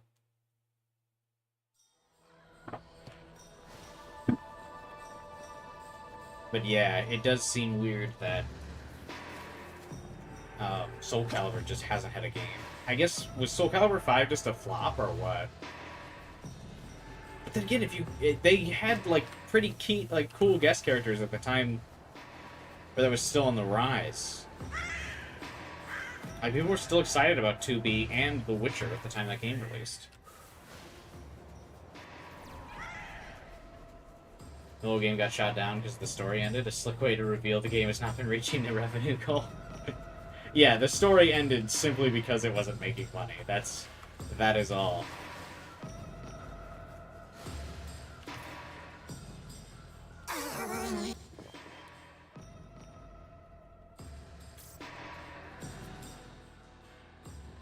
Their guest characters always need to be a sword fighter. Yeah.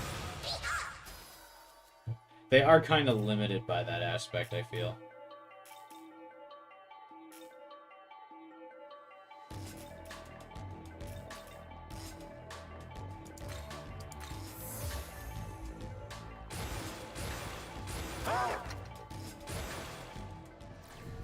Ooh, Chainsaw Man would be cool. What am I doing? Because we were talking about stuff and we're about to face or get the endgame law cutscene, I wanted us to be able to continue the conversation for a bit before I had to stop talking to react to the final law cutscene, because I actually haven't seen it yet. So, just delaying a bit, hanging out and chatting, which is usually what most of my streams devolve to, but I would abruptly cut our conversation short if I did that right now.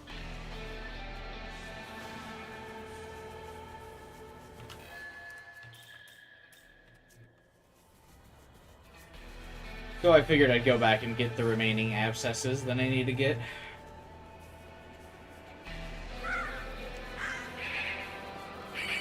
Evo is happening right now. I don't pay attention to Evo much. I did just ironically see that Homelander just won the Mortal Kombat 1 Evo tournament. To be also gotten a Grand Blue Versus. Oh yeah, I remember that, because I remember she got revealed with like her self-destruct like outfit getting destroyed gimmick in a fighting game, which is basically like the ultimate taunt move, where you have to give your opponent a free round, and then you can fight as 2B in like her like not her dress, but like I guess just her underwear. That's funny. The last Soul Calibur was 6 years ago. Does their does Soul Calibur's company make another fighting game? Is that why?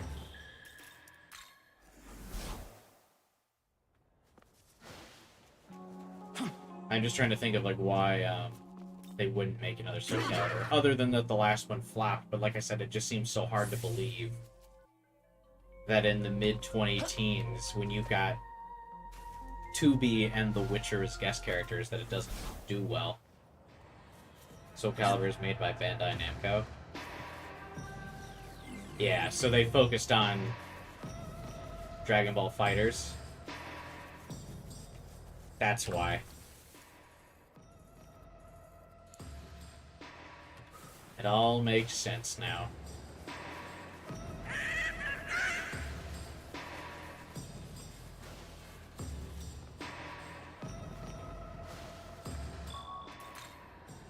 Need a fuse for Loki. Loki's a fairly easy fusion to get.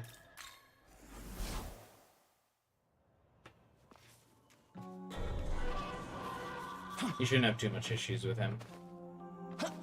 Wait, why does Masakato already want to talk to him?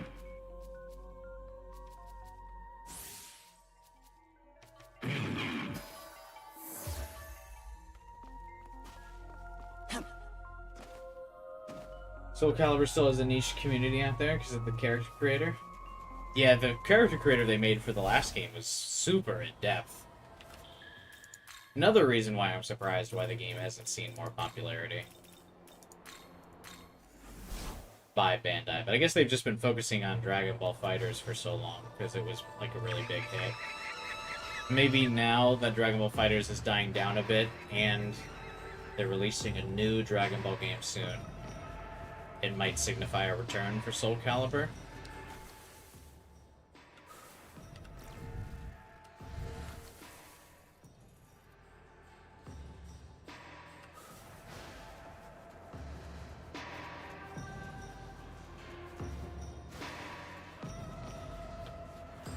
Bandai also makes Tekken. Oh. Yeah, Soul Calibur must be super cooked then. Yeah, I mean, the only thing I can think of is that, yeah, with Dragon Ball Fighters dying down, and then releasing a competing Dragon Ball game that has a different fighting style, it might give way to another Soul Calibur being released. Probably would justify it. They let the new Soul Calibur run for a few years, and then come back with a Dragon Ball Fighters 2 or some shit.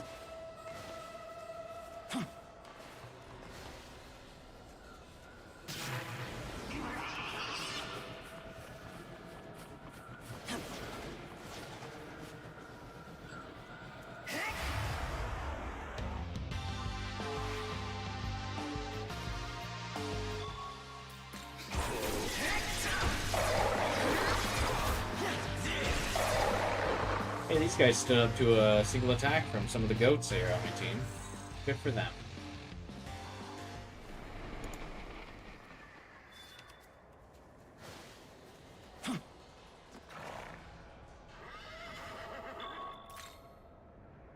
think that's every abscess, right?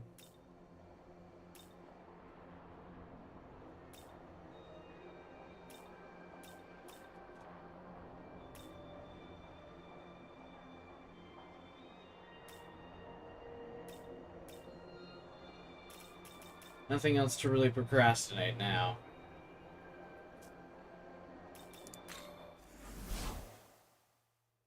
Welcome to the world of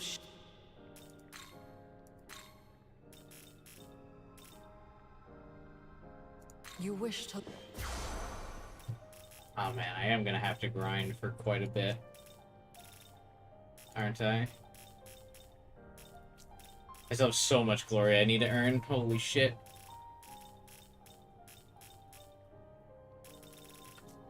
I don't even know if getting all the apples would be enough.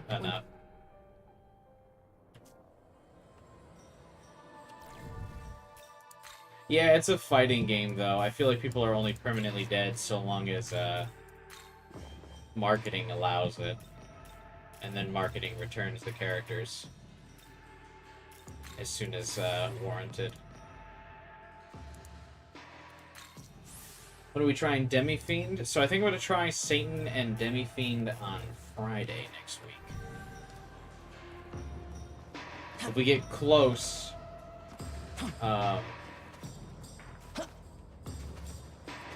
I'll also stream on Saturday, and then probably doing at least one stream of Zenless Zone 0 next weekend.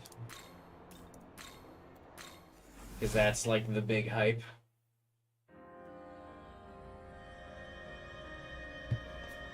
And then the following weekend, I want to play Life is Strange, because I haven't played that yet. 1 second, I'm going to use the restroom, and then we can get to fighting the final boss. Uno momento.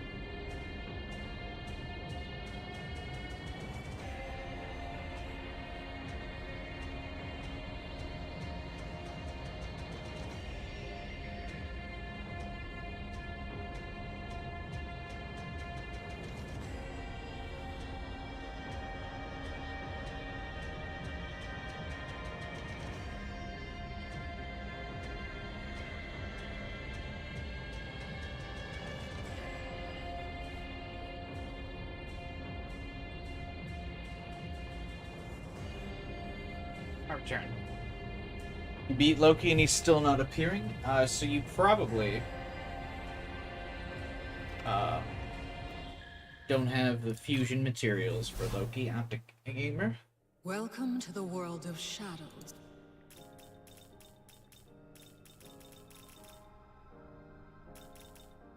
Though I don't think he's a special fusion, is he? I think he's just a regular fusion.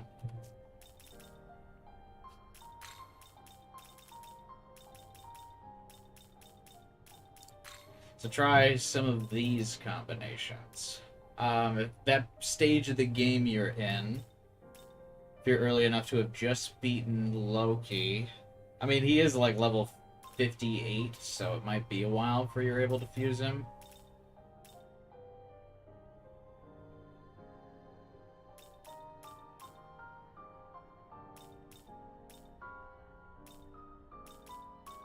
But yeah, here are some of the possible fusion combinations for him.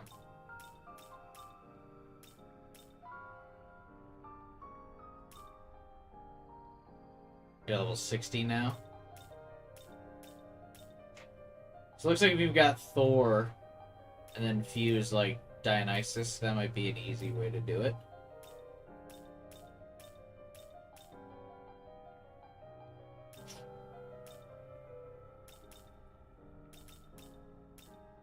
Just kind of going through to see like what might be one of your cheaper combinations. That's also like fairly low level. These two are fairly common for Loki. You didn't even attempt to play ZZZ. You learned from when you tried out Withering Waves. That's a different game. I think ZZZ is like a full action combat game, right?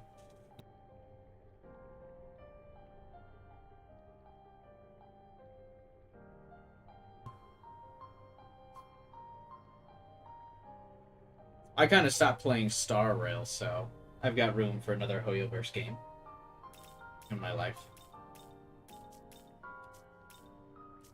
Return.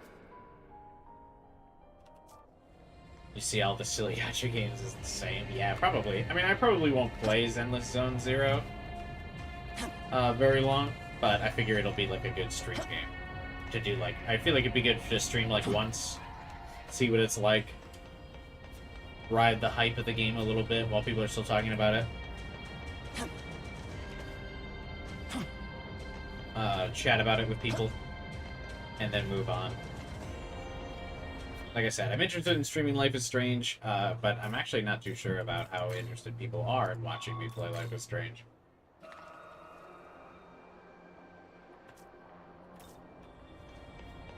Alright.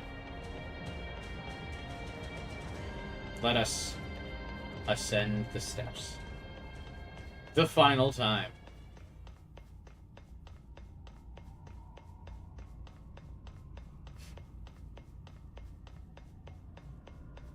Dun dun. Dun dun. Dun dun. Sans was a legendary guest character, yeah, in Smash. I'm shocked that they've gone so long without releasing another Smash, but I guess there only really needs to be one per platform.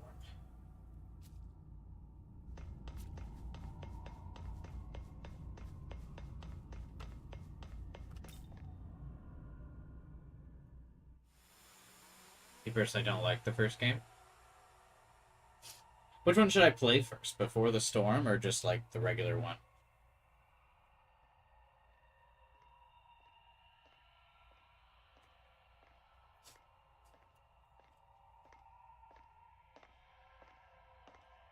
I think it would be fun to react to it for the first time. You ain't showing in your fuse. Sorry, Optic Gamer, you might not be high enough level. Fraud alert! Before the Storm is the prequel. Wouldn't you want to do the prequel before the real game? So, wouldn't the prequel give context to the game you're about to play? The hall if it of creation, chronologically takes place first? resting place of the throne. The Nahobino who will take the throne has Again, been determined. When I play Chaos, it's so weird that this dude didn't want to fight me. For ages I have watched over this world. God. But at last Him not being a boss fight in Vengeance as well is so disappointing. Goddess, it is time.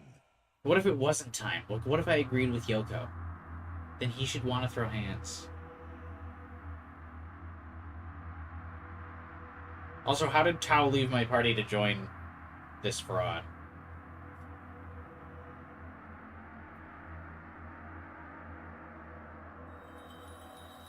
He fought Tiamat in Chaos for some reason, right? Yeah. Creation is not the way. Let the world be returned to chaos. Because, spoilers, but Mastema controls Tiamat. Yoko, is that you? You're okay. There was a time when I was known as Yoko. Oh, wow, she does it. Okay, so this scene is quite a bit different. Guides Tiamat. You were once my friend, Tao. But this is about far more than who we were. Because if you go Chaos, Yoko immediately folds here. I will destroy this world and surrender it to Chaos. And is like, oh, Nahabino-kun. Oh, she still kind of does.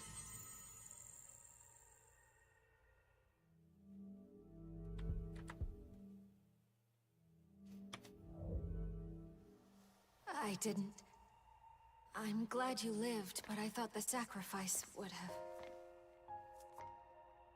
Aogami protected him. Now he has become I thought Nahabino Tao again, protected me, and he but seeks the throne. whatever. Yoko, I had no idea you'd Tao end up a contributes nothing, goddess. and she sucks. My role is to guide him to the throne. It is who I am. I do not wish to hurt you. Will you let us pass? If he gets his ideal world, then we can save everyone. So please, you have to If she believe in revived us. me, then how did Aogami Wait, protect me? Tao. I wasn't expecting to see you, at least not like this. A goddess. I didn't know you Aogami would did a end pretty that shit way job either. of protecting me if I died. But still, I won't back down. The Kadishtu showed me the truth. The flaw in the system. Okay, this that scene's kept actually us. mostly the same. What flaw? It's not fair. Never was. It is the hierarchy that came to be when the horned god I assumed thought it the was throne. different, but it's actually not so far. One god rose above the others and seized control. By his example, mortals learned to do the same. I don't know how This you can see structure has Yoko in this defined form us, and not be like, yeah, I corrupted can fix her. humanity. And then It side is with our Chaos. history, broken beyond repair. Listen to me. You felt it. Just back at genuinely school. don't. You saw humanity for what it is. Stupid and ugly. Yes, Queen. I did. I did feel it then. But that is why we need him. A new god to rule and mend this I broken cannot world. fix her. Yeah, that's fine too. Fuck it. I can't fix her and that's okay. For Yuzuru, for Yakumo, for Dazai. We need someone who can answer their human hopes. With his powers as Nahobino, I know he can create a world of peace and joy. Ugh. Tao, is that truly what you believe? One god to rule over everyone? Do you think humanity will ever be happy being ruled? Sure, we just have to get rid of their free will, right, Tao? No. It's built on the same ground. The same broken system. A god who has control over everything. It ruined our world. That's the reason we're fractured, divided between oppressors and oppressed. Even if he takes the throne, nothing will change. It will simply be a new oppressor. There is only one way. Our way. Let Tiamat's power destroy the world, then begin anew from the chaos. Truly free. There will be no concept of rule. And everyone, human and demon, will be free.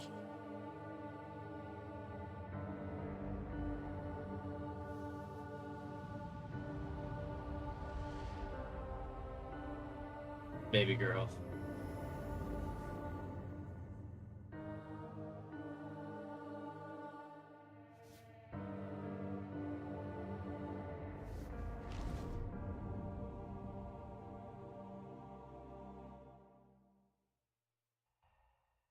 My friend, you and I have the same vision for the future.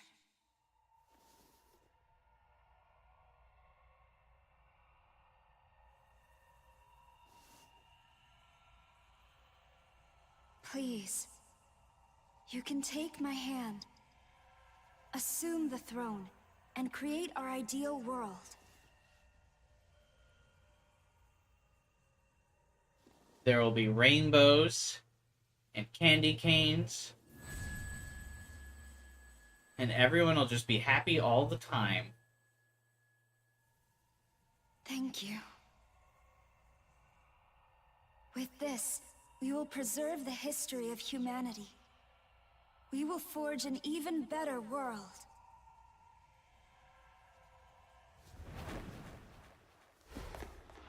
You will not.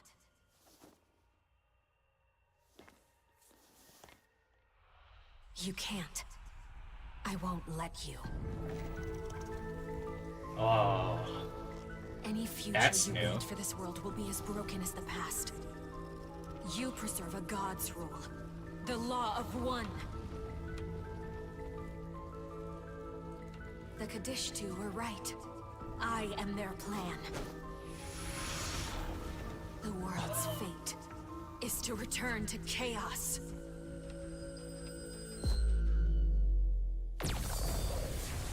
That's really cool.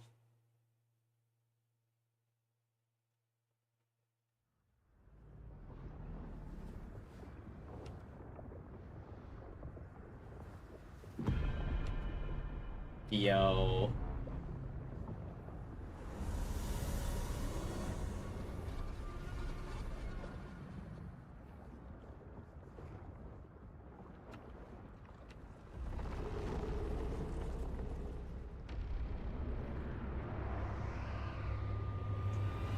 Oh, Tiamat.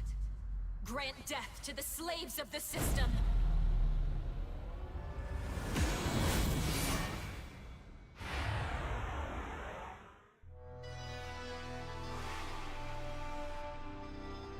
Interesting. So far,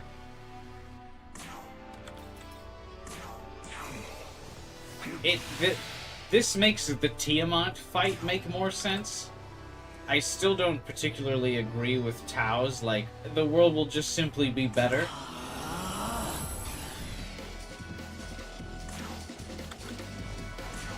But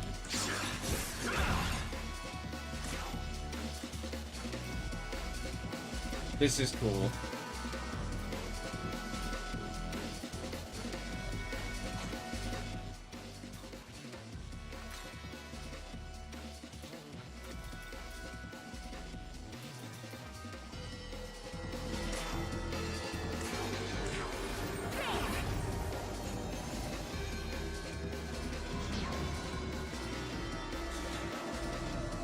Hey, Tao plans on letting you take over the role of God. Yeah, I know.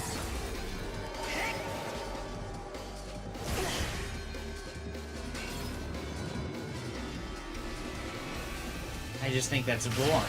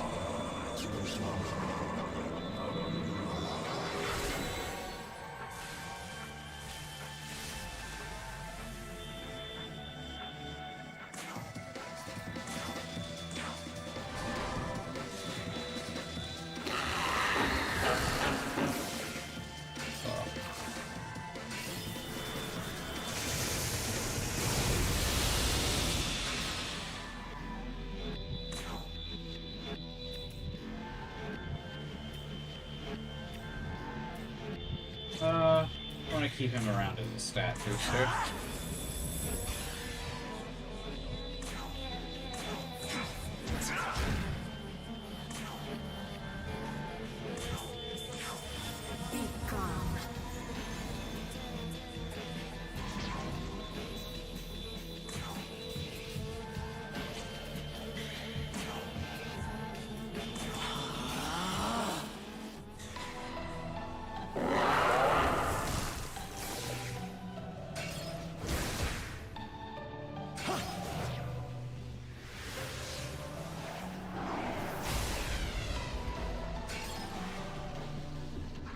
Nulling stuff really trivializes this fight quite a bit.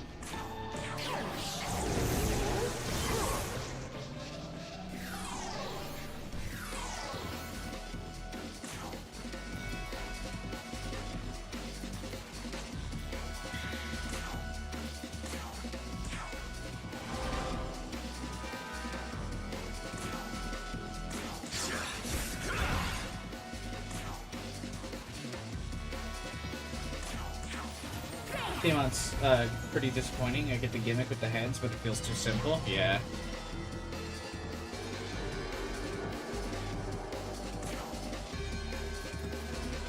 I think the Kadishti were in general just more interesting.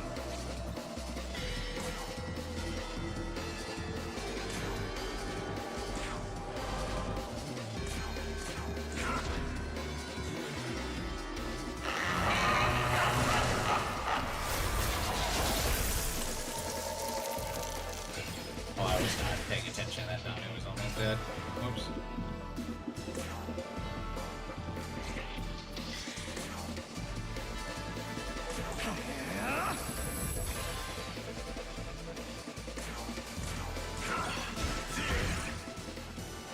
Tiamat really doesn't have much payoff for all the build-up she had, except for the one cutscene. Yeah, it's weird that Tiamat goes, like, dormant after this. Or, like, her reveal. Like, Yoko and Tiamat just not being present for, like, Shakan and Taito just really, like, undersells them. They become super lackluster after that. And so, like, the big reveal here of Tiamat is, like, underwhelming, because you just went, like, 10 hours without seeing them.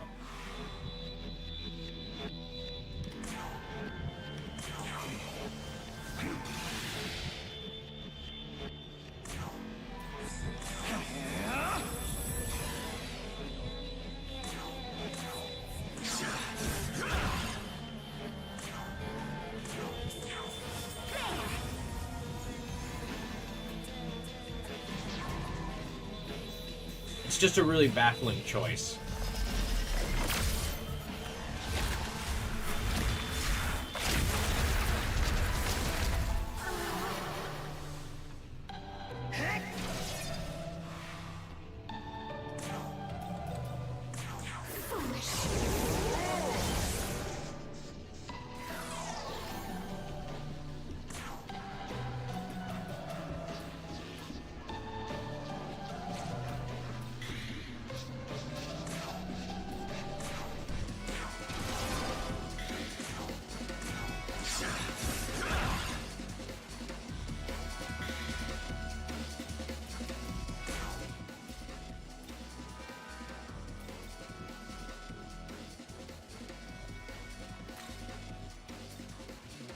She's this fight so hard, yeah.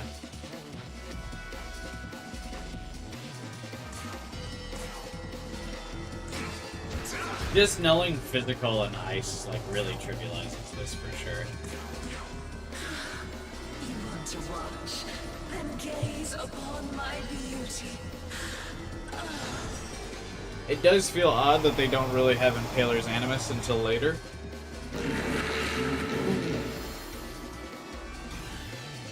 The healing has begun.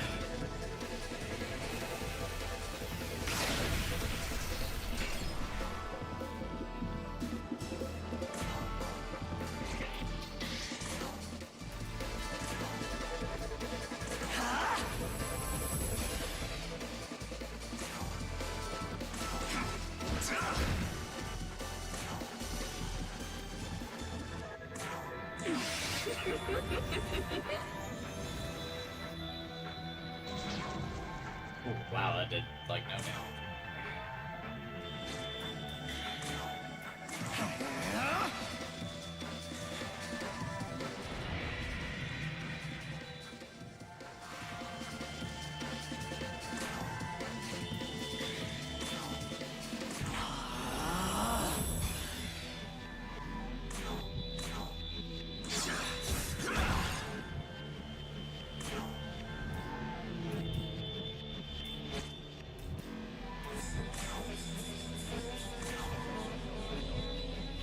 How do you like this?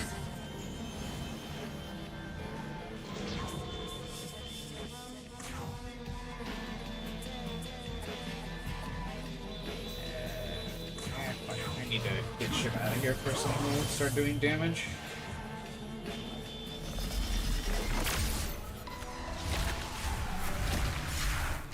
This attack really does look cool though.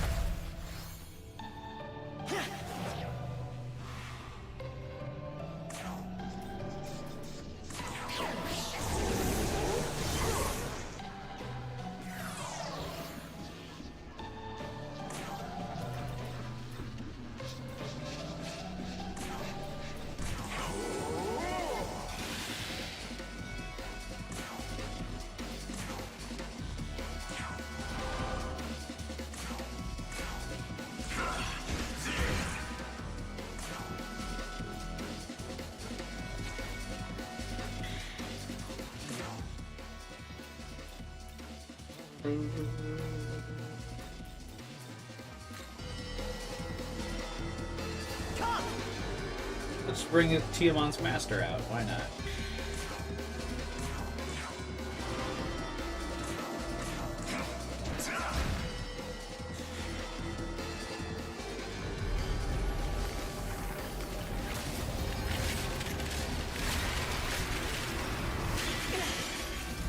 That's a new move.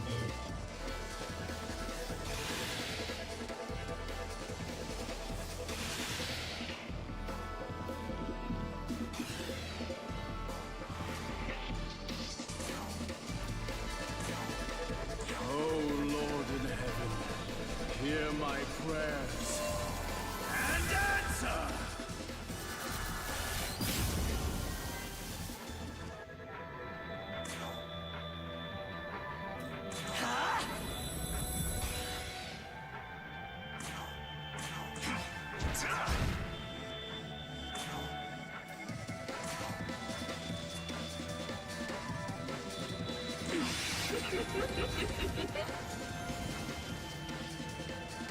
I think another great lament might do us in, because those two heads are almost dead. Hear my prayers and answer!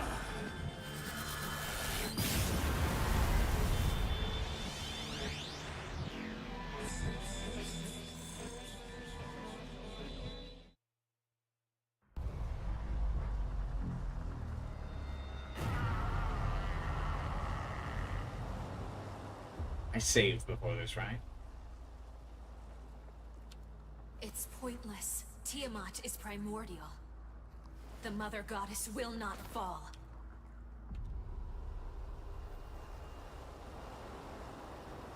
I mean, this fight makes more sense with Yoko. She transcends even the concept of death. I feel like just having Mastema be the fight is better.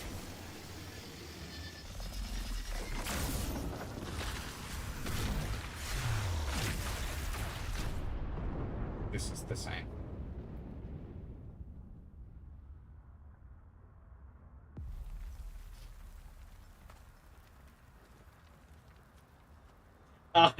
And this route out cheats death another fucking time. Oh my god. Just kill this bitch. She's got 4 lives. Is she a cat? Oh my god.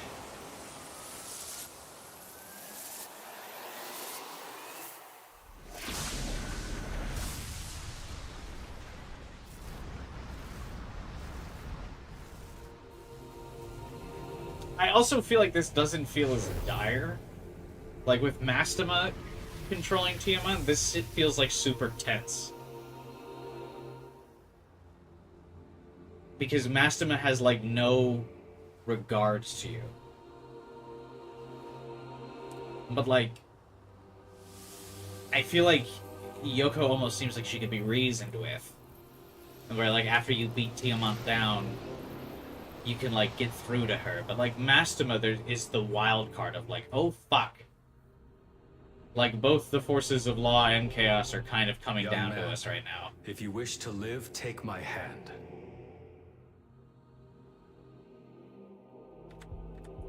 Like it feels significantly more tense because also Mastema's like vocal performance and like the animations where he's just kind of looking insane in this moment. Like, everything is just, like, the tension's super high.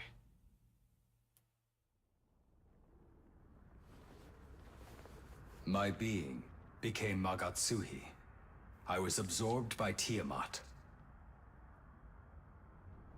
When she fell by your hand and reformed, but yeah, my essence escaped Yoko hers. being the one controlling her, while it makes more reclaimed story myself. sense, I feel like it loses some of the tension because you have a connection to her. But when we were bound that you together, don't I have learned something.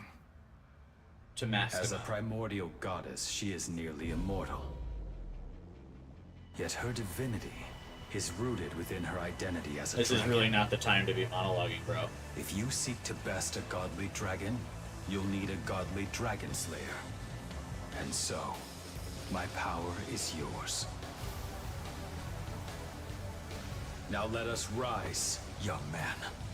This time we end it.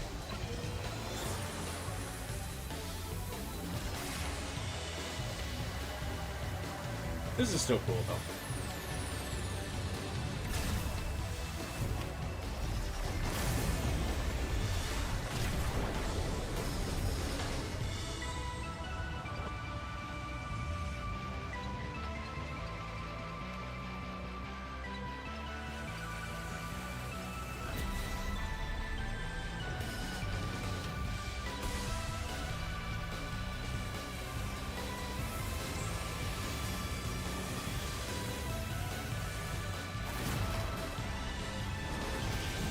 Mirakumos, fam, the cannon route.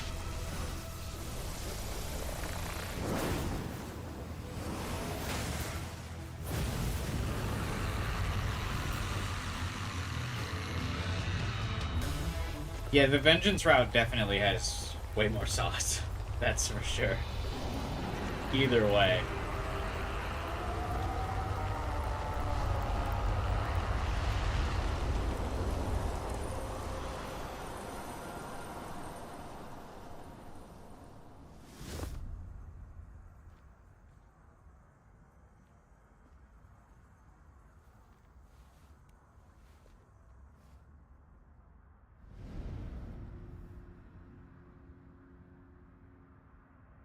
Even if you slay Tiamat, it's not over.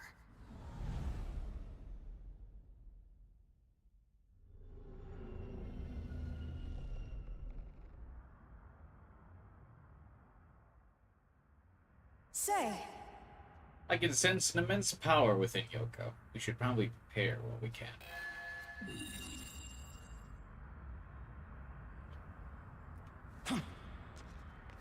It's Yoko for...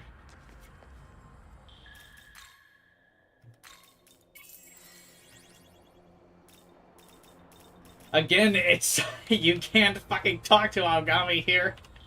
You gotta fucking ley line over to somewhere else.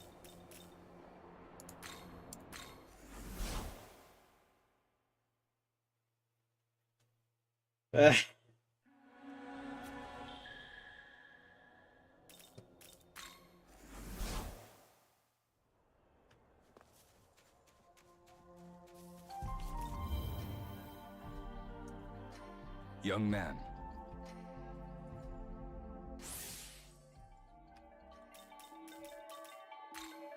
Yoko just chilling while you do side quests. Yeah, right?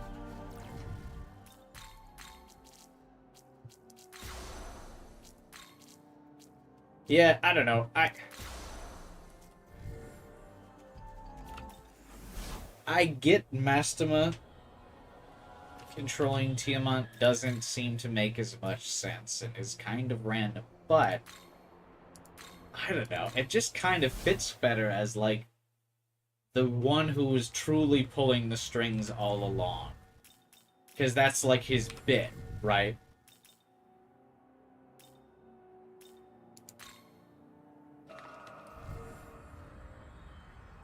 Like, he's the big manipulator. The one who, like, runs the show, who's really been, like, the grand design. He's smarter, he's better, he's, like, the true Archangel that's just a bastard. That at the end of the day, all of the, like, twisted things that Yoko went through,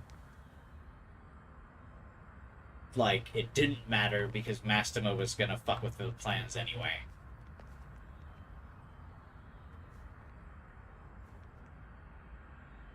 I don't know. And also, like I said, it just feels like more tense. Like the only way through Mastema is to fight. But it feels like with Yoko, like this, it doesn't feel as intimidating. Like the option is still there to have, like, you know, talk Nujitsu on her, where we just kind of are like, yeah, hey, but wait a minute, believe in our friendship, the same friendship that stayed your hand and like made you side against the Kadishtu. Remember back to those times, Yoko. Please. But like that doesn't seem like what you could do with Mastema. You know, Mastema, it's like gonna be a brutal fight. Does go so far to committing sins in order to uphold God's law, which, yeah, I feel is fitting. All the build-up for Yoko and Tao to be the endgame, but Mastema just appears, I don't like. I guess, but I mean, I almost feel like due to Yoko's large absence in the story, Yoko just kind of comes out of nowhere. I don't know. I mean, I guess she is built up a bit more than Mastema. But she's absent for, like, half the story. You don't run into Yoko the entire time you're in the, like, Tsukiyomi form. Because she technically doesn't see you in Shakan. So, up until the Empyrean, she doesn't see Ninja Nahabino. That's why even at that moment, she's, like, right at the gates. She's like, oh, you're still alive. Holy shit. Which is weird. Like, one of the primary alignment characters who's, like, a major part of the story shouldn't be, like, introduced in the final hour of being like, oh, wow, you're still alive. Holy shit. That's just, I don't know. It's weird.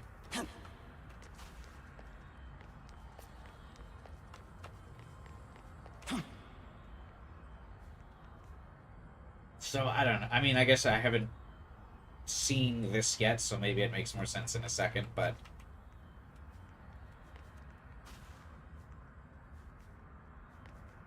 But Mastema you see like 2 times unless you do a side quest. Yeah. I don't know, but I feel like he's just had... Again, granted, Mastema, if that was the route they would go with him being the true one to pull the strings, I still feel like he's still shown as a schemer and, like, up to shit the whole time you see him. By, like, fucking with Ichiro and making him that weird hair slick back, goofy bad guy character. You know? I don't know. I guess we can see how this plays out, but... Kinda like Mastema. Mastema just has so much presence, yeah. I feel like he's just... It makes more sense for him to be the overall looming threat.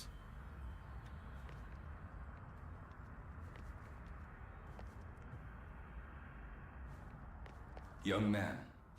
And it helps, like, his voice actor's performance and the animations that we see with him. It's just much more, like, crazed. Where he's, like, off his rocker, hitting his, like, final moment. This is, like, pulling out all the stops. He's kind of losing his, like, composure because the plan's kind of falling apart because you killed Tiamat. He's, like, losing his shit. It's just, like, serves for a more climactic moment. Whereas Yoko still, despite the fact that we killed Tiamat, is, like, incredibly composed. I offer up my body as a goddess of creation. I summon deepest void, the living abyss!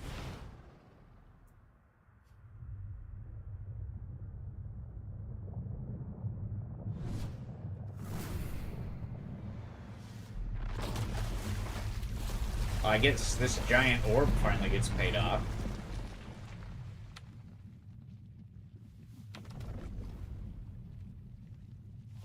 Come, chaos, envelop this world.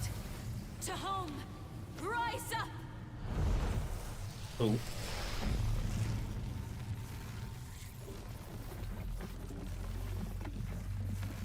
Yeah, I did kind of think this was Tiamat's prison.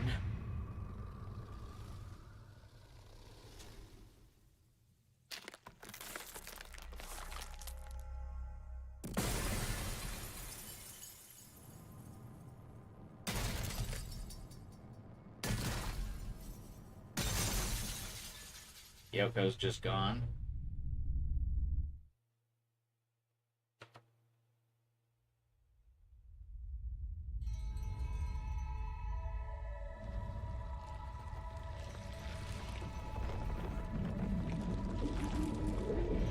Master Hand and Crazy Hand. Wow.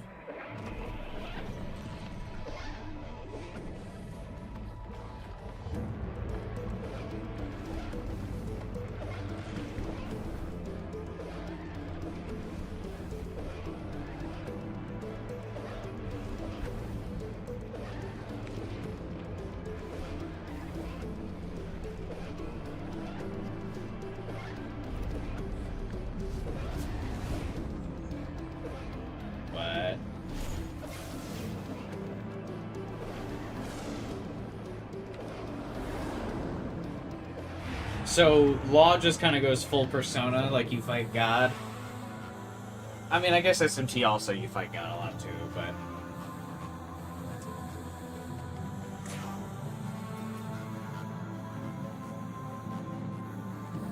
So much better than an Angel and Jockey fans. I like Mastema.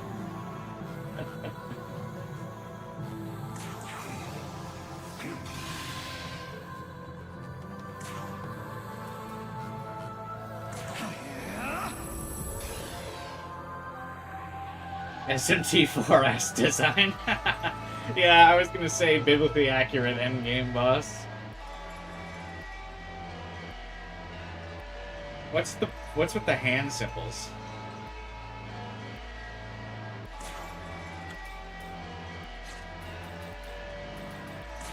Alright, what are you cooking?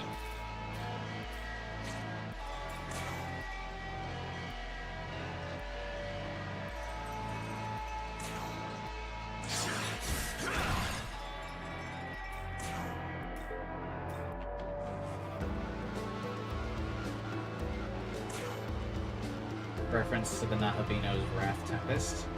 I actually haven't used Wrath Tempest.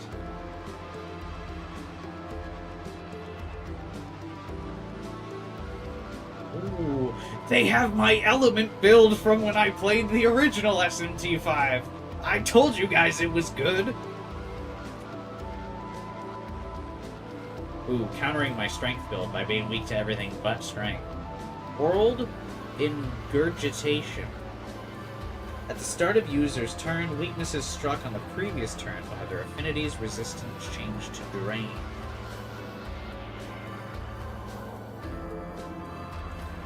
Abyssal Reckoning. Weak, almighty, HP drain, chance of inflicting sleep. That's annoying. And then just severes of every element.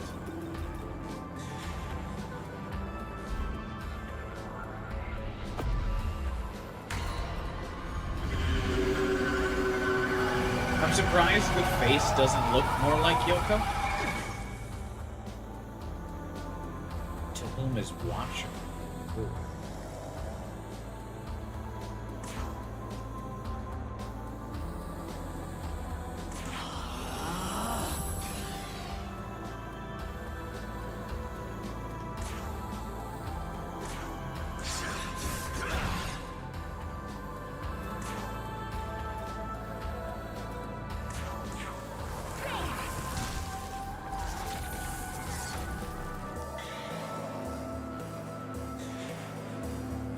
What I know, this is supposed to be Yoko.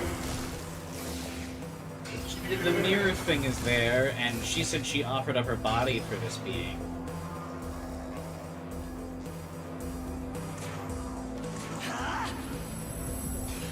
Hey, what's up, Midna? Actually late as usual, but you beat Demi-Fiend with magic? Nice. Congrats, man.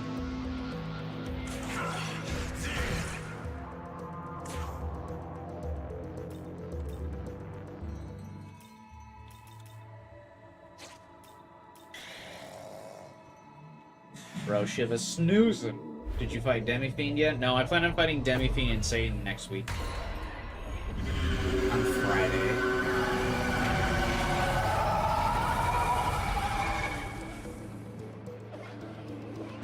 To whom is watching? Dude, the sleep is brutal.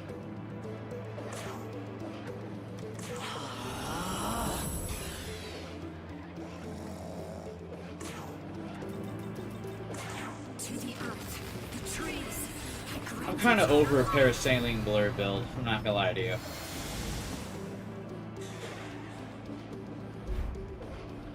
Attack the Nahabino.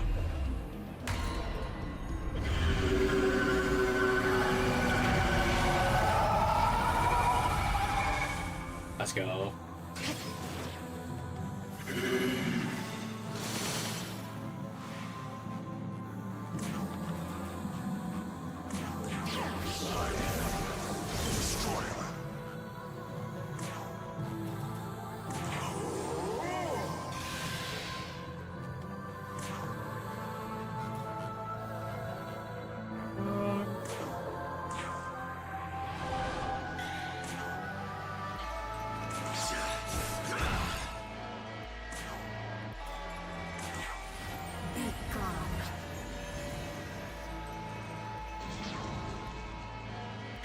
It doesn't even show Dakunda and Dakaja and its skills. No, all of the like late game bosses get additional skills that aren't listed in Spyglass.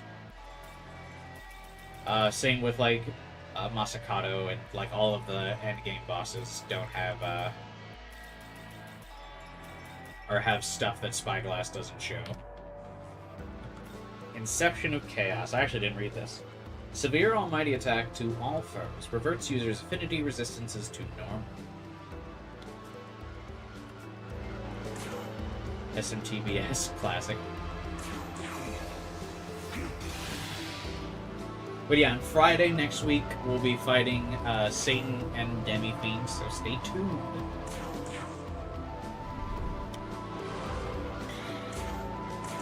Be sure to subscribe, hit the bell button, like, comment, blah, blah, blah. Oh, wait, didn't, Guy said someone subscribed. Also, what's going on with my webcam? Hello?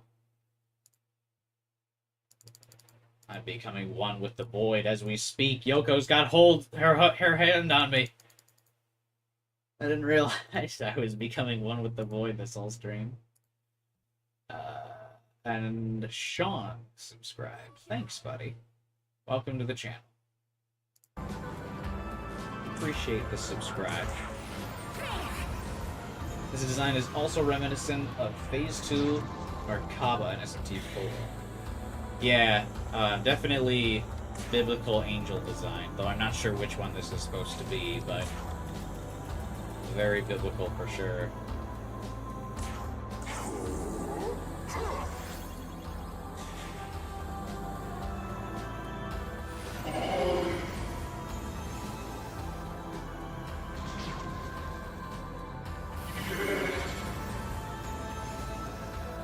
Every endgame boss has a healer buff that isn't listed. Super fun, I love that. Yeah, I don't know why it isn't. I guess it's actually pretty good that I went a mostly physical build, because then I can just keep doing this bullshit. Where I just punch them.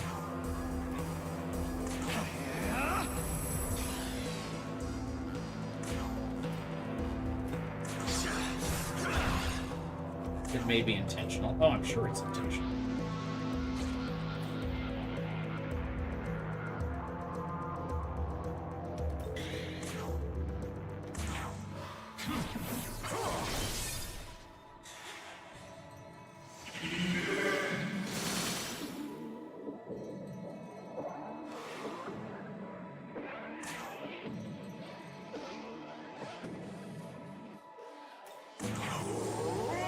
I'm sure it has a very high vitality stat. Does the stat page show? Oh, no, only 57. There's no way its vitality is only 57.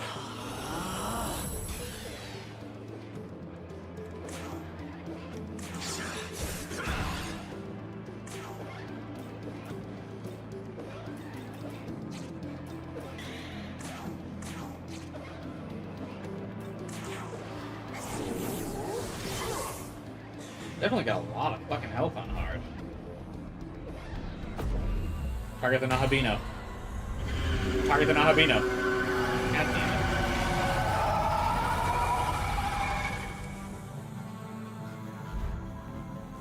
it. Okay, round 2. Target the Nahabino.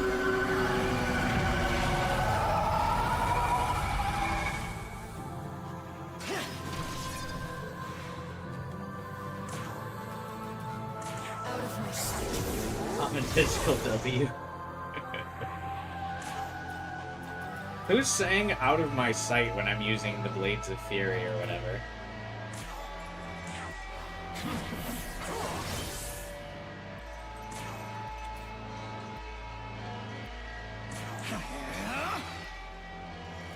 Dr. Snoozing.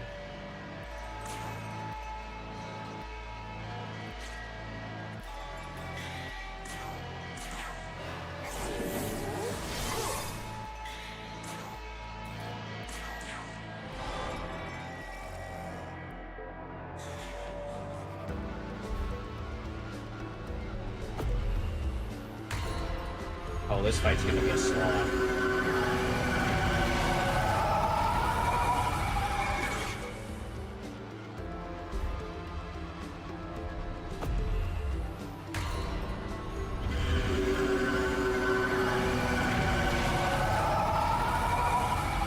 Dude, the sleep chance on this is insane.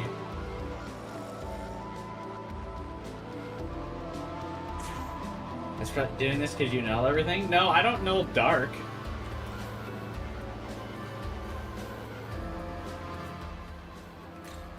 I don't know Dark. It has a Dark move. And Shiva is also resistant, or does only resists Dark. It could use Dark moves.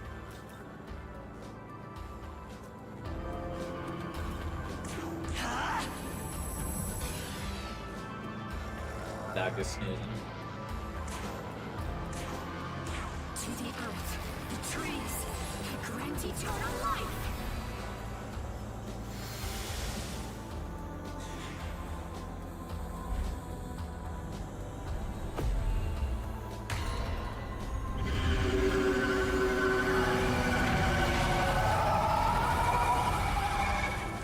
Kuma wins once again. Yeah, dude, I regret not using, trying this parasailing build, honestly.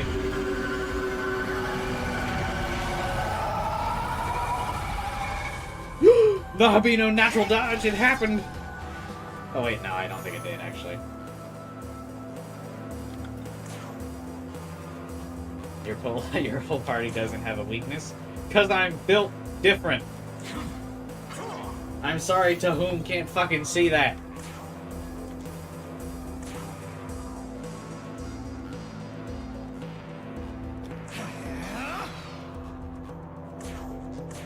I am just simply built different. Let's fucking go, Dogda, by the way.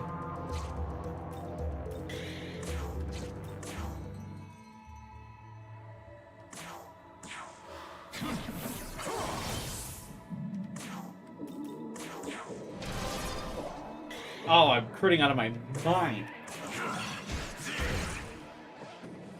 Doesn't matter, but I'm doing it. So I think it's only going to use its Magatsui skill if I, like, rotate the elements. And, like... Okay, never mind. I jinxed it.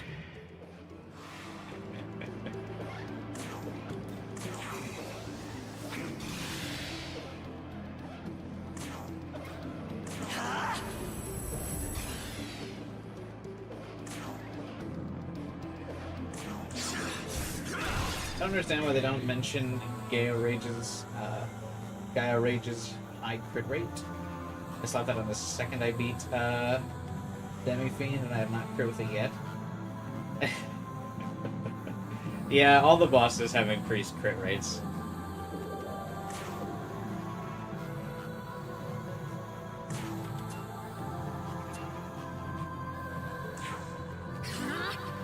Imagine fighting this thing at Godport. This is at level 99 with cracked demons. Yeah, I'd rather just not imagine that.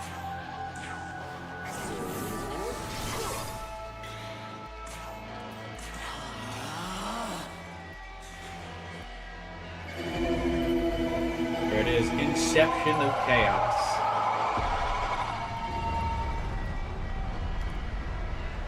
Oh, I like that this kind of looks like the eye.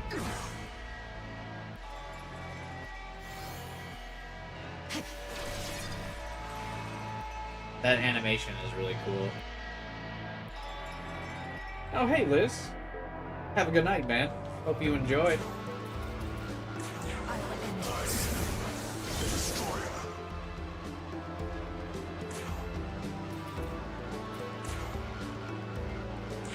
Have a good night, my man.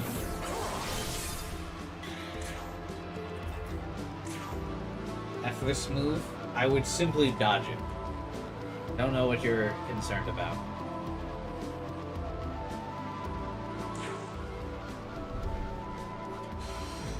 I would simply use my guaranteed dodge move before the one good thing about this parasailing blur build is that on all of the bullshit things like that, you get to just be like, nah.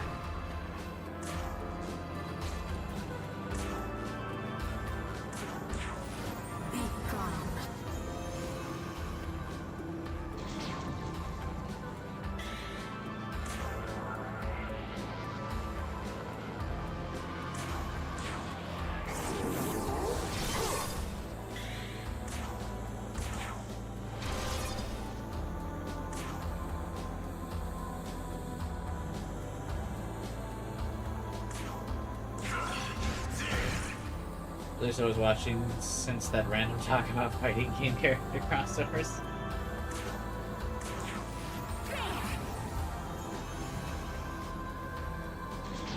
Yeah, if you do get it off, like if the conditions are met for the setup, yes, parasailing blur is great. But it feels like so many bosses like know you're trying to set it up and are like, get fucked. You know what I mean?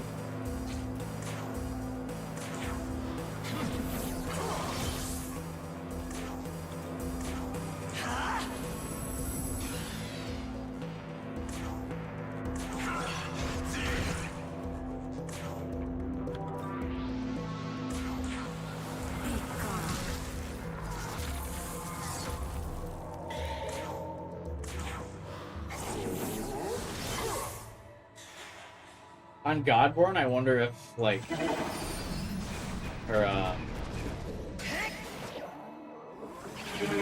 ability affects physical. Oh my god, she used a physical move. The Mad Woman.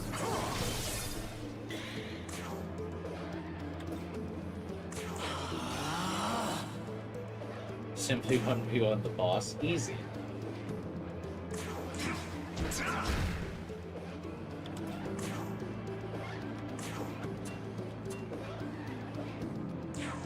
Here I come.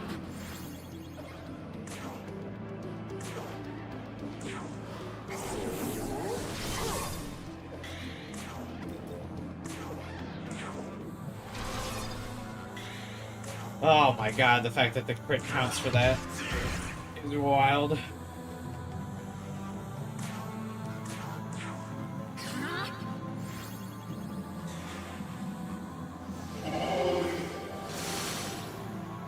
My buffs!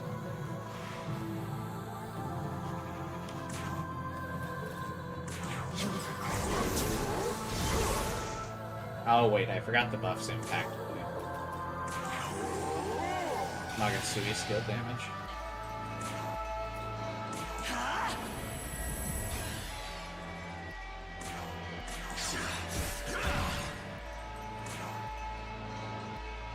Halfway there. Whoa! We're halfway there. Whoa!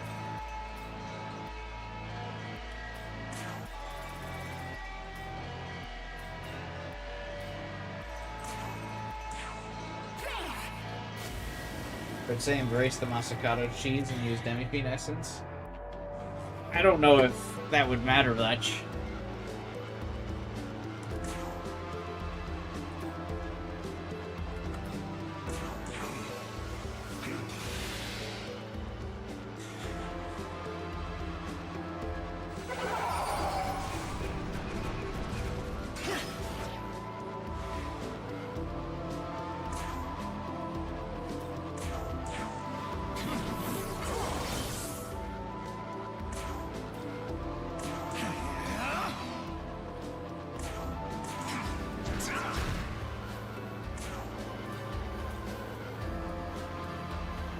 Grooving. Oh wait, hang on. I just noticed my web. What is up with my webcam tonight? Jesus. Get your shit together, bro. Of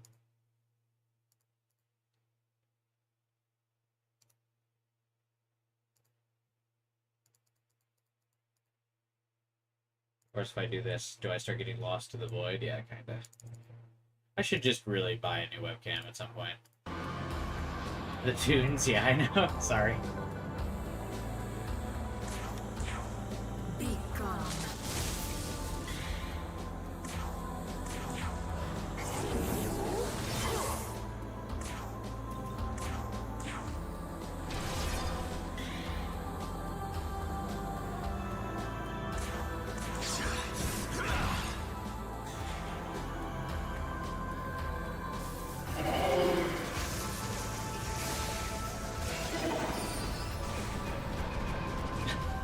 Shiva's getting in on this dodging business, bro.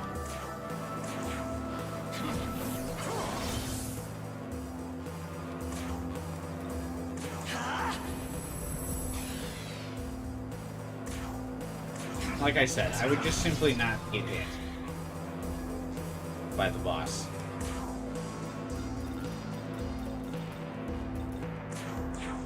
Here I come.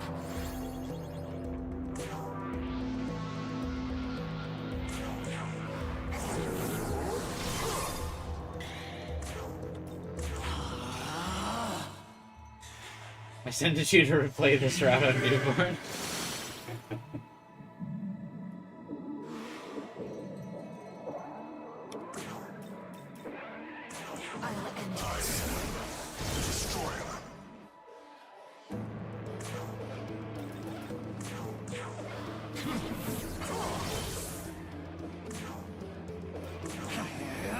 In your case, Starkilla, I would also simply just buy the powerful DLC demon that nulls everything and has a strong physical move. Easy. All you need is a little application of the old credit card to grease the wheel. You too can acquire the skills to have Dagda and just beat the shit out of every demon that opposes you.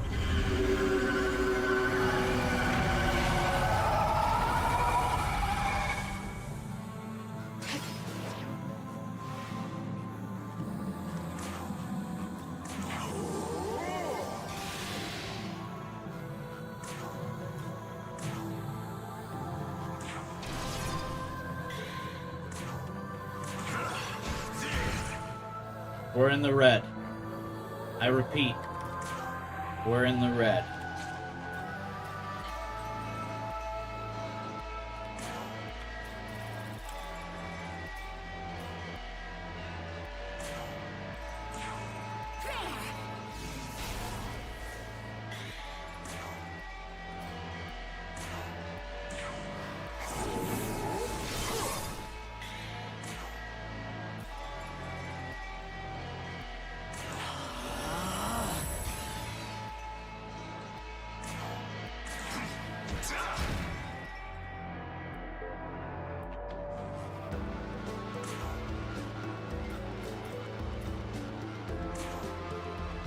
This probably prompts her to use her almighty attack, so I will hold off on spamming the gems for now. I'm running low on chakra pots, so we might need to actually strategize in a second here.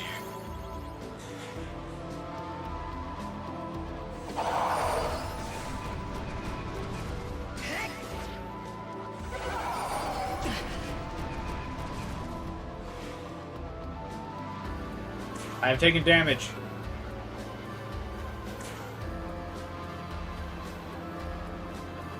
Wait, what changed her wind affinity? I didn't use a force gem, did I? Maybe oh wait, I did, but nah, fuck it. I don't care.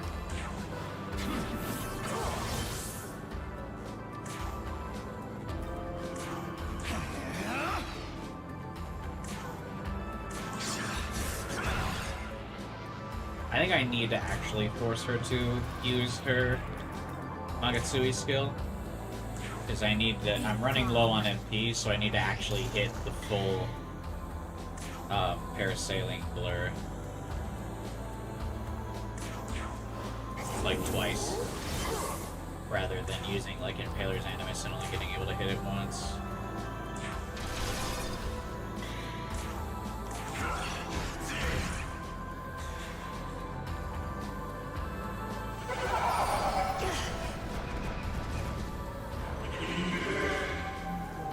She used a dark skill. Wow.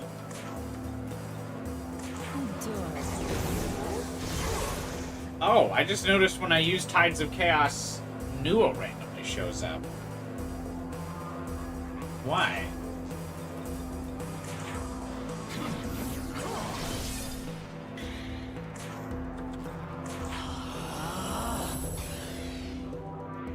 God, this fight would be so annoying on a higher difficulty. Or not a higher difficulty, but like if I didn't already have level 99 characters.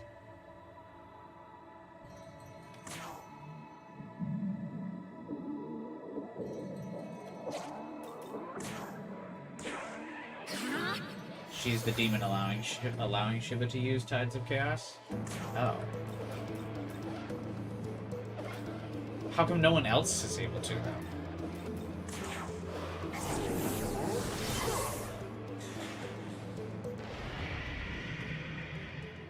Here it comes.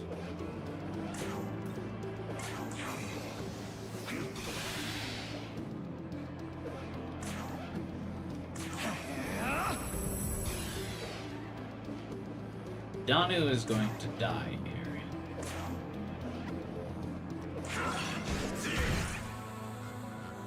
For sure.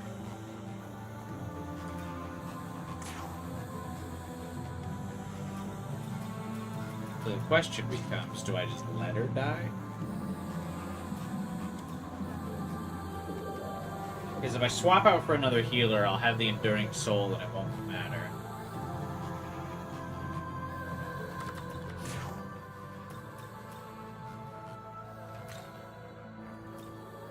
Then I can start using, since I'm running low on MP, if I use Konohana Sakuya, I can start giving MP back to my characters, so I can start using stuff.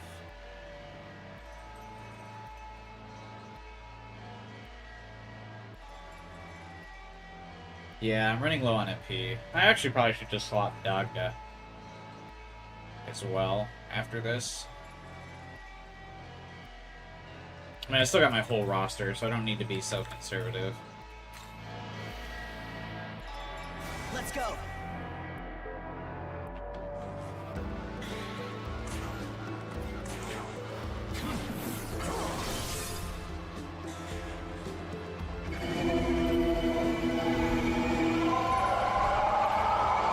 This is really cool, design-wise, though.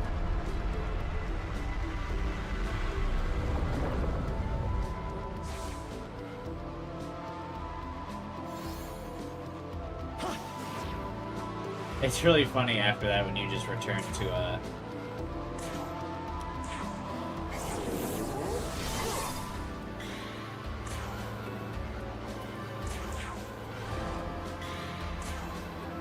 Oh, I got one more power punch on Dagda.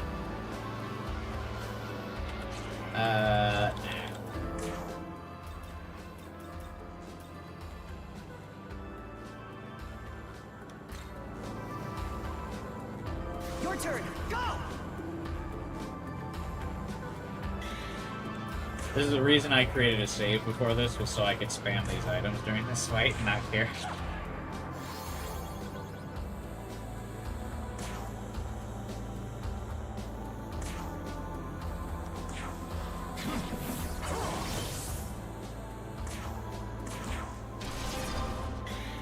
We're almost there.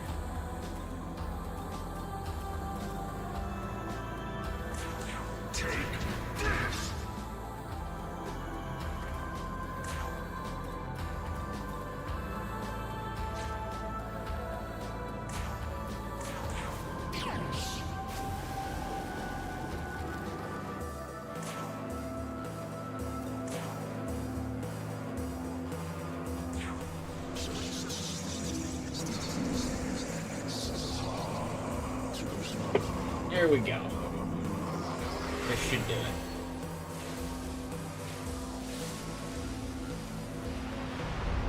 A cool finisher.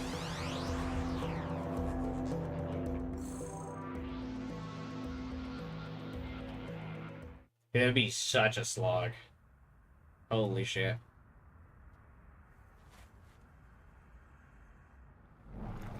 Without the level 99 demons.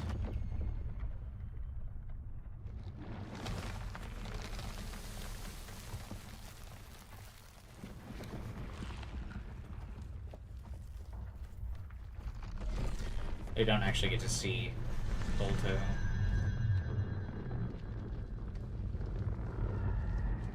Wow.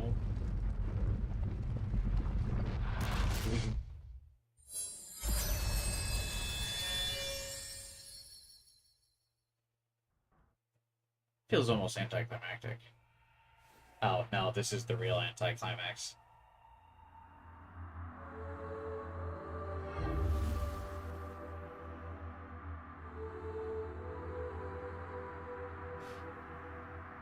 I am the goddess. I exist to guide the Nahobino to the throne. That should just be the end. I am grateful to you, Nahobino. It is thanks to you that I shall soon serve my purpose. Please, this way. Ascend the throne as ruler of this world.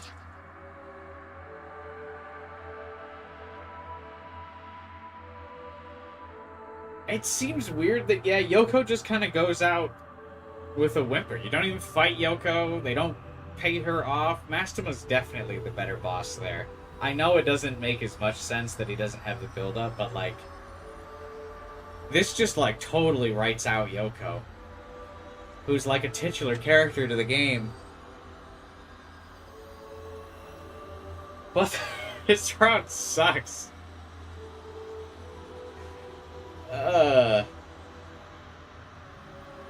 You just fight some random fucking deity from the void or whatever. Okay. And then you have to fight another random deity that you have, like, no interaction with right after that?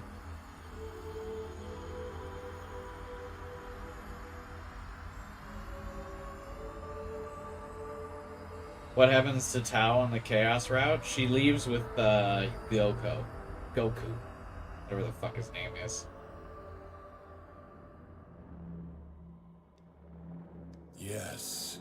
Thus is marked the birth of a new creator. Oh, you also don't have to see this scene in Chaos Route 2. Because we know he knows in Chaos Route we don't give a fuck about him, and I don't. I don't give a shit about your true name. Now your will be done by the power of the throne. This scene is gone. You now rule. He's like, no, the cycle won't continue. Anyway, I better just leave. And then Tao goes with him. She's like, I can no longer stand with you. If this is what you choose to do, I must leave.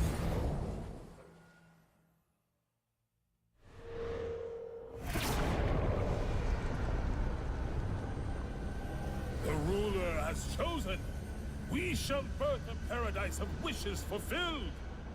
May light shine upon the new world.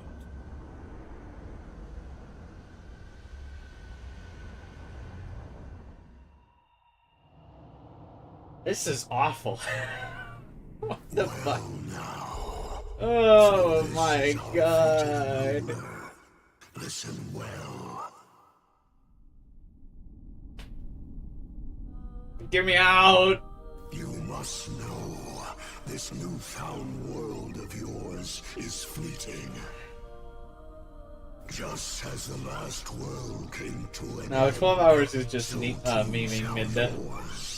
About no one gives a fuck about the monk. Oh my god. Do you wish to know why that is? No, I wish you wouldn't talk as much as a fucking Genshin Impact character, Lucifer. God. Find me. I've heard this speech 5 times. Shut up. The earth and heavens. Best come prepared.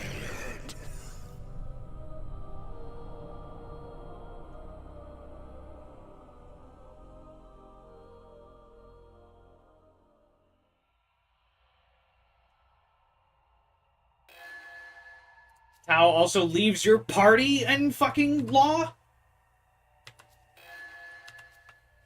Yoko stays with you. Tao fucking ditches? God, Tao sucks. Wow. You know who stands by your side till the end? Yoko. A true fucking queen.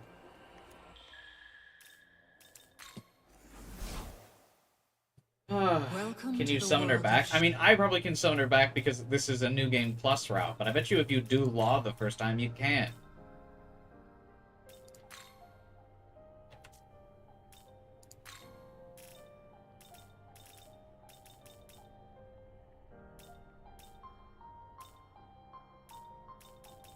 Where was Tao? Now then. This demon is significant among its peers and cannot be summoned. What? Oh? This demon is insignificant. Fucking erase Tal from the game and it's better. Now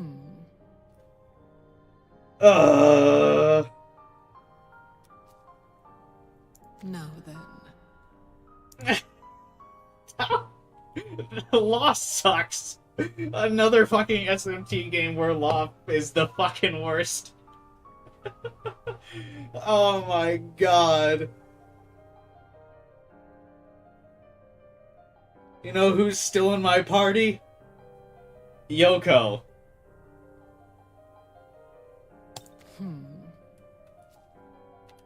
What the fuck, dude? Return when you have gathered.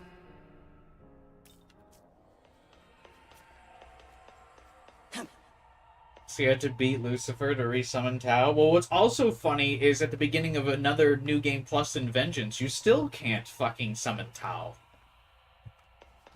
You can only summon Tao and fucking Taito. You can have Yoko anytime, any route, everywhere. And also, she joins your party for the Lucifer fight here. So imagine you're doing the fucking Law route because you're a fool. And you get to this point, you've heavily invested in Tao because she's your fucking alignment character, and you get to the final boss and you can't use her. Jesus. Ugh.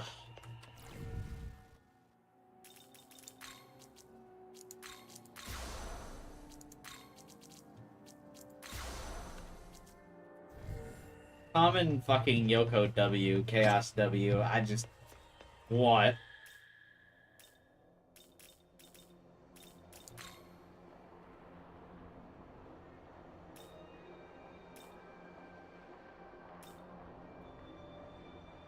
I guess I can overwrite my first clear save at this point, right?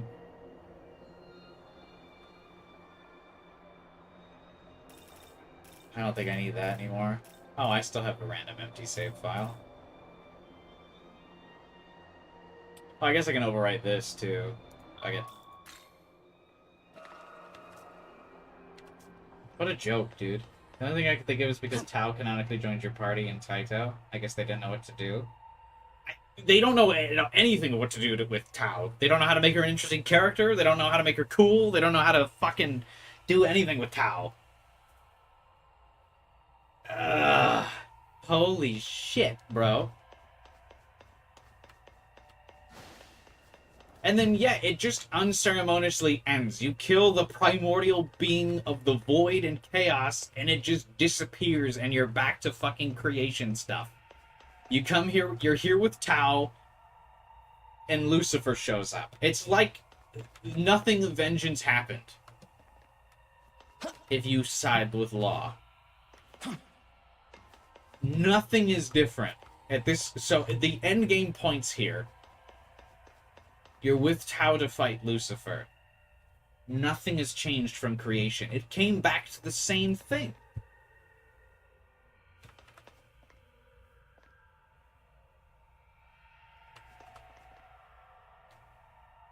You're just creation neutral route if you go Vengeance Law. Tsukiyomi, Yurizu, Ichiro, Abdiel, all dead.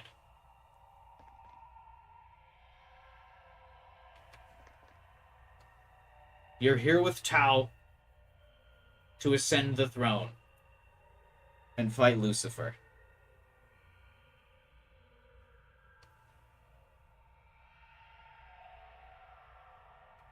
Holy shit.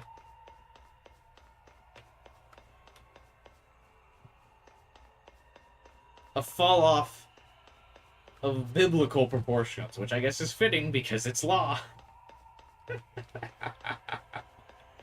Oh my god. Alright. Your deeds have catalyzed a great change in the phenomenon of transcendence.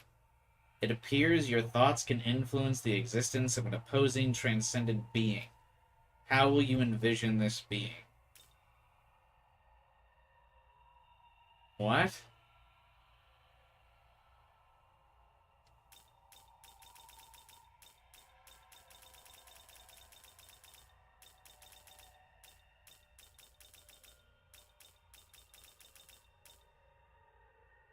This is if you want to fight a stronger Lucifer. Oh, do you want phase 2 or not? Not really. I don't give a fuck about Lucifer. I'm so, like, unenthused about this route. I already fought phase 2 Lucifer before, I feel. Right? Didn't we do that in Creation? We fought True Lucifer?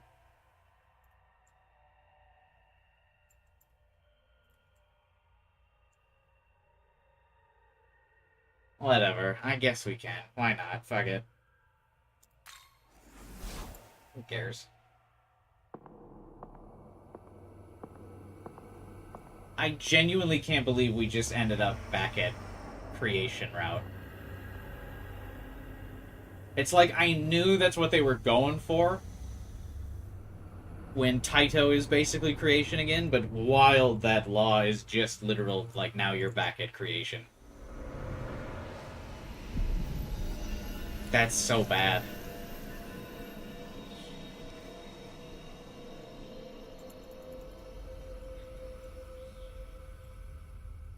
To possess such incredible power, no doubt means you are able to see my true form. Look upon me. No thanks.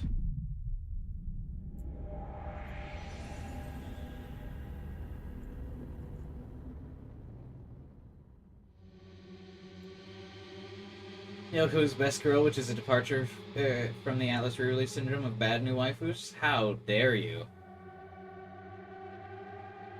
Yeah, you're at the wrong guy to preach that to. I love all the re-release girls. Shall we begin?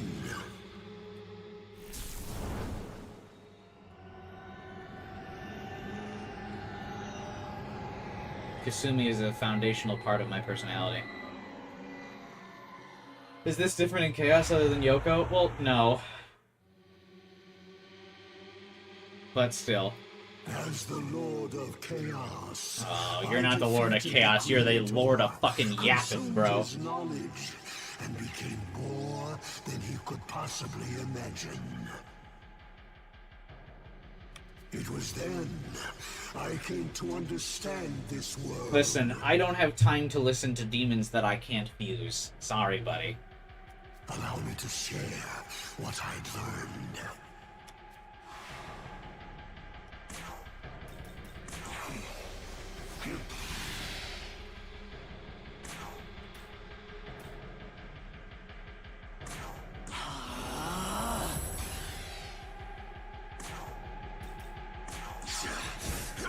Oh, damn it, that's right. He absorbs fucking, so I can't... Ugh. Why can't we fuse Lucifer? Because that would be too good.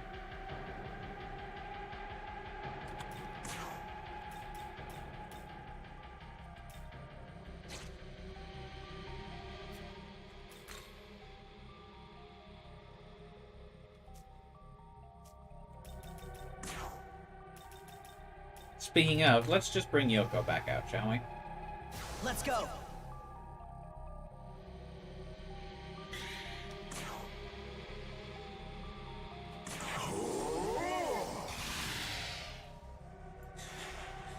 To ice. Thunder.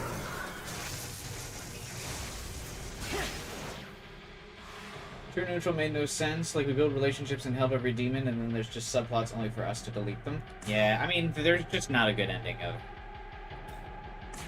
Creation. This is the main reason why I dislike the last few hours of Vengeance. Like I said, I mean, I've repeated it ad nauseum at this point, but Vengeance starts out, it burns hot at the beginning. It starts awesome. Right? But it burns too high, it flies too close to the sun, whatever you want to call it. But after the Kadishtu leave, and you're left with just the Nahabino again, it falls off dramatically. One must consider true freedom.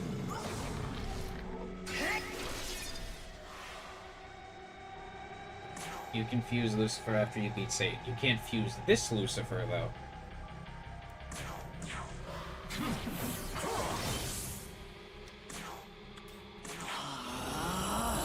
Finish to gone, quick, get to the creation plot. Yeah, like... It's baffling to me. Like I said, it flies too close to the sun, it does really well, it's just fantastic when all the characters are there, but it's like the writers are bored of the characters as soon as they get, like, they establish some plots, you get invested in them, and then they're like, okay, everyone's gone now, Yoko fucking is gonna be off-screen for the rest of the game, Yurizu dies, Ichiro is going to go do evil shit elsewhere. It just doesn't make sense.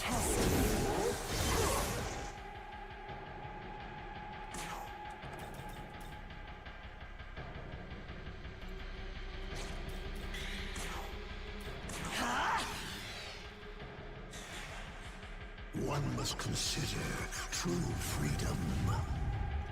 One must consider you shutting up.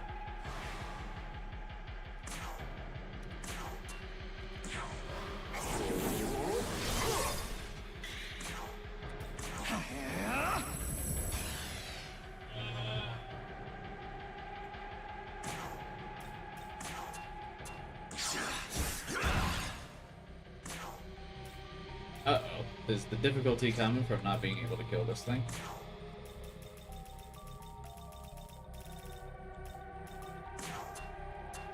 You'll regret that.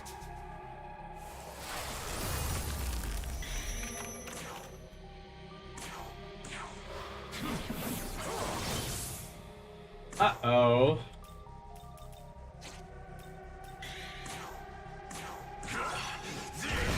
Never mind. Dr. Clutch.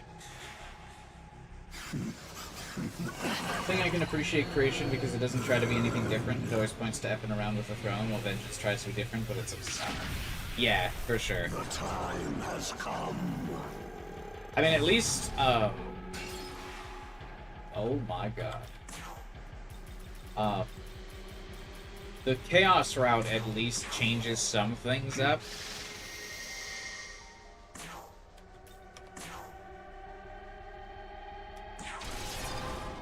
But yeah.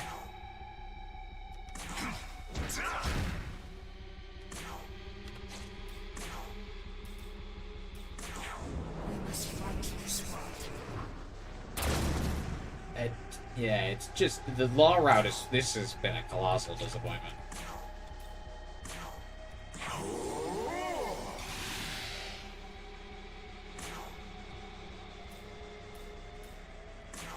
I'm actually shocked. Apparently people like this route better. Why? It ends a creation again. I don't know.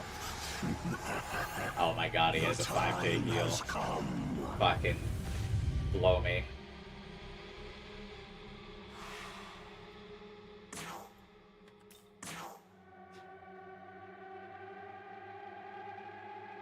What if I simply just ignore those things? I don't care.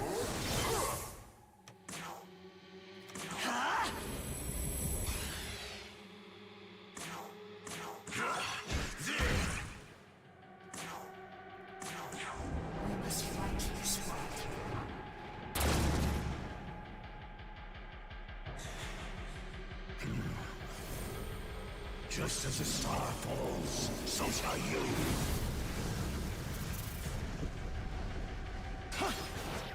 Okay.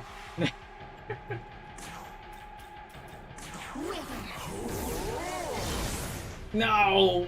We both hit the fucking... whatever.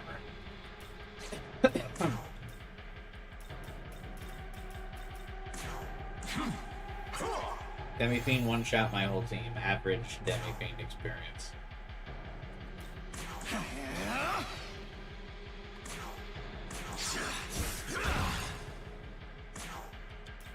Return to the abyss.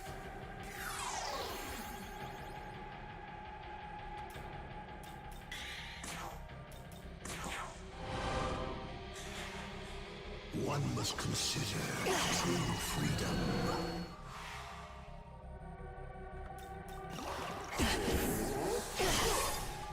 I got an extra press turn! Fucking clutch Shiva.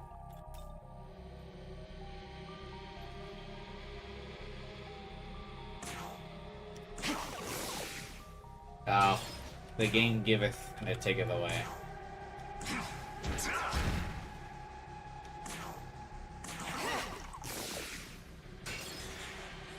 From God's defeat. Truth from God's defeat. Truth.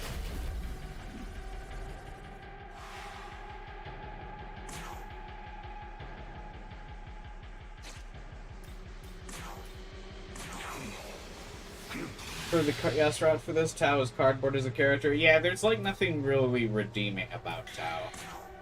She just sucks. They just don't do anything with her. Oh yeah, we fought this phase. Following the world's recreation, a new dot will eventually appear. We've actually fought this several times. And soon after, the gods will rise up to claim the throne. Yeah, whatever. Battle after battle, you sought to purge demons from this world, but they will come slithering back, as they always do. See, this would make more sense if there was any demon that you had to fight as a recurring boss. And, like, that was his example of, like, see, no matter how many times you stopped this one demon, they came back. But presently, unless you've played multiple games in the series, this actually doesn't mean anything to you. Because nobody comes back in this game. In this game, everyone that dies is dead. You're only left with the implication and Lucifer's word that they'll come back. This endless cycle is the result of a spatial governing phenomenon. Like, if there was some demon who is like, I always come back, you know, like fucking William Afton, right? Except the goat Tao, shut the fuck up. That's true, never mind. Tao is the one who keeps slithering back. She is the one who will never die, the crying child. Do you not wish to be free of such restrictions? I do, actually, you know what? Lucifer makes sense now. I wish to be free of the restriction of Tao. I do. I agree. You're so right. Lucifer. You're so based. How didn't I see it before?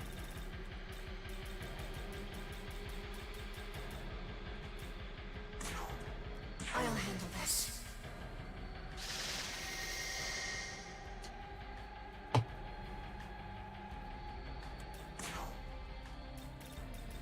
I do not feel like strategizing feed chain.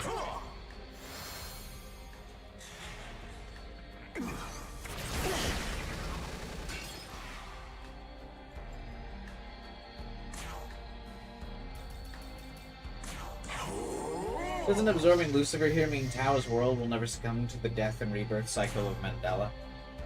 Yeah, but that's like her whole thing. We're gonna create a better world that saves everybody, so no one ever dies, and there's unicorns and rainbows, and everything is great.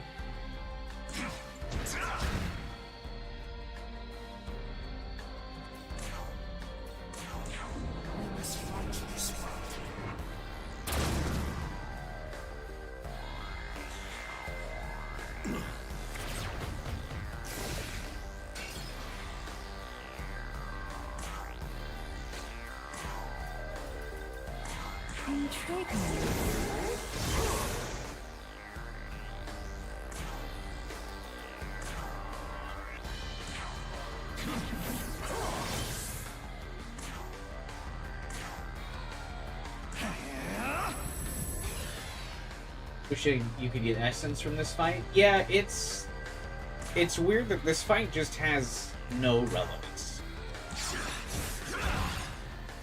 Even in New Game Plus, this is nothing.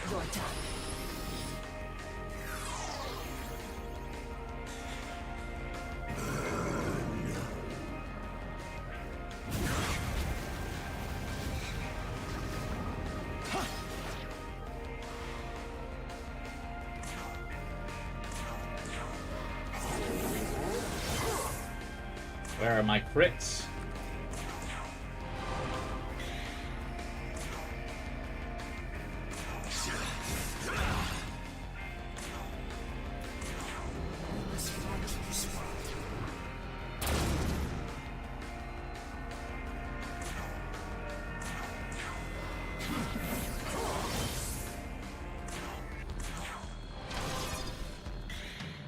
This absolute fool made the mistake of attacking the Nahavino. And now I get to fuck him up.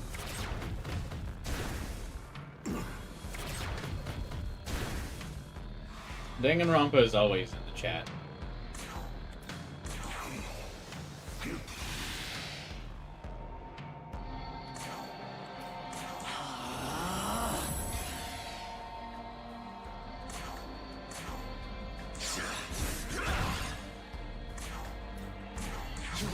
We gave the plot of SMT5 to a quirky Earthbound Inspire RPG absorbing Lucifer, and we'd never been able to start a new game save file.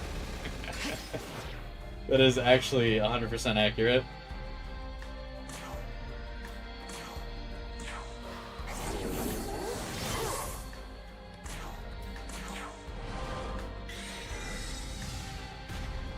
Long have I searched for a way to truly be free.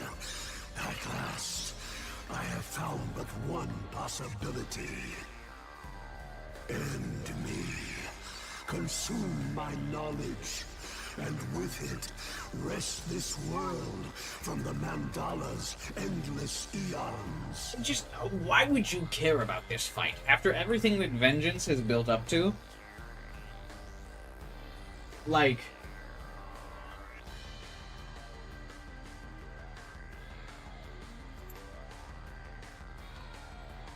why? This is the reason for my transcendence. He says no reason for my transcendence. Shut up.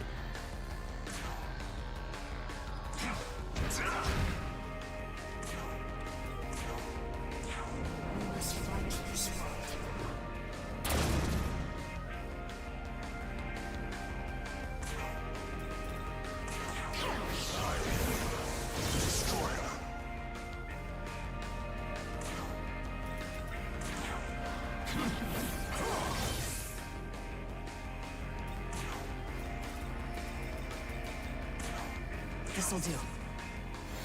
I just don't feel like strategizing, so I'm just gonna use the Selma on Shiva. Call it a day.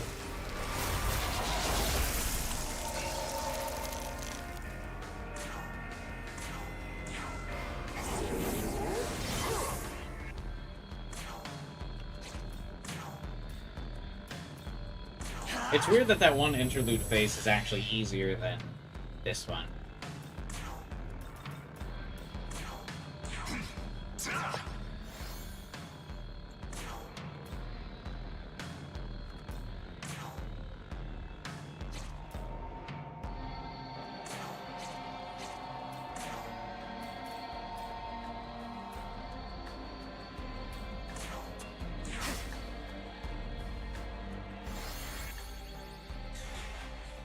One must consider true freedom. My stats!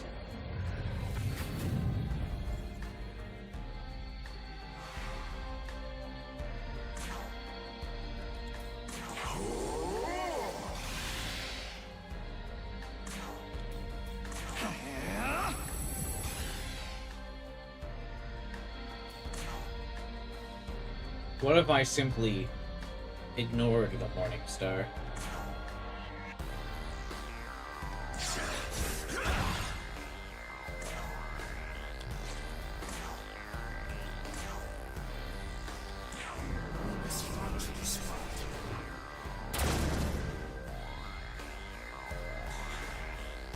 Light of the Empyrean. Bestow annihilation.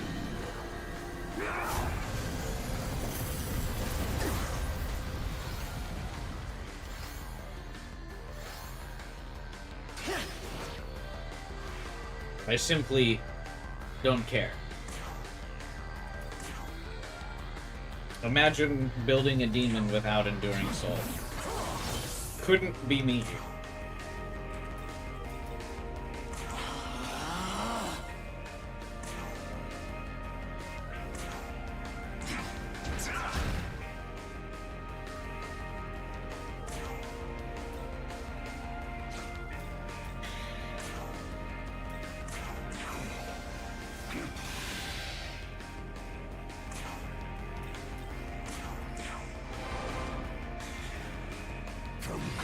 defeat. Shiva! Bro randomly dodges at the funniest times.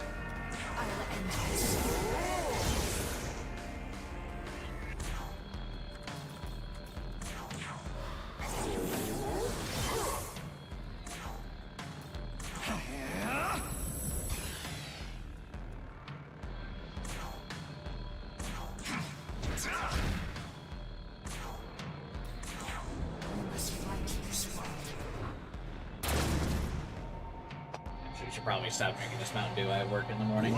I'm not going to be able to go to sleep.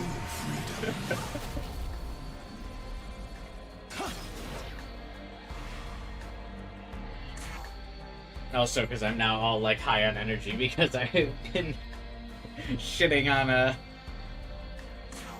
law with such enthusiasm. I'm fully awake.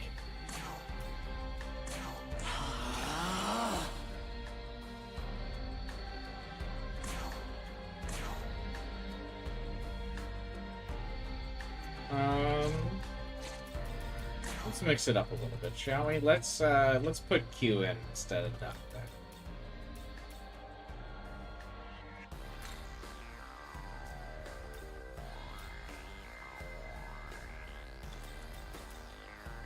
Yeah.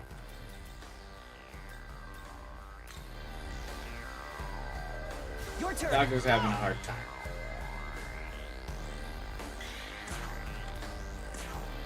I will end this.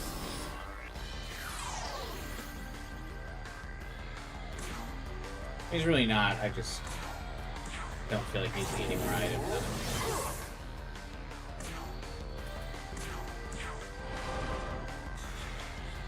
The time has come. From God's defeat, truth.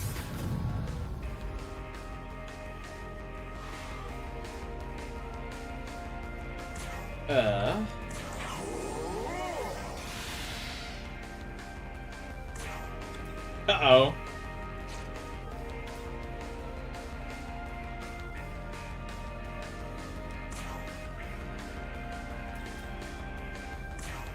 Here. That's awkward.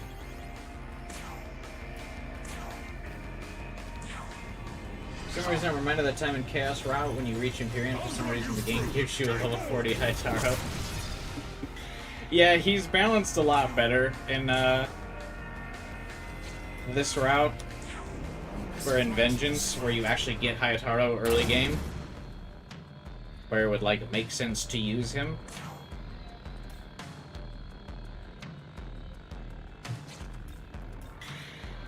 Sorry, Shiva. You served me well, but it's time. Light of the Empyrean. Bestow annihilation. I think Yoko dies here too, actually.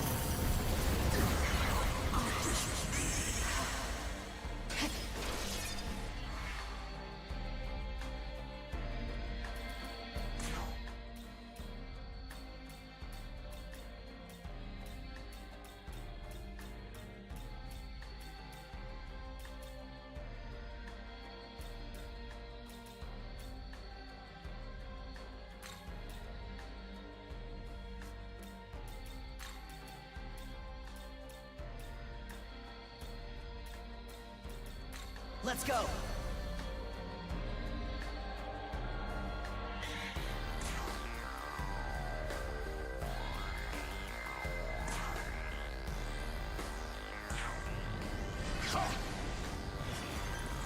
I'll run you through! Capo!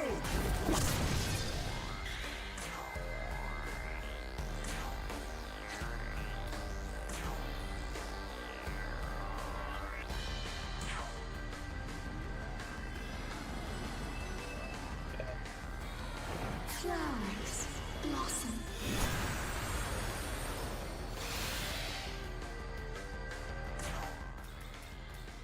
I guess I have to actually do stuff. Come! Just kidding, obviously.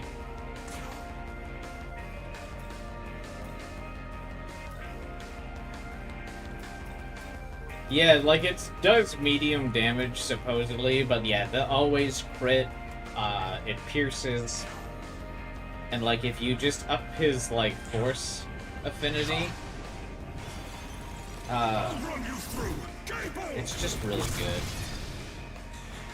Like he competes with late game demons. Like he's still out here doing nearly 1,000 damage. I'm sorry, what is this?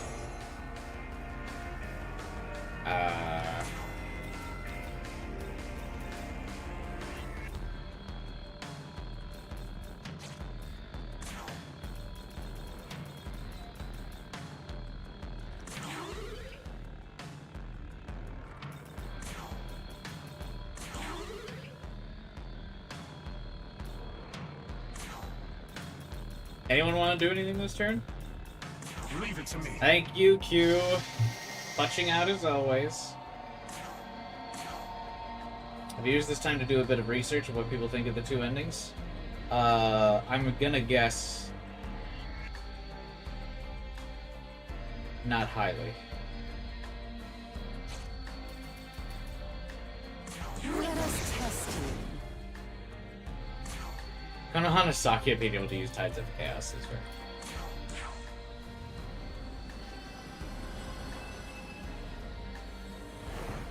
What's the consensus that you found on the ending, Starkiller?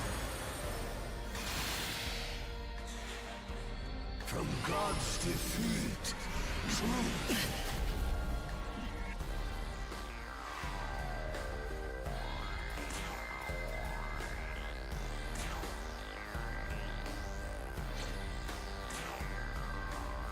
Most agree, they both suck. I mean, my thought is that Yoko gets done dirty. But yeah.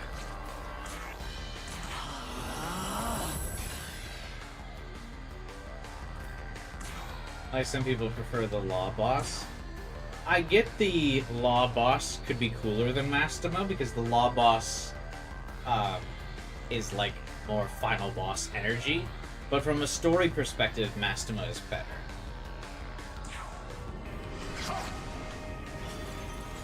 I'll run you through. Because it keeps Yoko on your side, like the character that the game built up to actually being relevant is still here, still doing stuff, is joined with you. Tao ditches you in Law, so you're just on your fucking own again.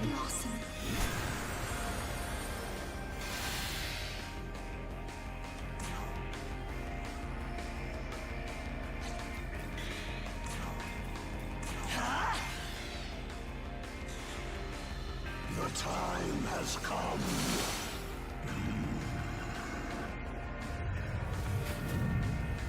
You mean from a presentation perspective? Because Mastema gets no build-up?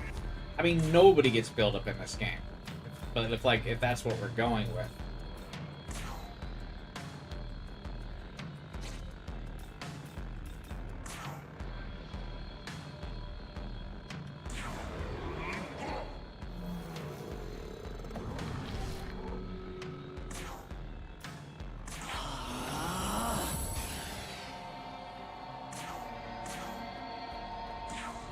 This will be very fitting if I kill him with Q. I'll run you through. Oh. Foolish.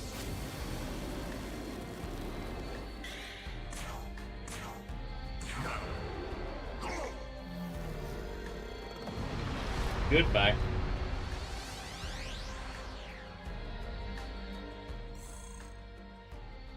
Definitely hung on, that's for sure.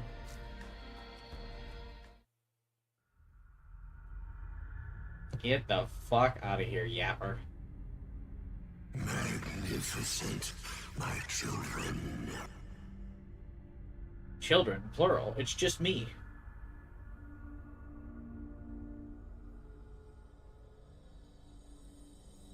With this, the world will surely be freed.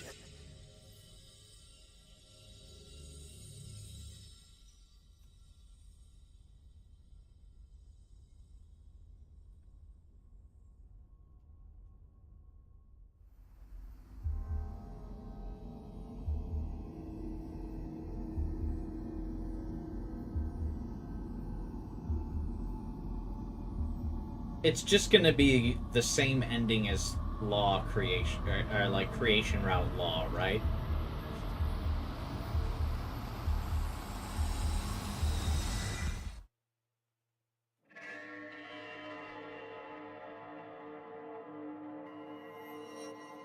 I'm just so ready for that disappointment.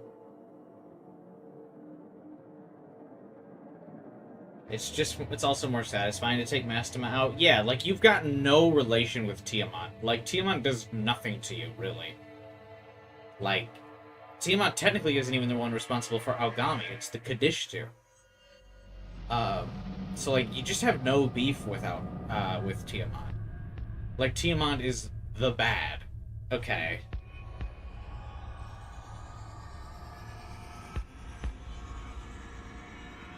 Which is why Tiamat, being a puppet of the thing of Mastema, the one who's been fucking with you and people, and, like, causing despair in the world, and, like, kind of treating everyone as pawns, like, it's just, in general, it's more satisfying that Mastema's there. Sure, Mastema doesn't get a lot of build-up, but, like, I'll still argue he gets, like, the most compared to a lot of the other characters.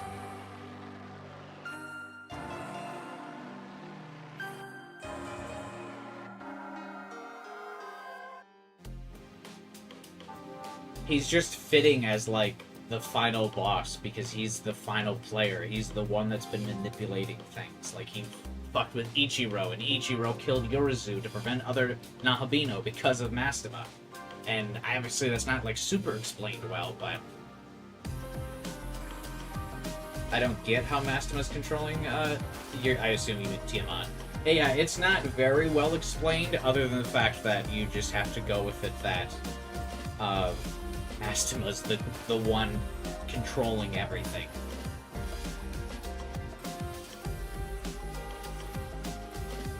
Because that kind of, you know, means that Mastema was ahead of the Kadishtu, which is why he wasn't, like, personally dealing with the Kadishtu. Because he was already a step ahead of them. That's why he's like, okay, you can go deal with them.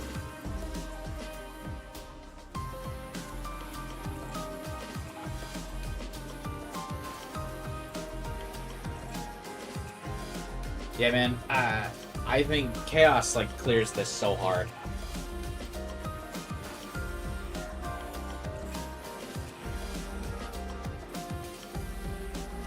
Laws, I think the Vengeance Law route might actually be worse than some of the Creation routes, which was, like, my least favorite Atlas JRPG story ever. Jesus, man.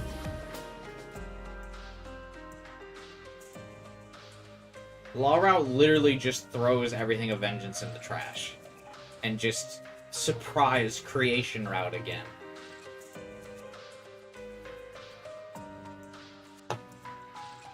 Which sucked! That's the whole point of Vengeance being released, was because Creation Route was bad!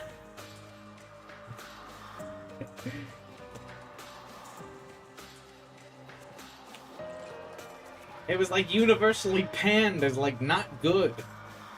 Like, every review, everyone's feedback on SMT 5, like, universally was like, gameplay's solid, but the story sucks.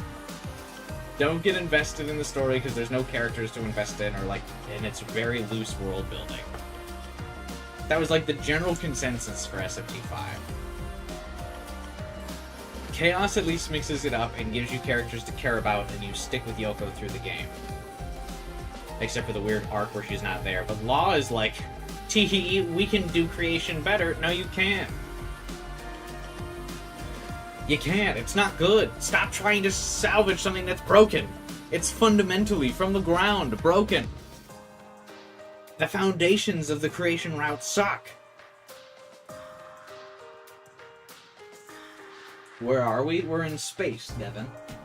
Where God resides.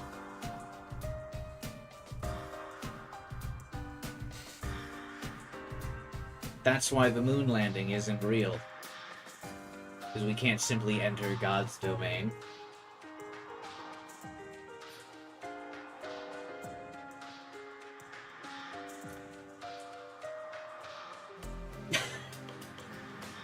I don't know, man. I'm fucking losing my goddamn mind here.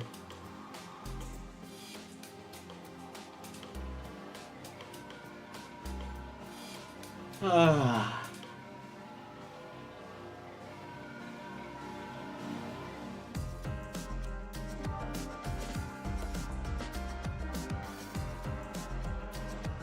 Endwise law is better, since it's just law without all the giving up will stuff.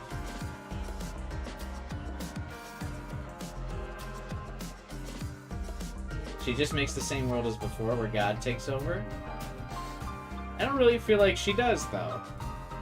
Isn't her whole thing that there's no gods or demons? Just humanity?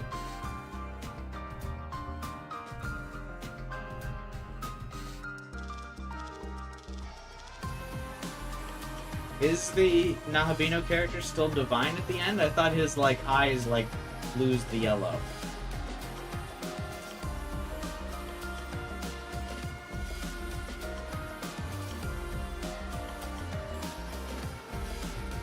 Maybe not. I don't know. I mean, I'm not here standing on business that Chaos is like a fantastic story.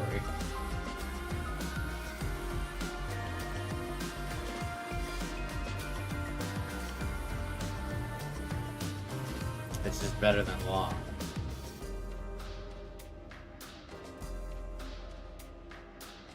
Do you mean so everyone's as before demons and humans, so someone can just rise up like Marduk?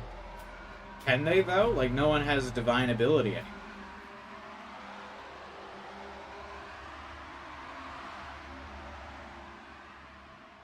I thought the Chaos route, like, eliminates knowledge. And the throne. So people couldn't ascend.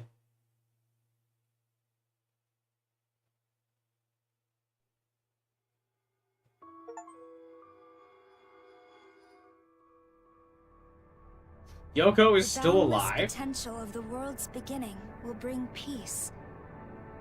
Where once there was instability. The Empyrean and the throne of Yoko, creation Ichiro, and Protag hang shall out? become a cradle and shall encircle all of its wonder.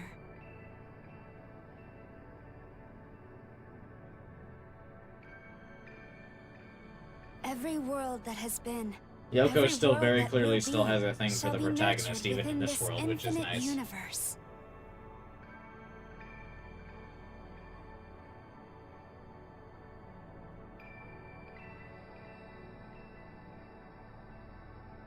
And there, a paradise shall be born. Tao is the one overseeing the world in where this? all wishes are fulfilled, and none denied. I guess that's why Yoko and the protagonist end up together in Law Route. Maybe Law Route isn't so bad.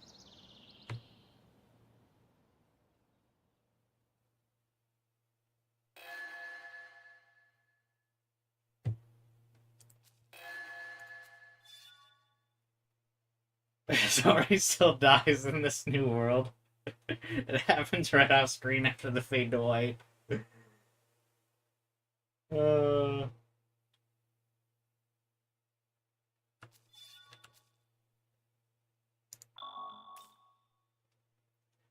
Suits in the cuck chair. Yeah, fucking... Yeah, she says everyone's wishes get fulfilled, and Yoko clearly wants to be with the protagonist. You can even see, like, their energy in that cutscene, like, Yoko and the protag are together.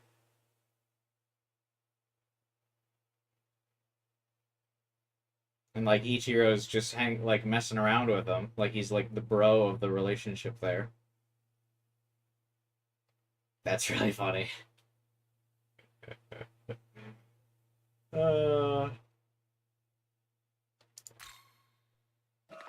Base ending. Yeah, maybe it's not so bad if we end up with Yoko after all.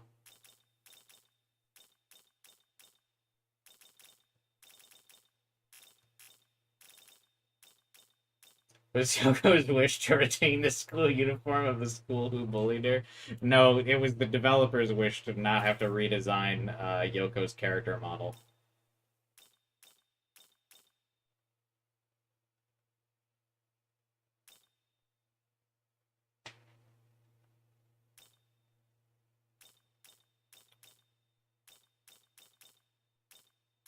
Yeah, the post-credits scene is nice, but that's it.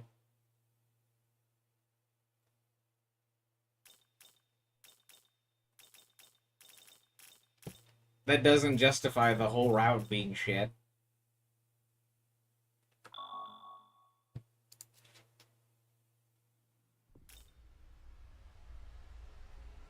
Yoko, if that car didn't destroy her village.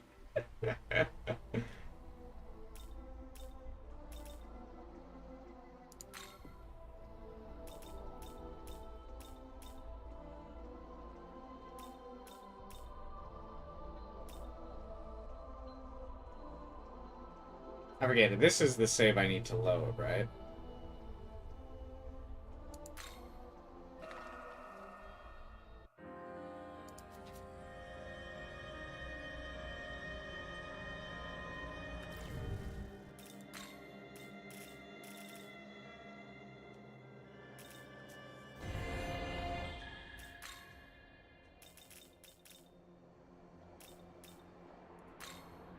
Yeah, okay. Now there's basically no reason to do the other 3 endings because they're bad, yeah. I actually can't believe I played through this game like 5 times. This is technically, the most playthroughs I've done. This has just now surpassed, Persona 5 for me as the game that I've played through the most of Atlas, and that's really sickening. I feel like I need to do a speedrun of Persona 5 Royal again. To, like, set the scales of balance correct.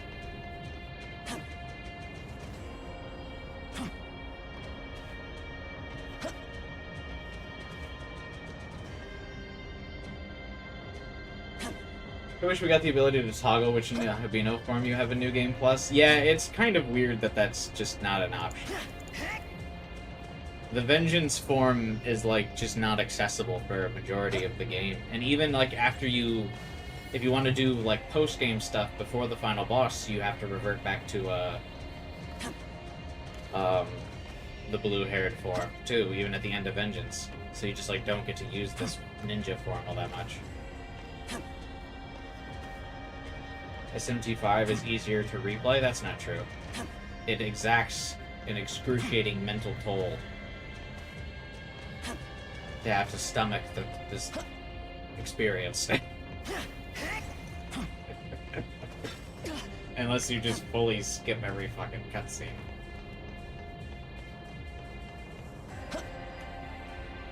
And just pretend that no story has happened and the whole game is just a boss gauntlet.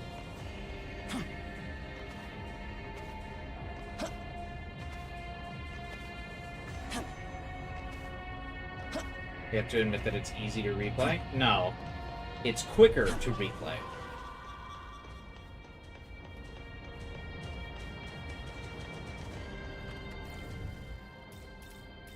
Because obviously the one playthrough, or the 3 playthroughs of this game have been the average length of a single Persona game.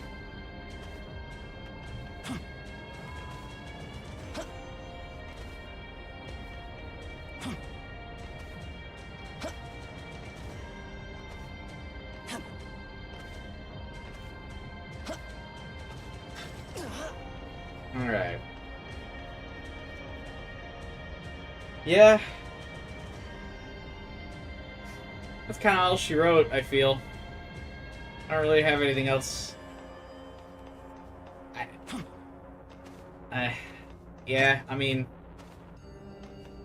The Chaos route of Vengeance is the only really salvageable route of this game, which even then, that game there, the Chaos route still needs, like, heavy, like, adjustments to really be great.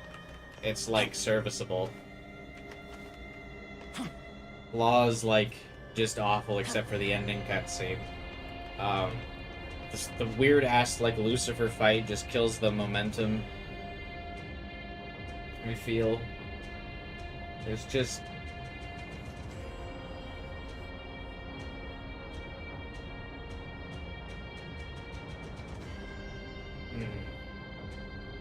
Decent game, played it 5 times, 7 out of 10. Yeah, I mean, I'm the kind of guy that, like, if there's story involved, like, I can make it through some of the truly grindiest, like, crap for the sake of a good story, but I don't know if this has it.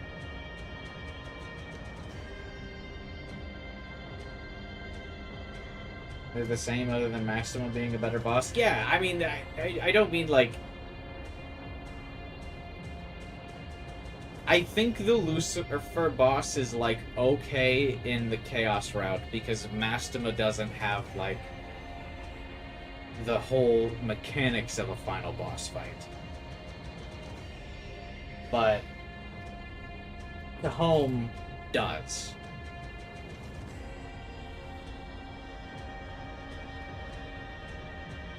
So,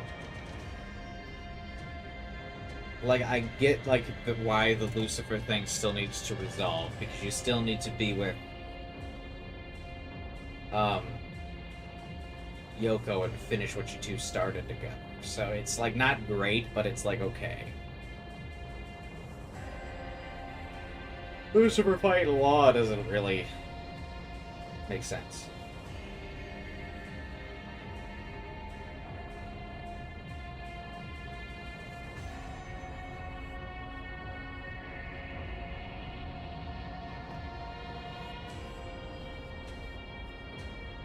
Case in point, Omori. Yeah, exactly.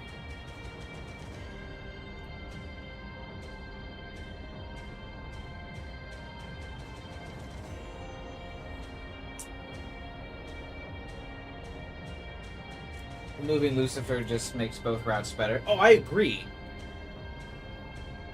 I'm just stating that I think the lesser of two evils for the Lucifer fight is Chaos.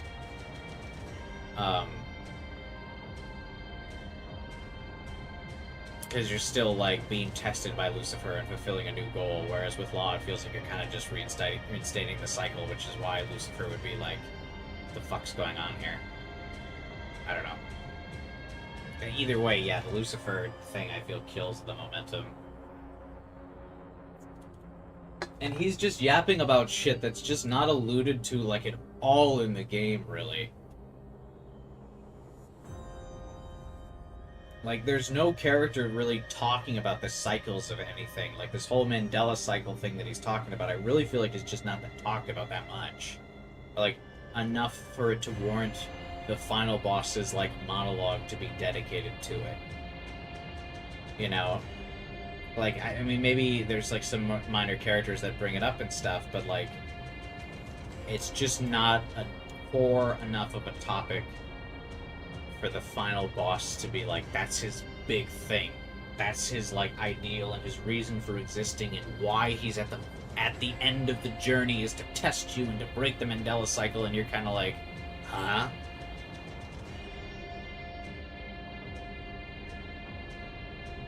Yeah, like, Lucifer would have to be talking to you at, like, multiple stages. Because, like I said, I mean, I mentioned this before, but I really thought, and it caught me off guard, Lucifer was the boss, really, or that he spoke to you towards the end, in general, anyway, because I thought Lucifer just died at the beginning of the game. And I mean that seriously. So, every time a demon dies in this game, there's a very distinct animation between a demon's, like, losing in battle and leaving, versus a demon dying. Demons have a teleport animation that's like a purple blur if they're just leaving to return at another time. But every time a demon dies, they very explicitly turn into Magatsui. And that, like, red sparkle animation. And that only happens when demons die.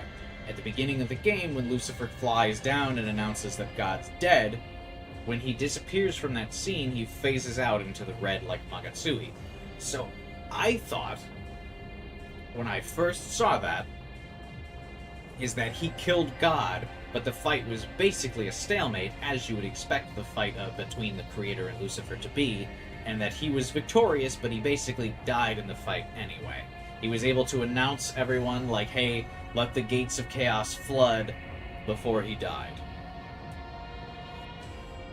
That's kind of what I thought.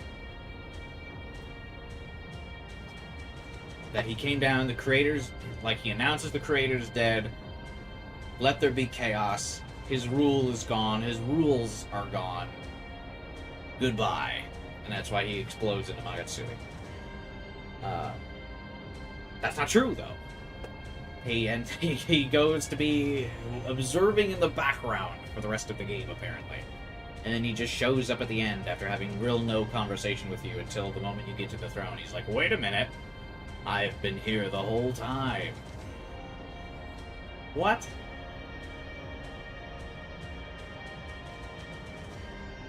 I don't know. Maybe that's a weird, like, interpretation of the game. Maybe I'm the only one that had that thought. But the game seems very distinct about classifying everyone that's dead and truly dead turns into that red Magatsuki. So it's weird that it only doesn't happen to Lucifer. Lucifer's the only one that does that.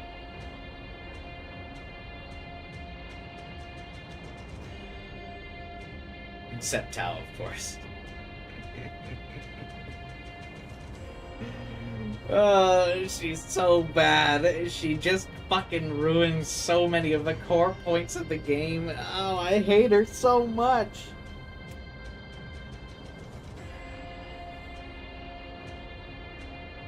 What are you planning on doing? Well, Liquid, so basically my upcoming stream schedule. Big picture here. Next weekend, I'm going to be doing the super bosses. We'll do like a stream or two of that. So Friday for sure, maybe Saturday. And then on Sunday, I'm going to stream that new Oyoverse game.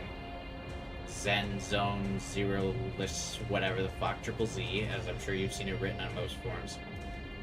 Then the following week after that, I'm going to take a break from turn-based combat for a while, because we've been playing a lot of fucking turn-based games. I'm going to play through Life is Strange.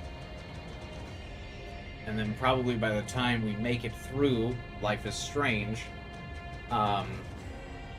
we'll play Persona 3 Reload's The Answer. And then I'll also fight Elizabeth after that. And then I kind of don't know where we're at that point. I plan on streaming Metaphor on the channel, so be sure to subscribe, of course. Again, I think I might do like a big thing for Metaphor's release, because I'm pretty excited for it. I've actually been thinking about... I haven't used any vacation days this year, so I think I might just take the week off and stream Metaphor every day when it comes out. So, that's big picture for the channel of upcoming games.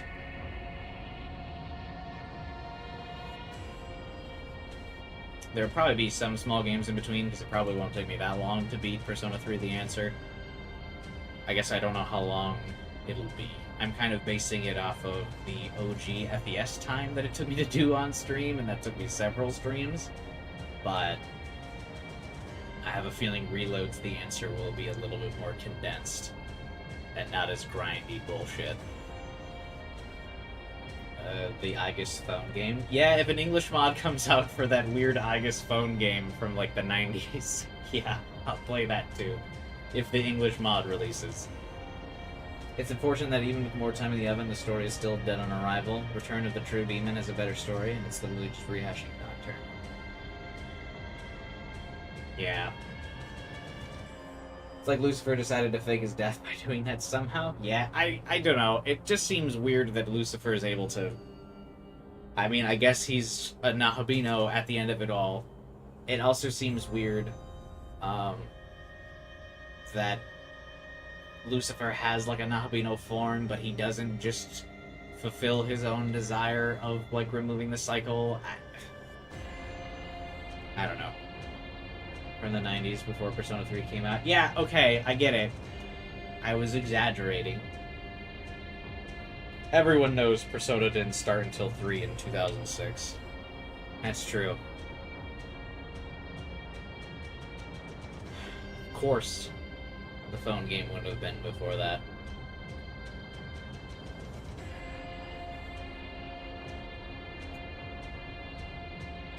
So silly.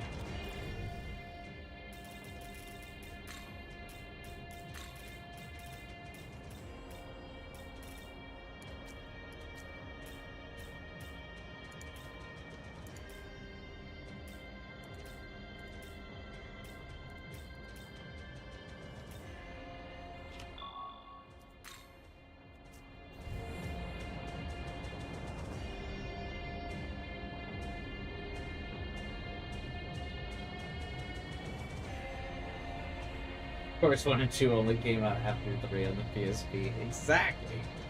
Exactly. Alright. I have work in the morning. Although I'm probably not going to sleep for a while because of this Mountain Dew, so I probably just need to lay in bed hyped as fuck for the next hour. And then be tired as hell at work tomorrow morning. But I think we wrap it up here.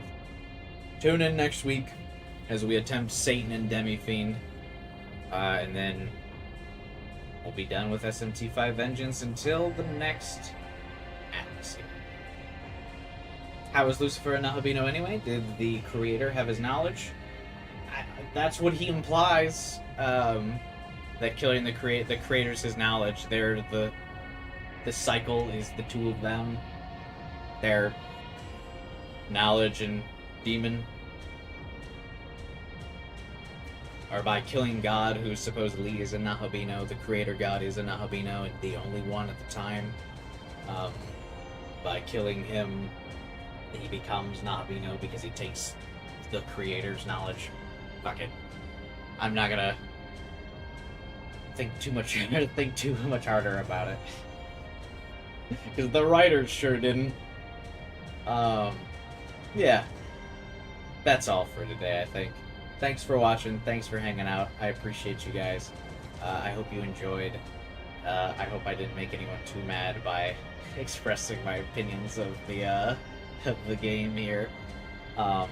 Overall, I mean, I still enjoyed playing SMT5 Vengeance. I especially like chatting with you guys about the games like this. So it was still a good time overall.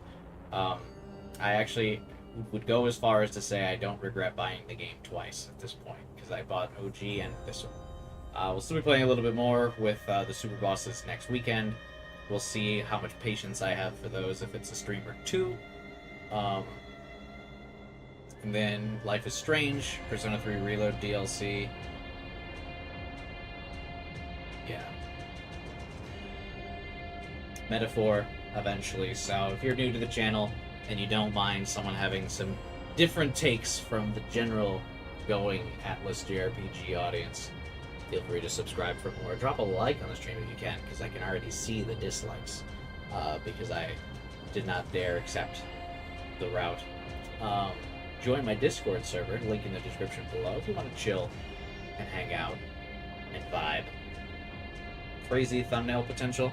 I already have the thumbnail in mind for the super boss fights for next week. This is a very cool background though, but I've already got a thumbnail idea for next week. So look forward to it. Yeah, that's it. We're done for today. See you guys next time. Have a great week, whether you're at school, you're working, or you're just chilling. I hope you have a good one. And I'll see you guys next weekend, Friday night.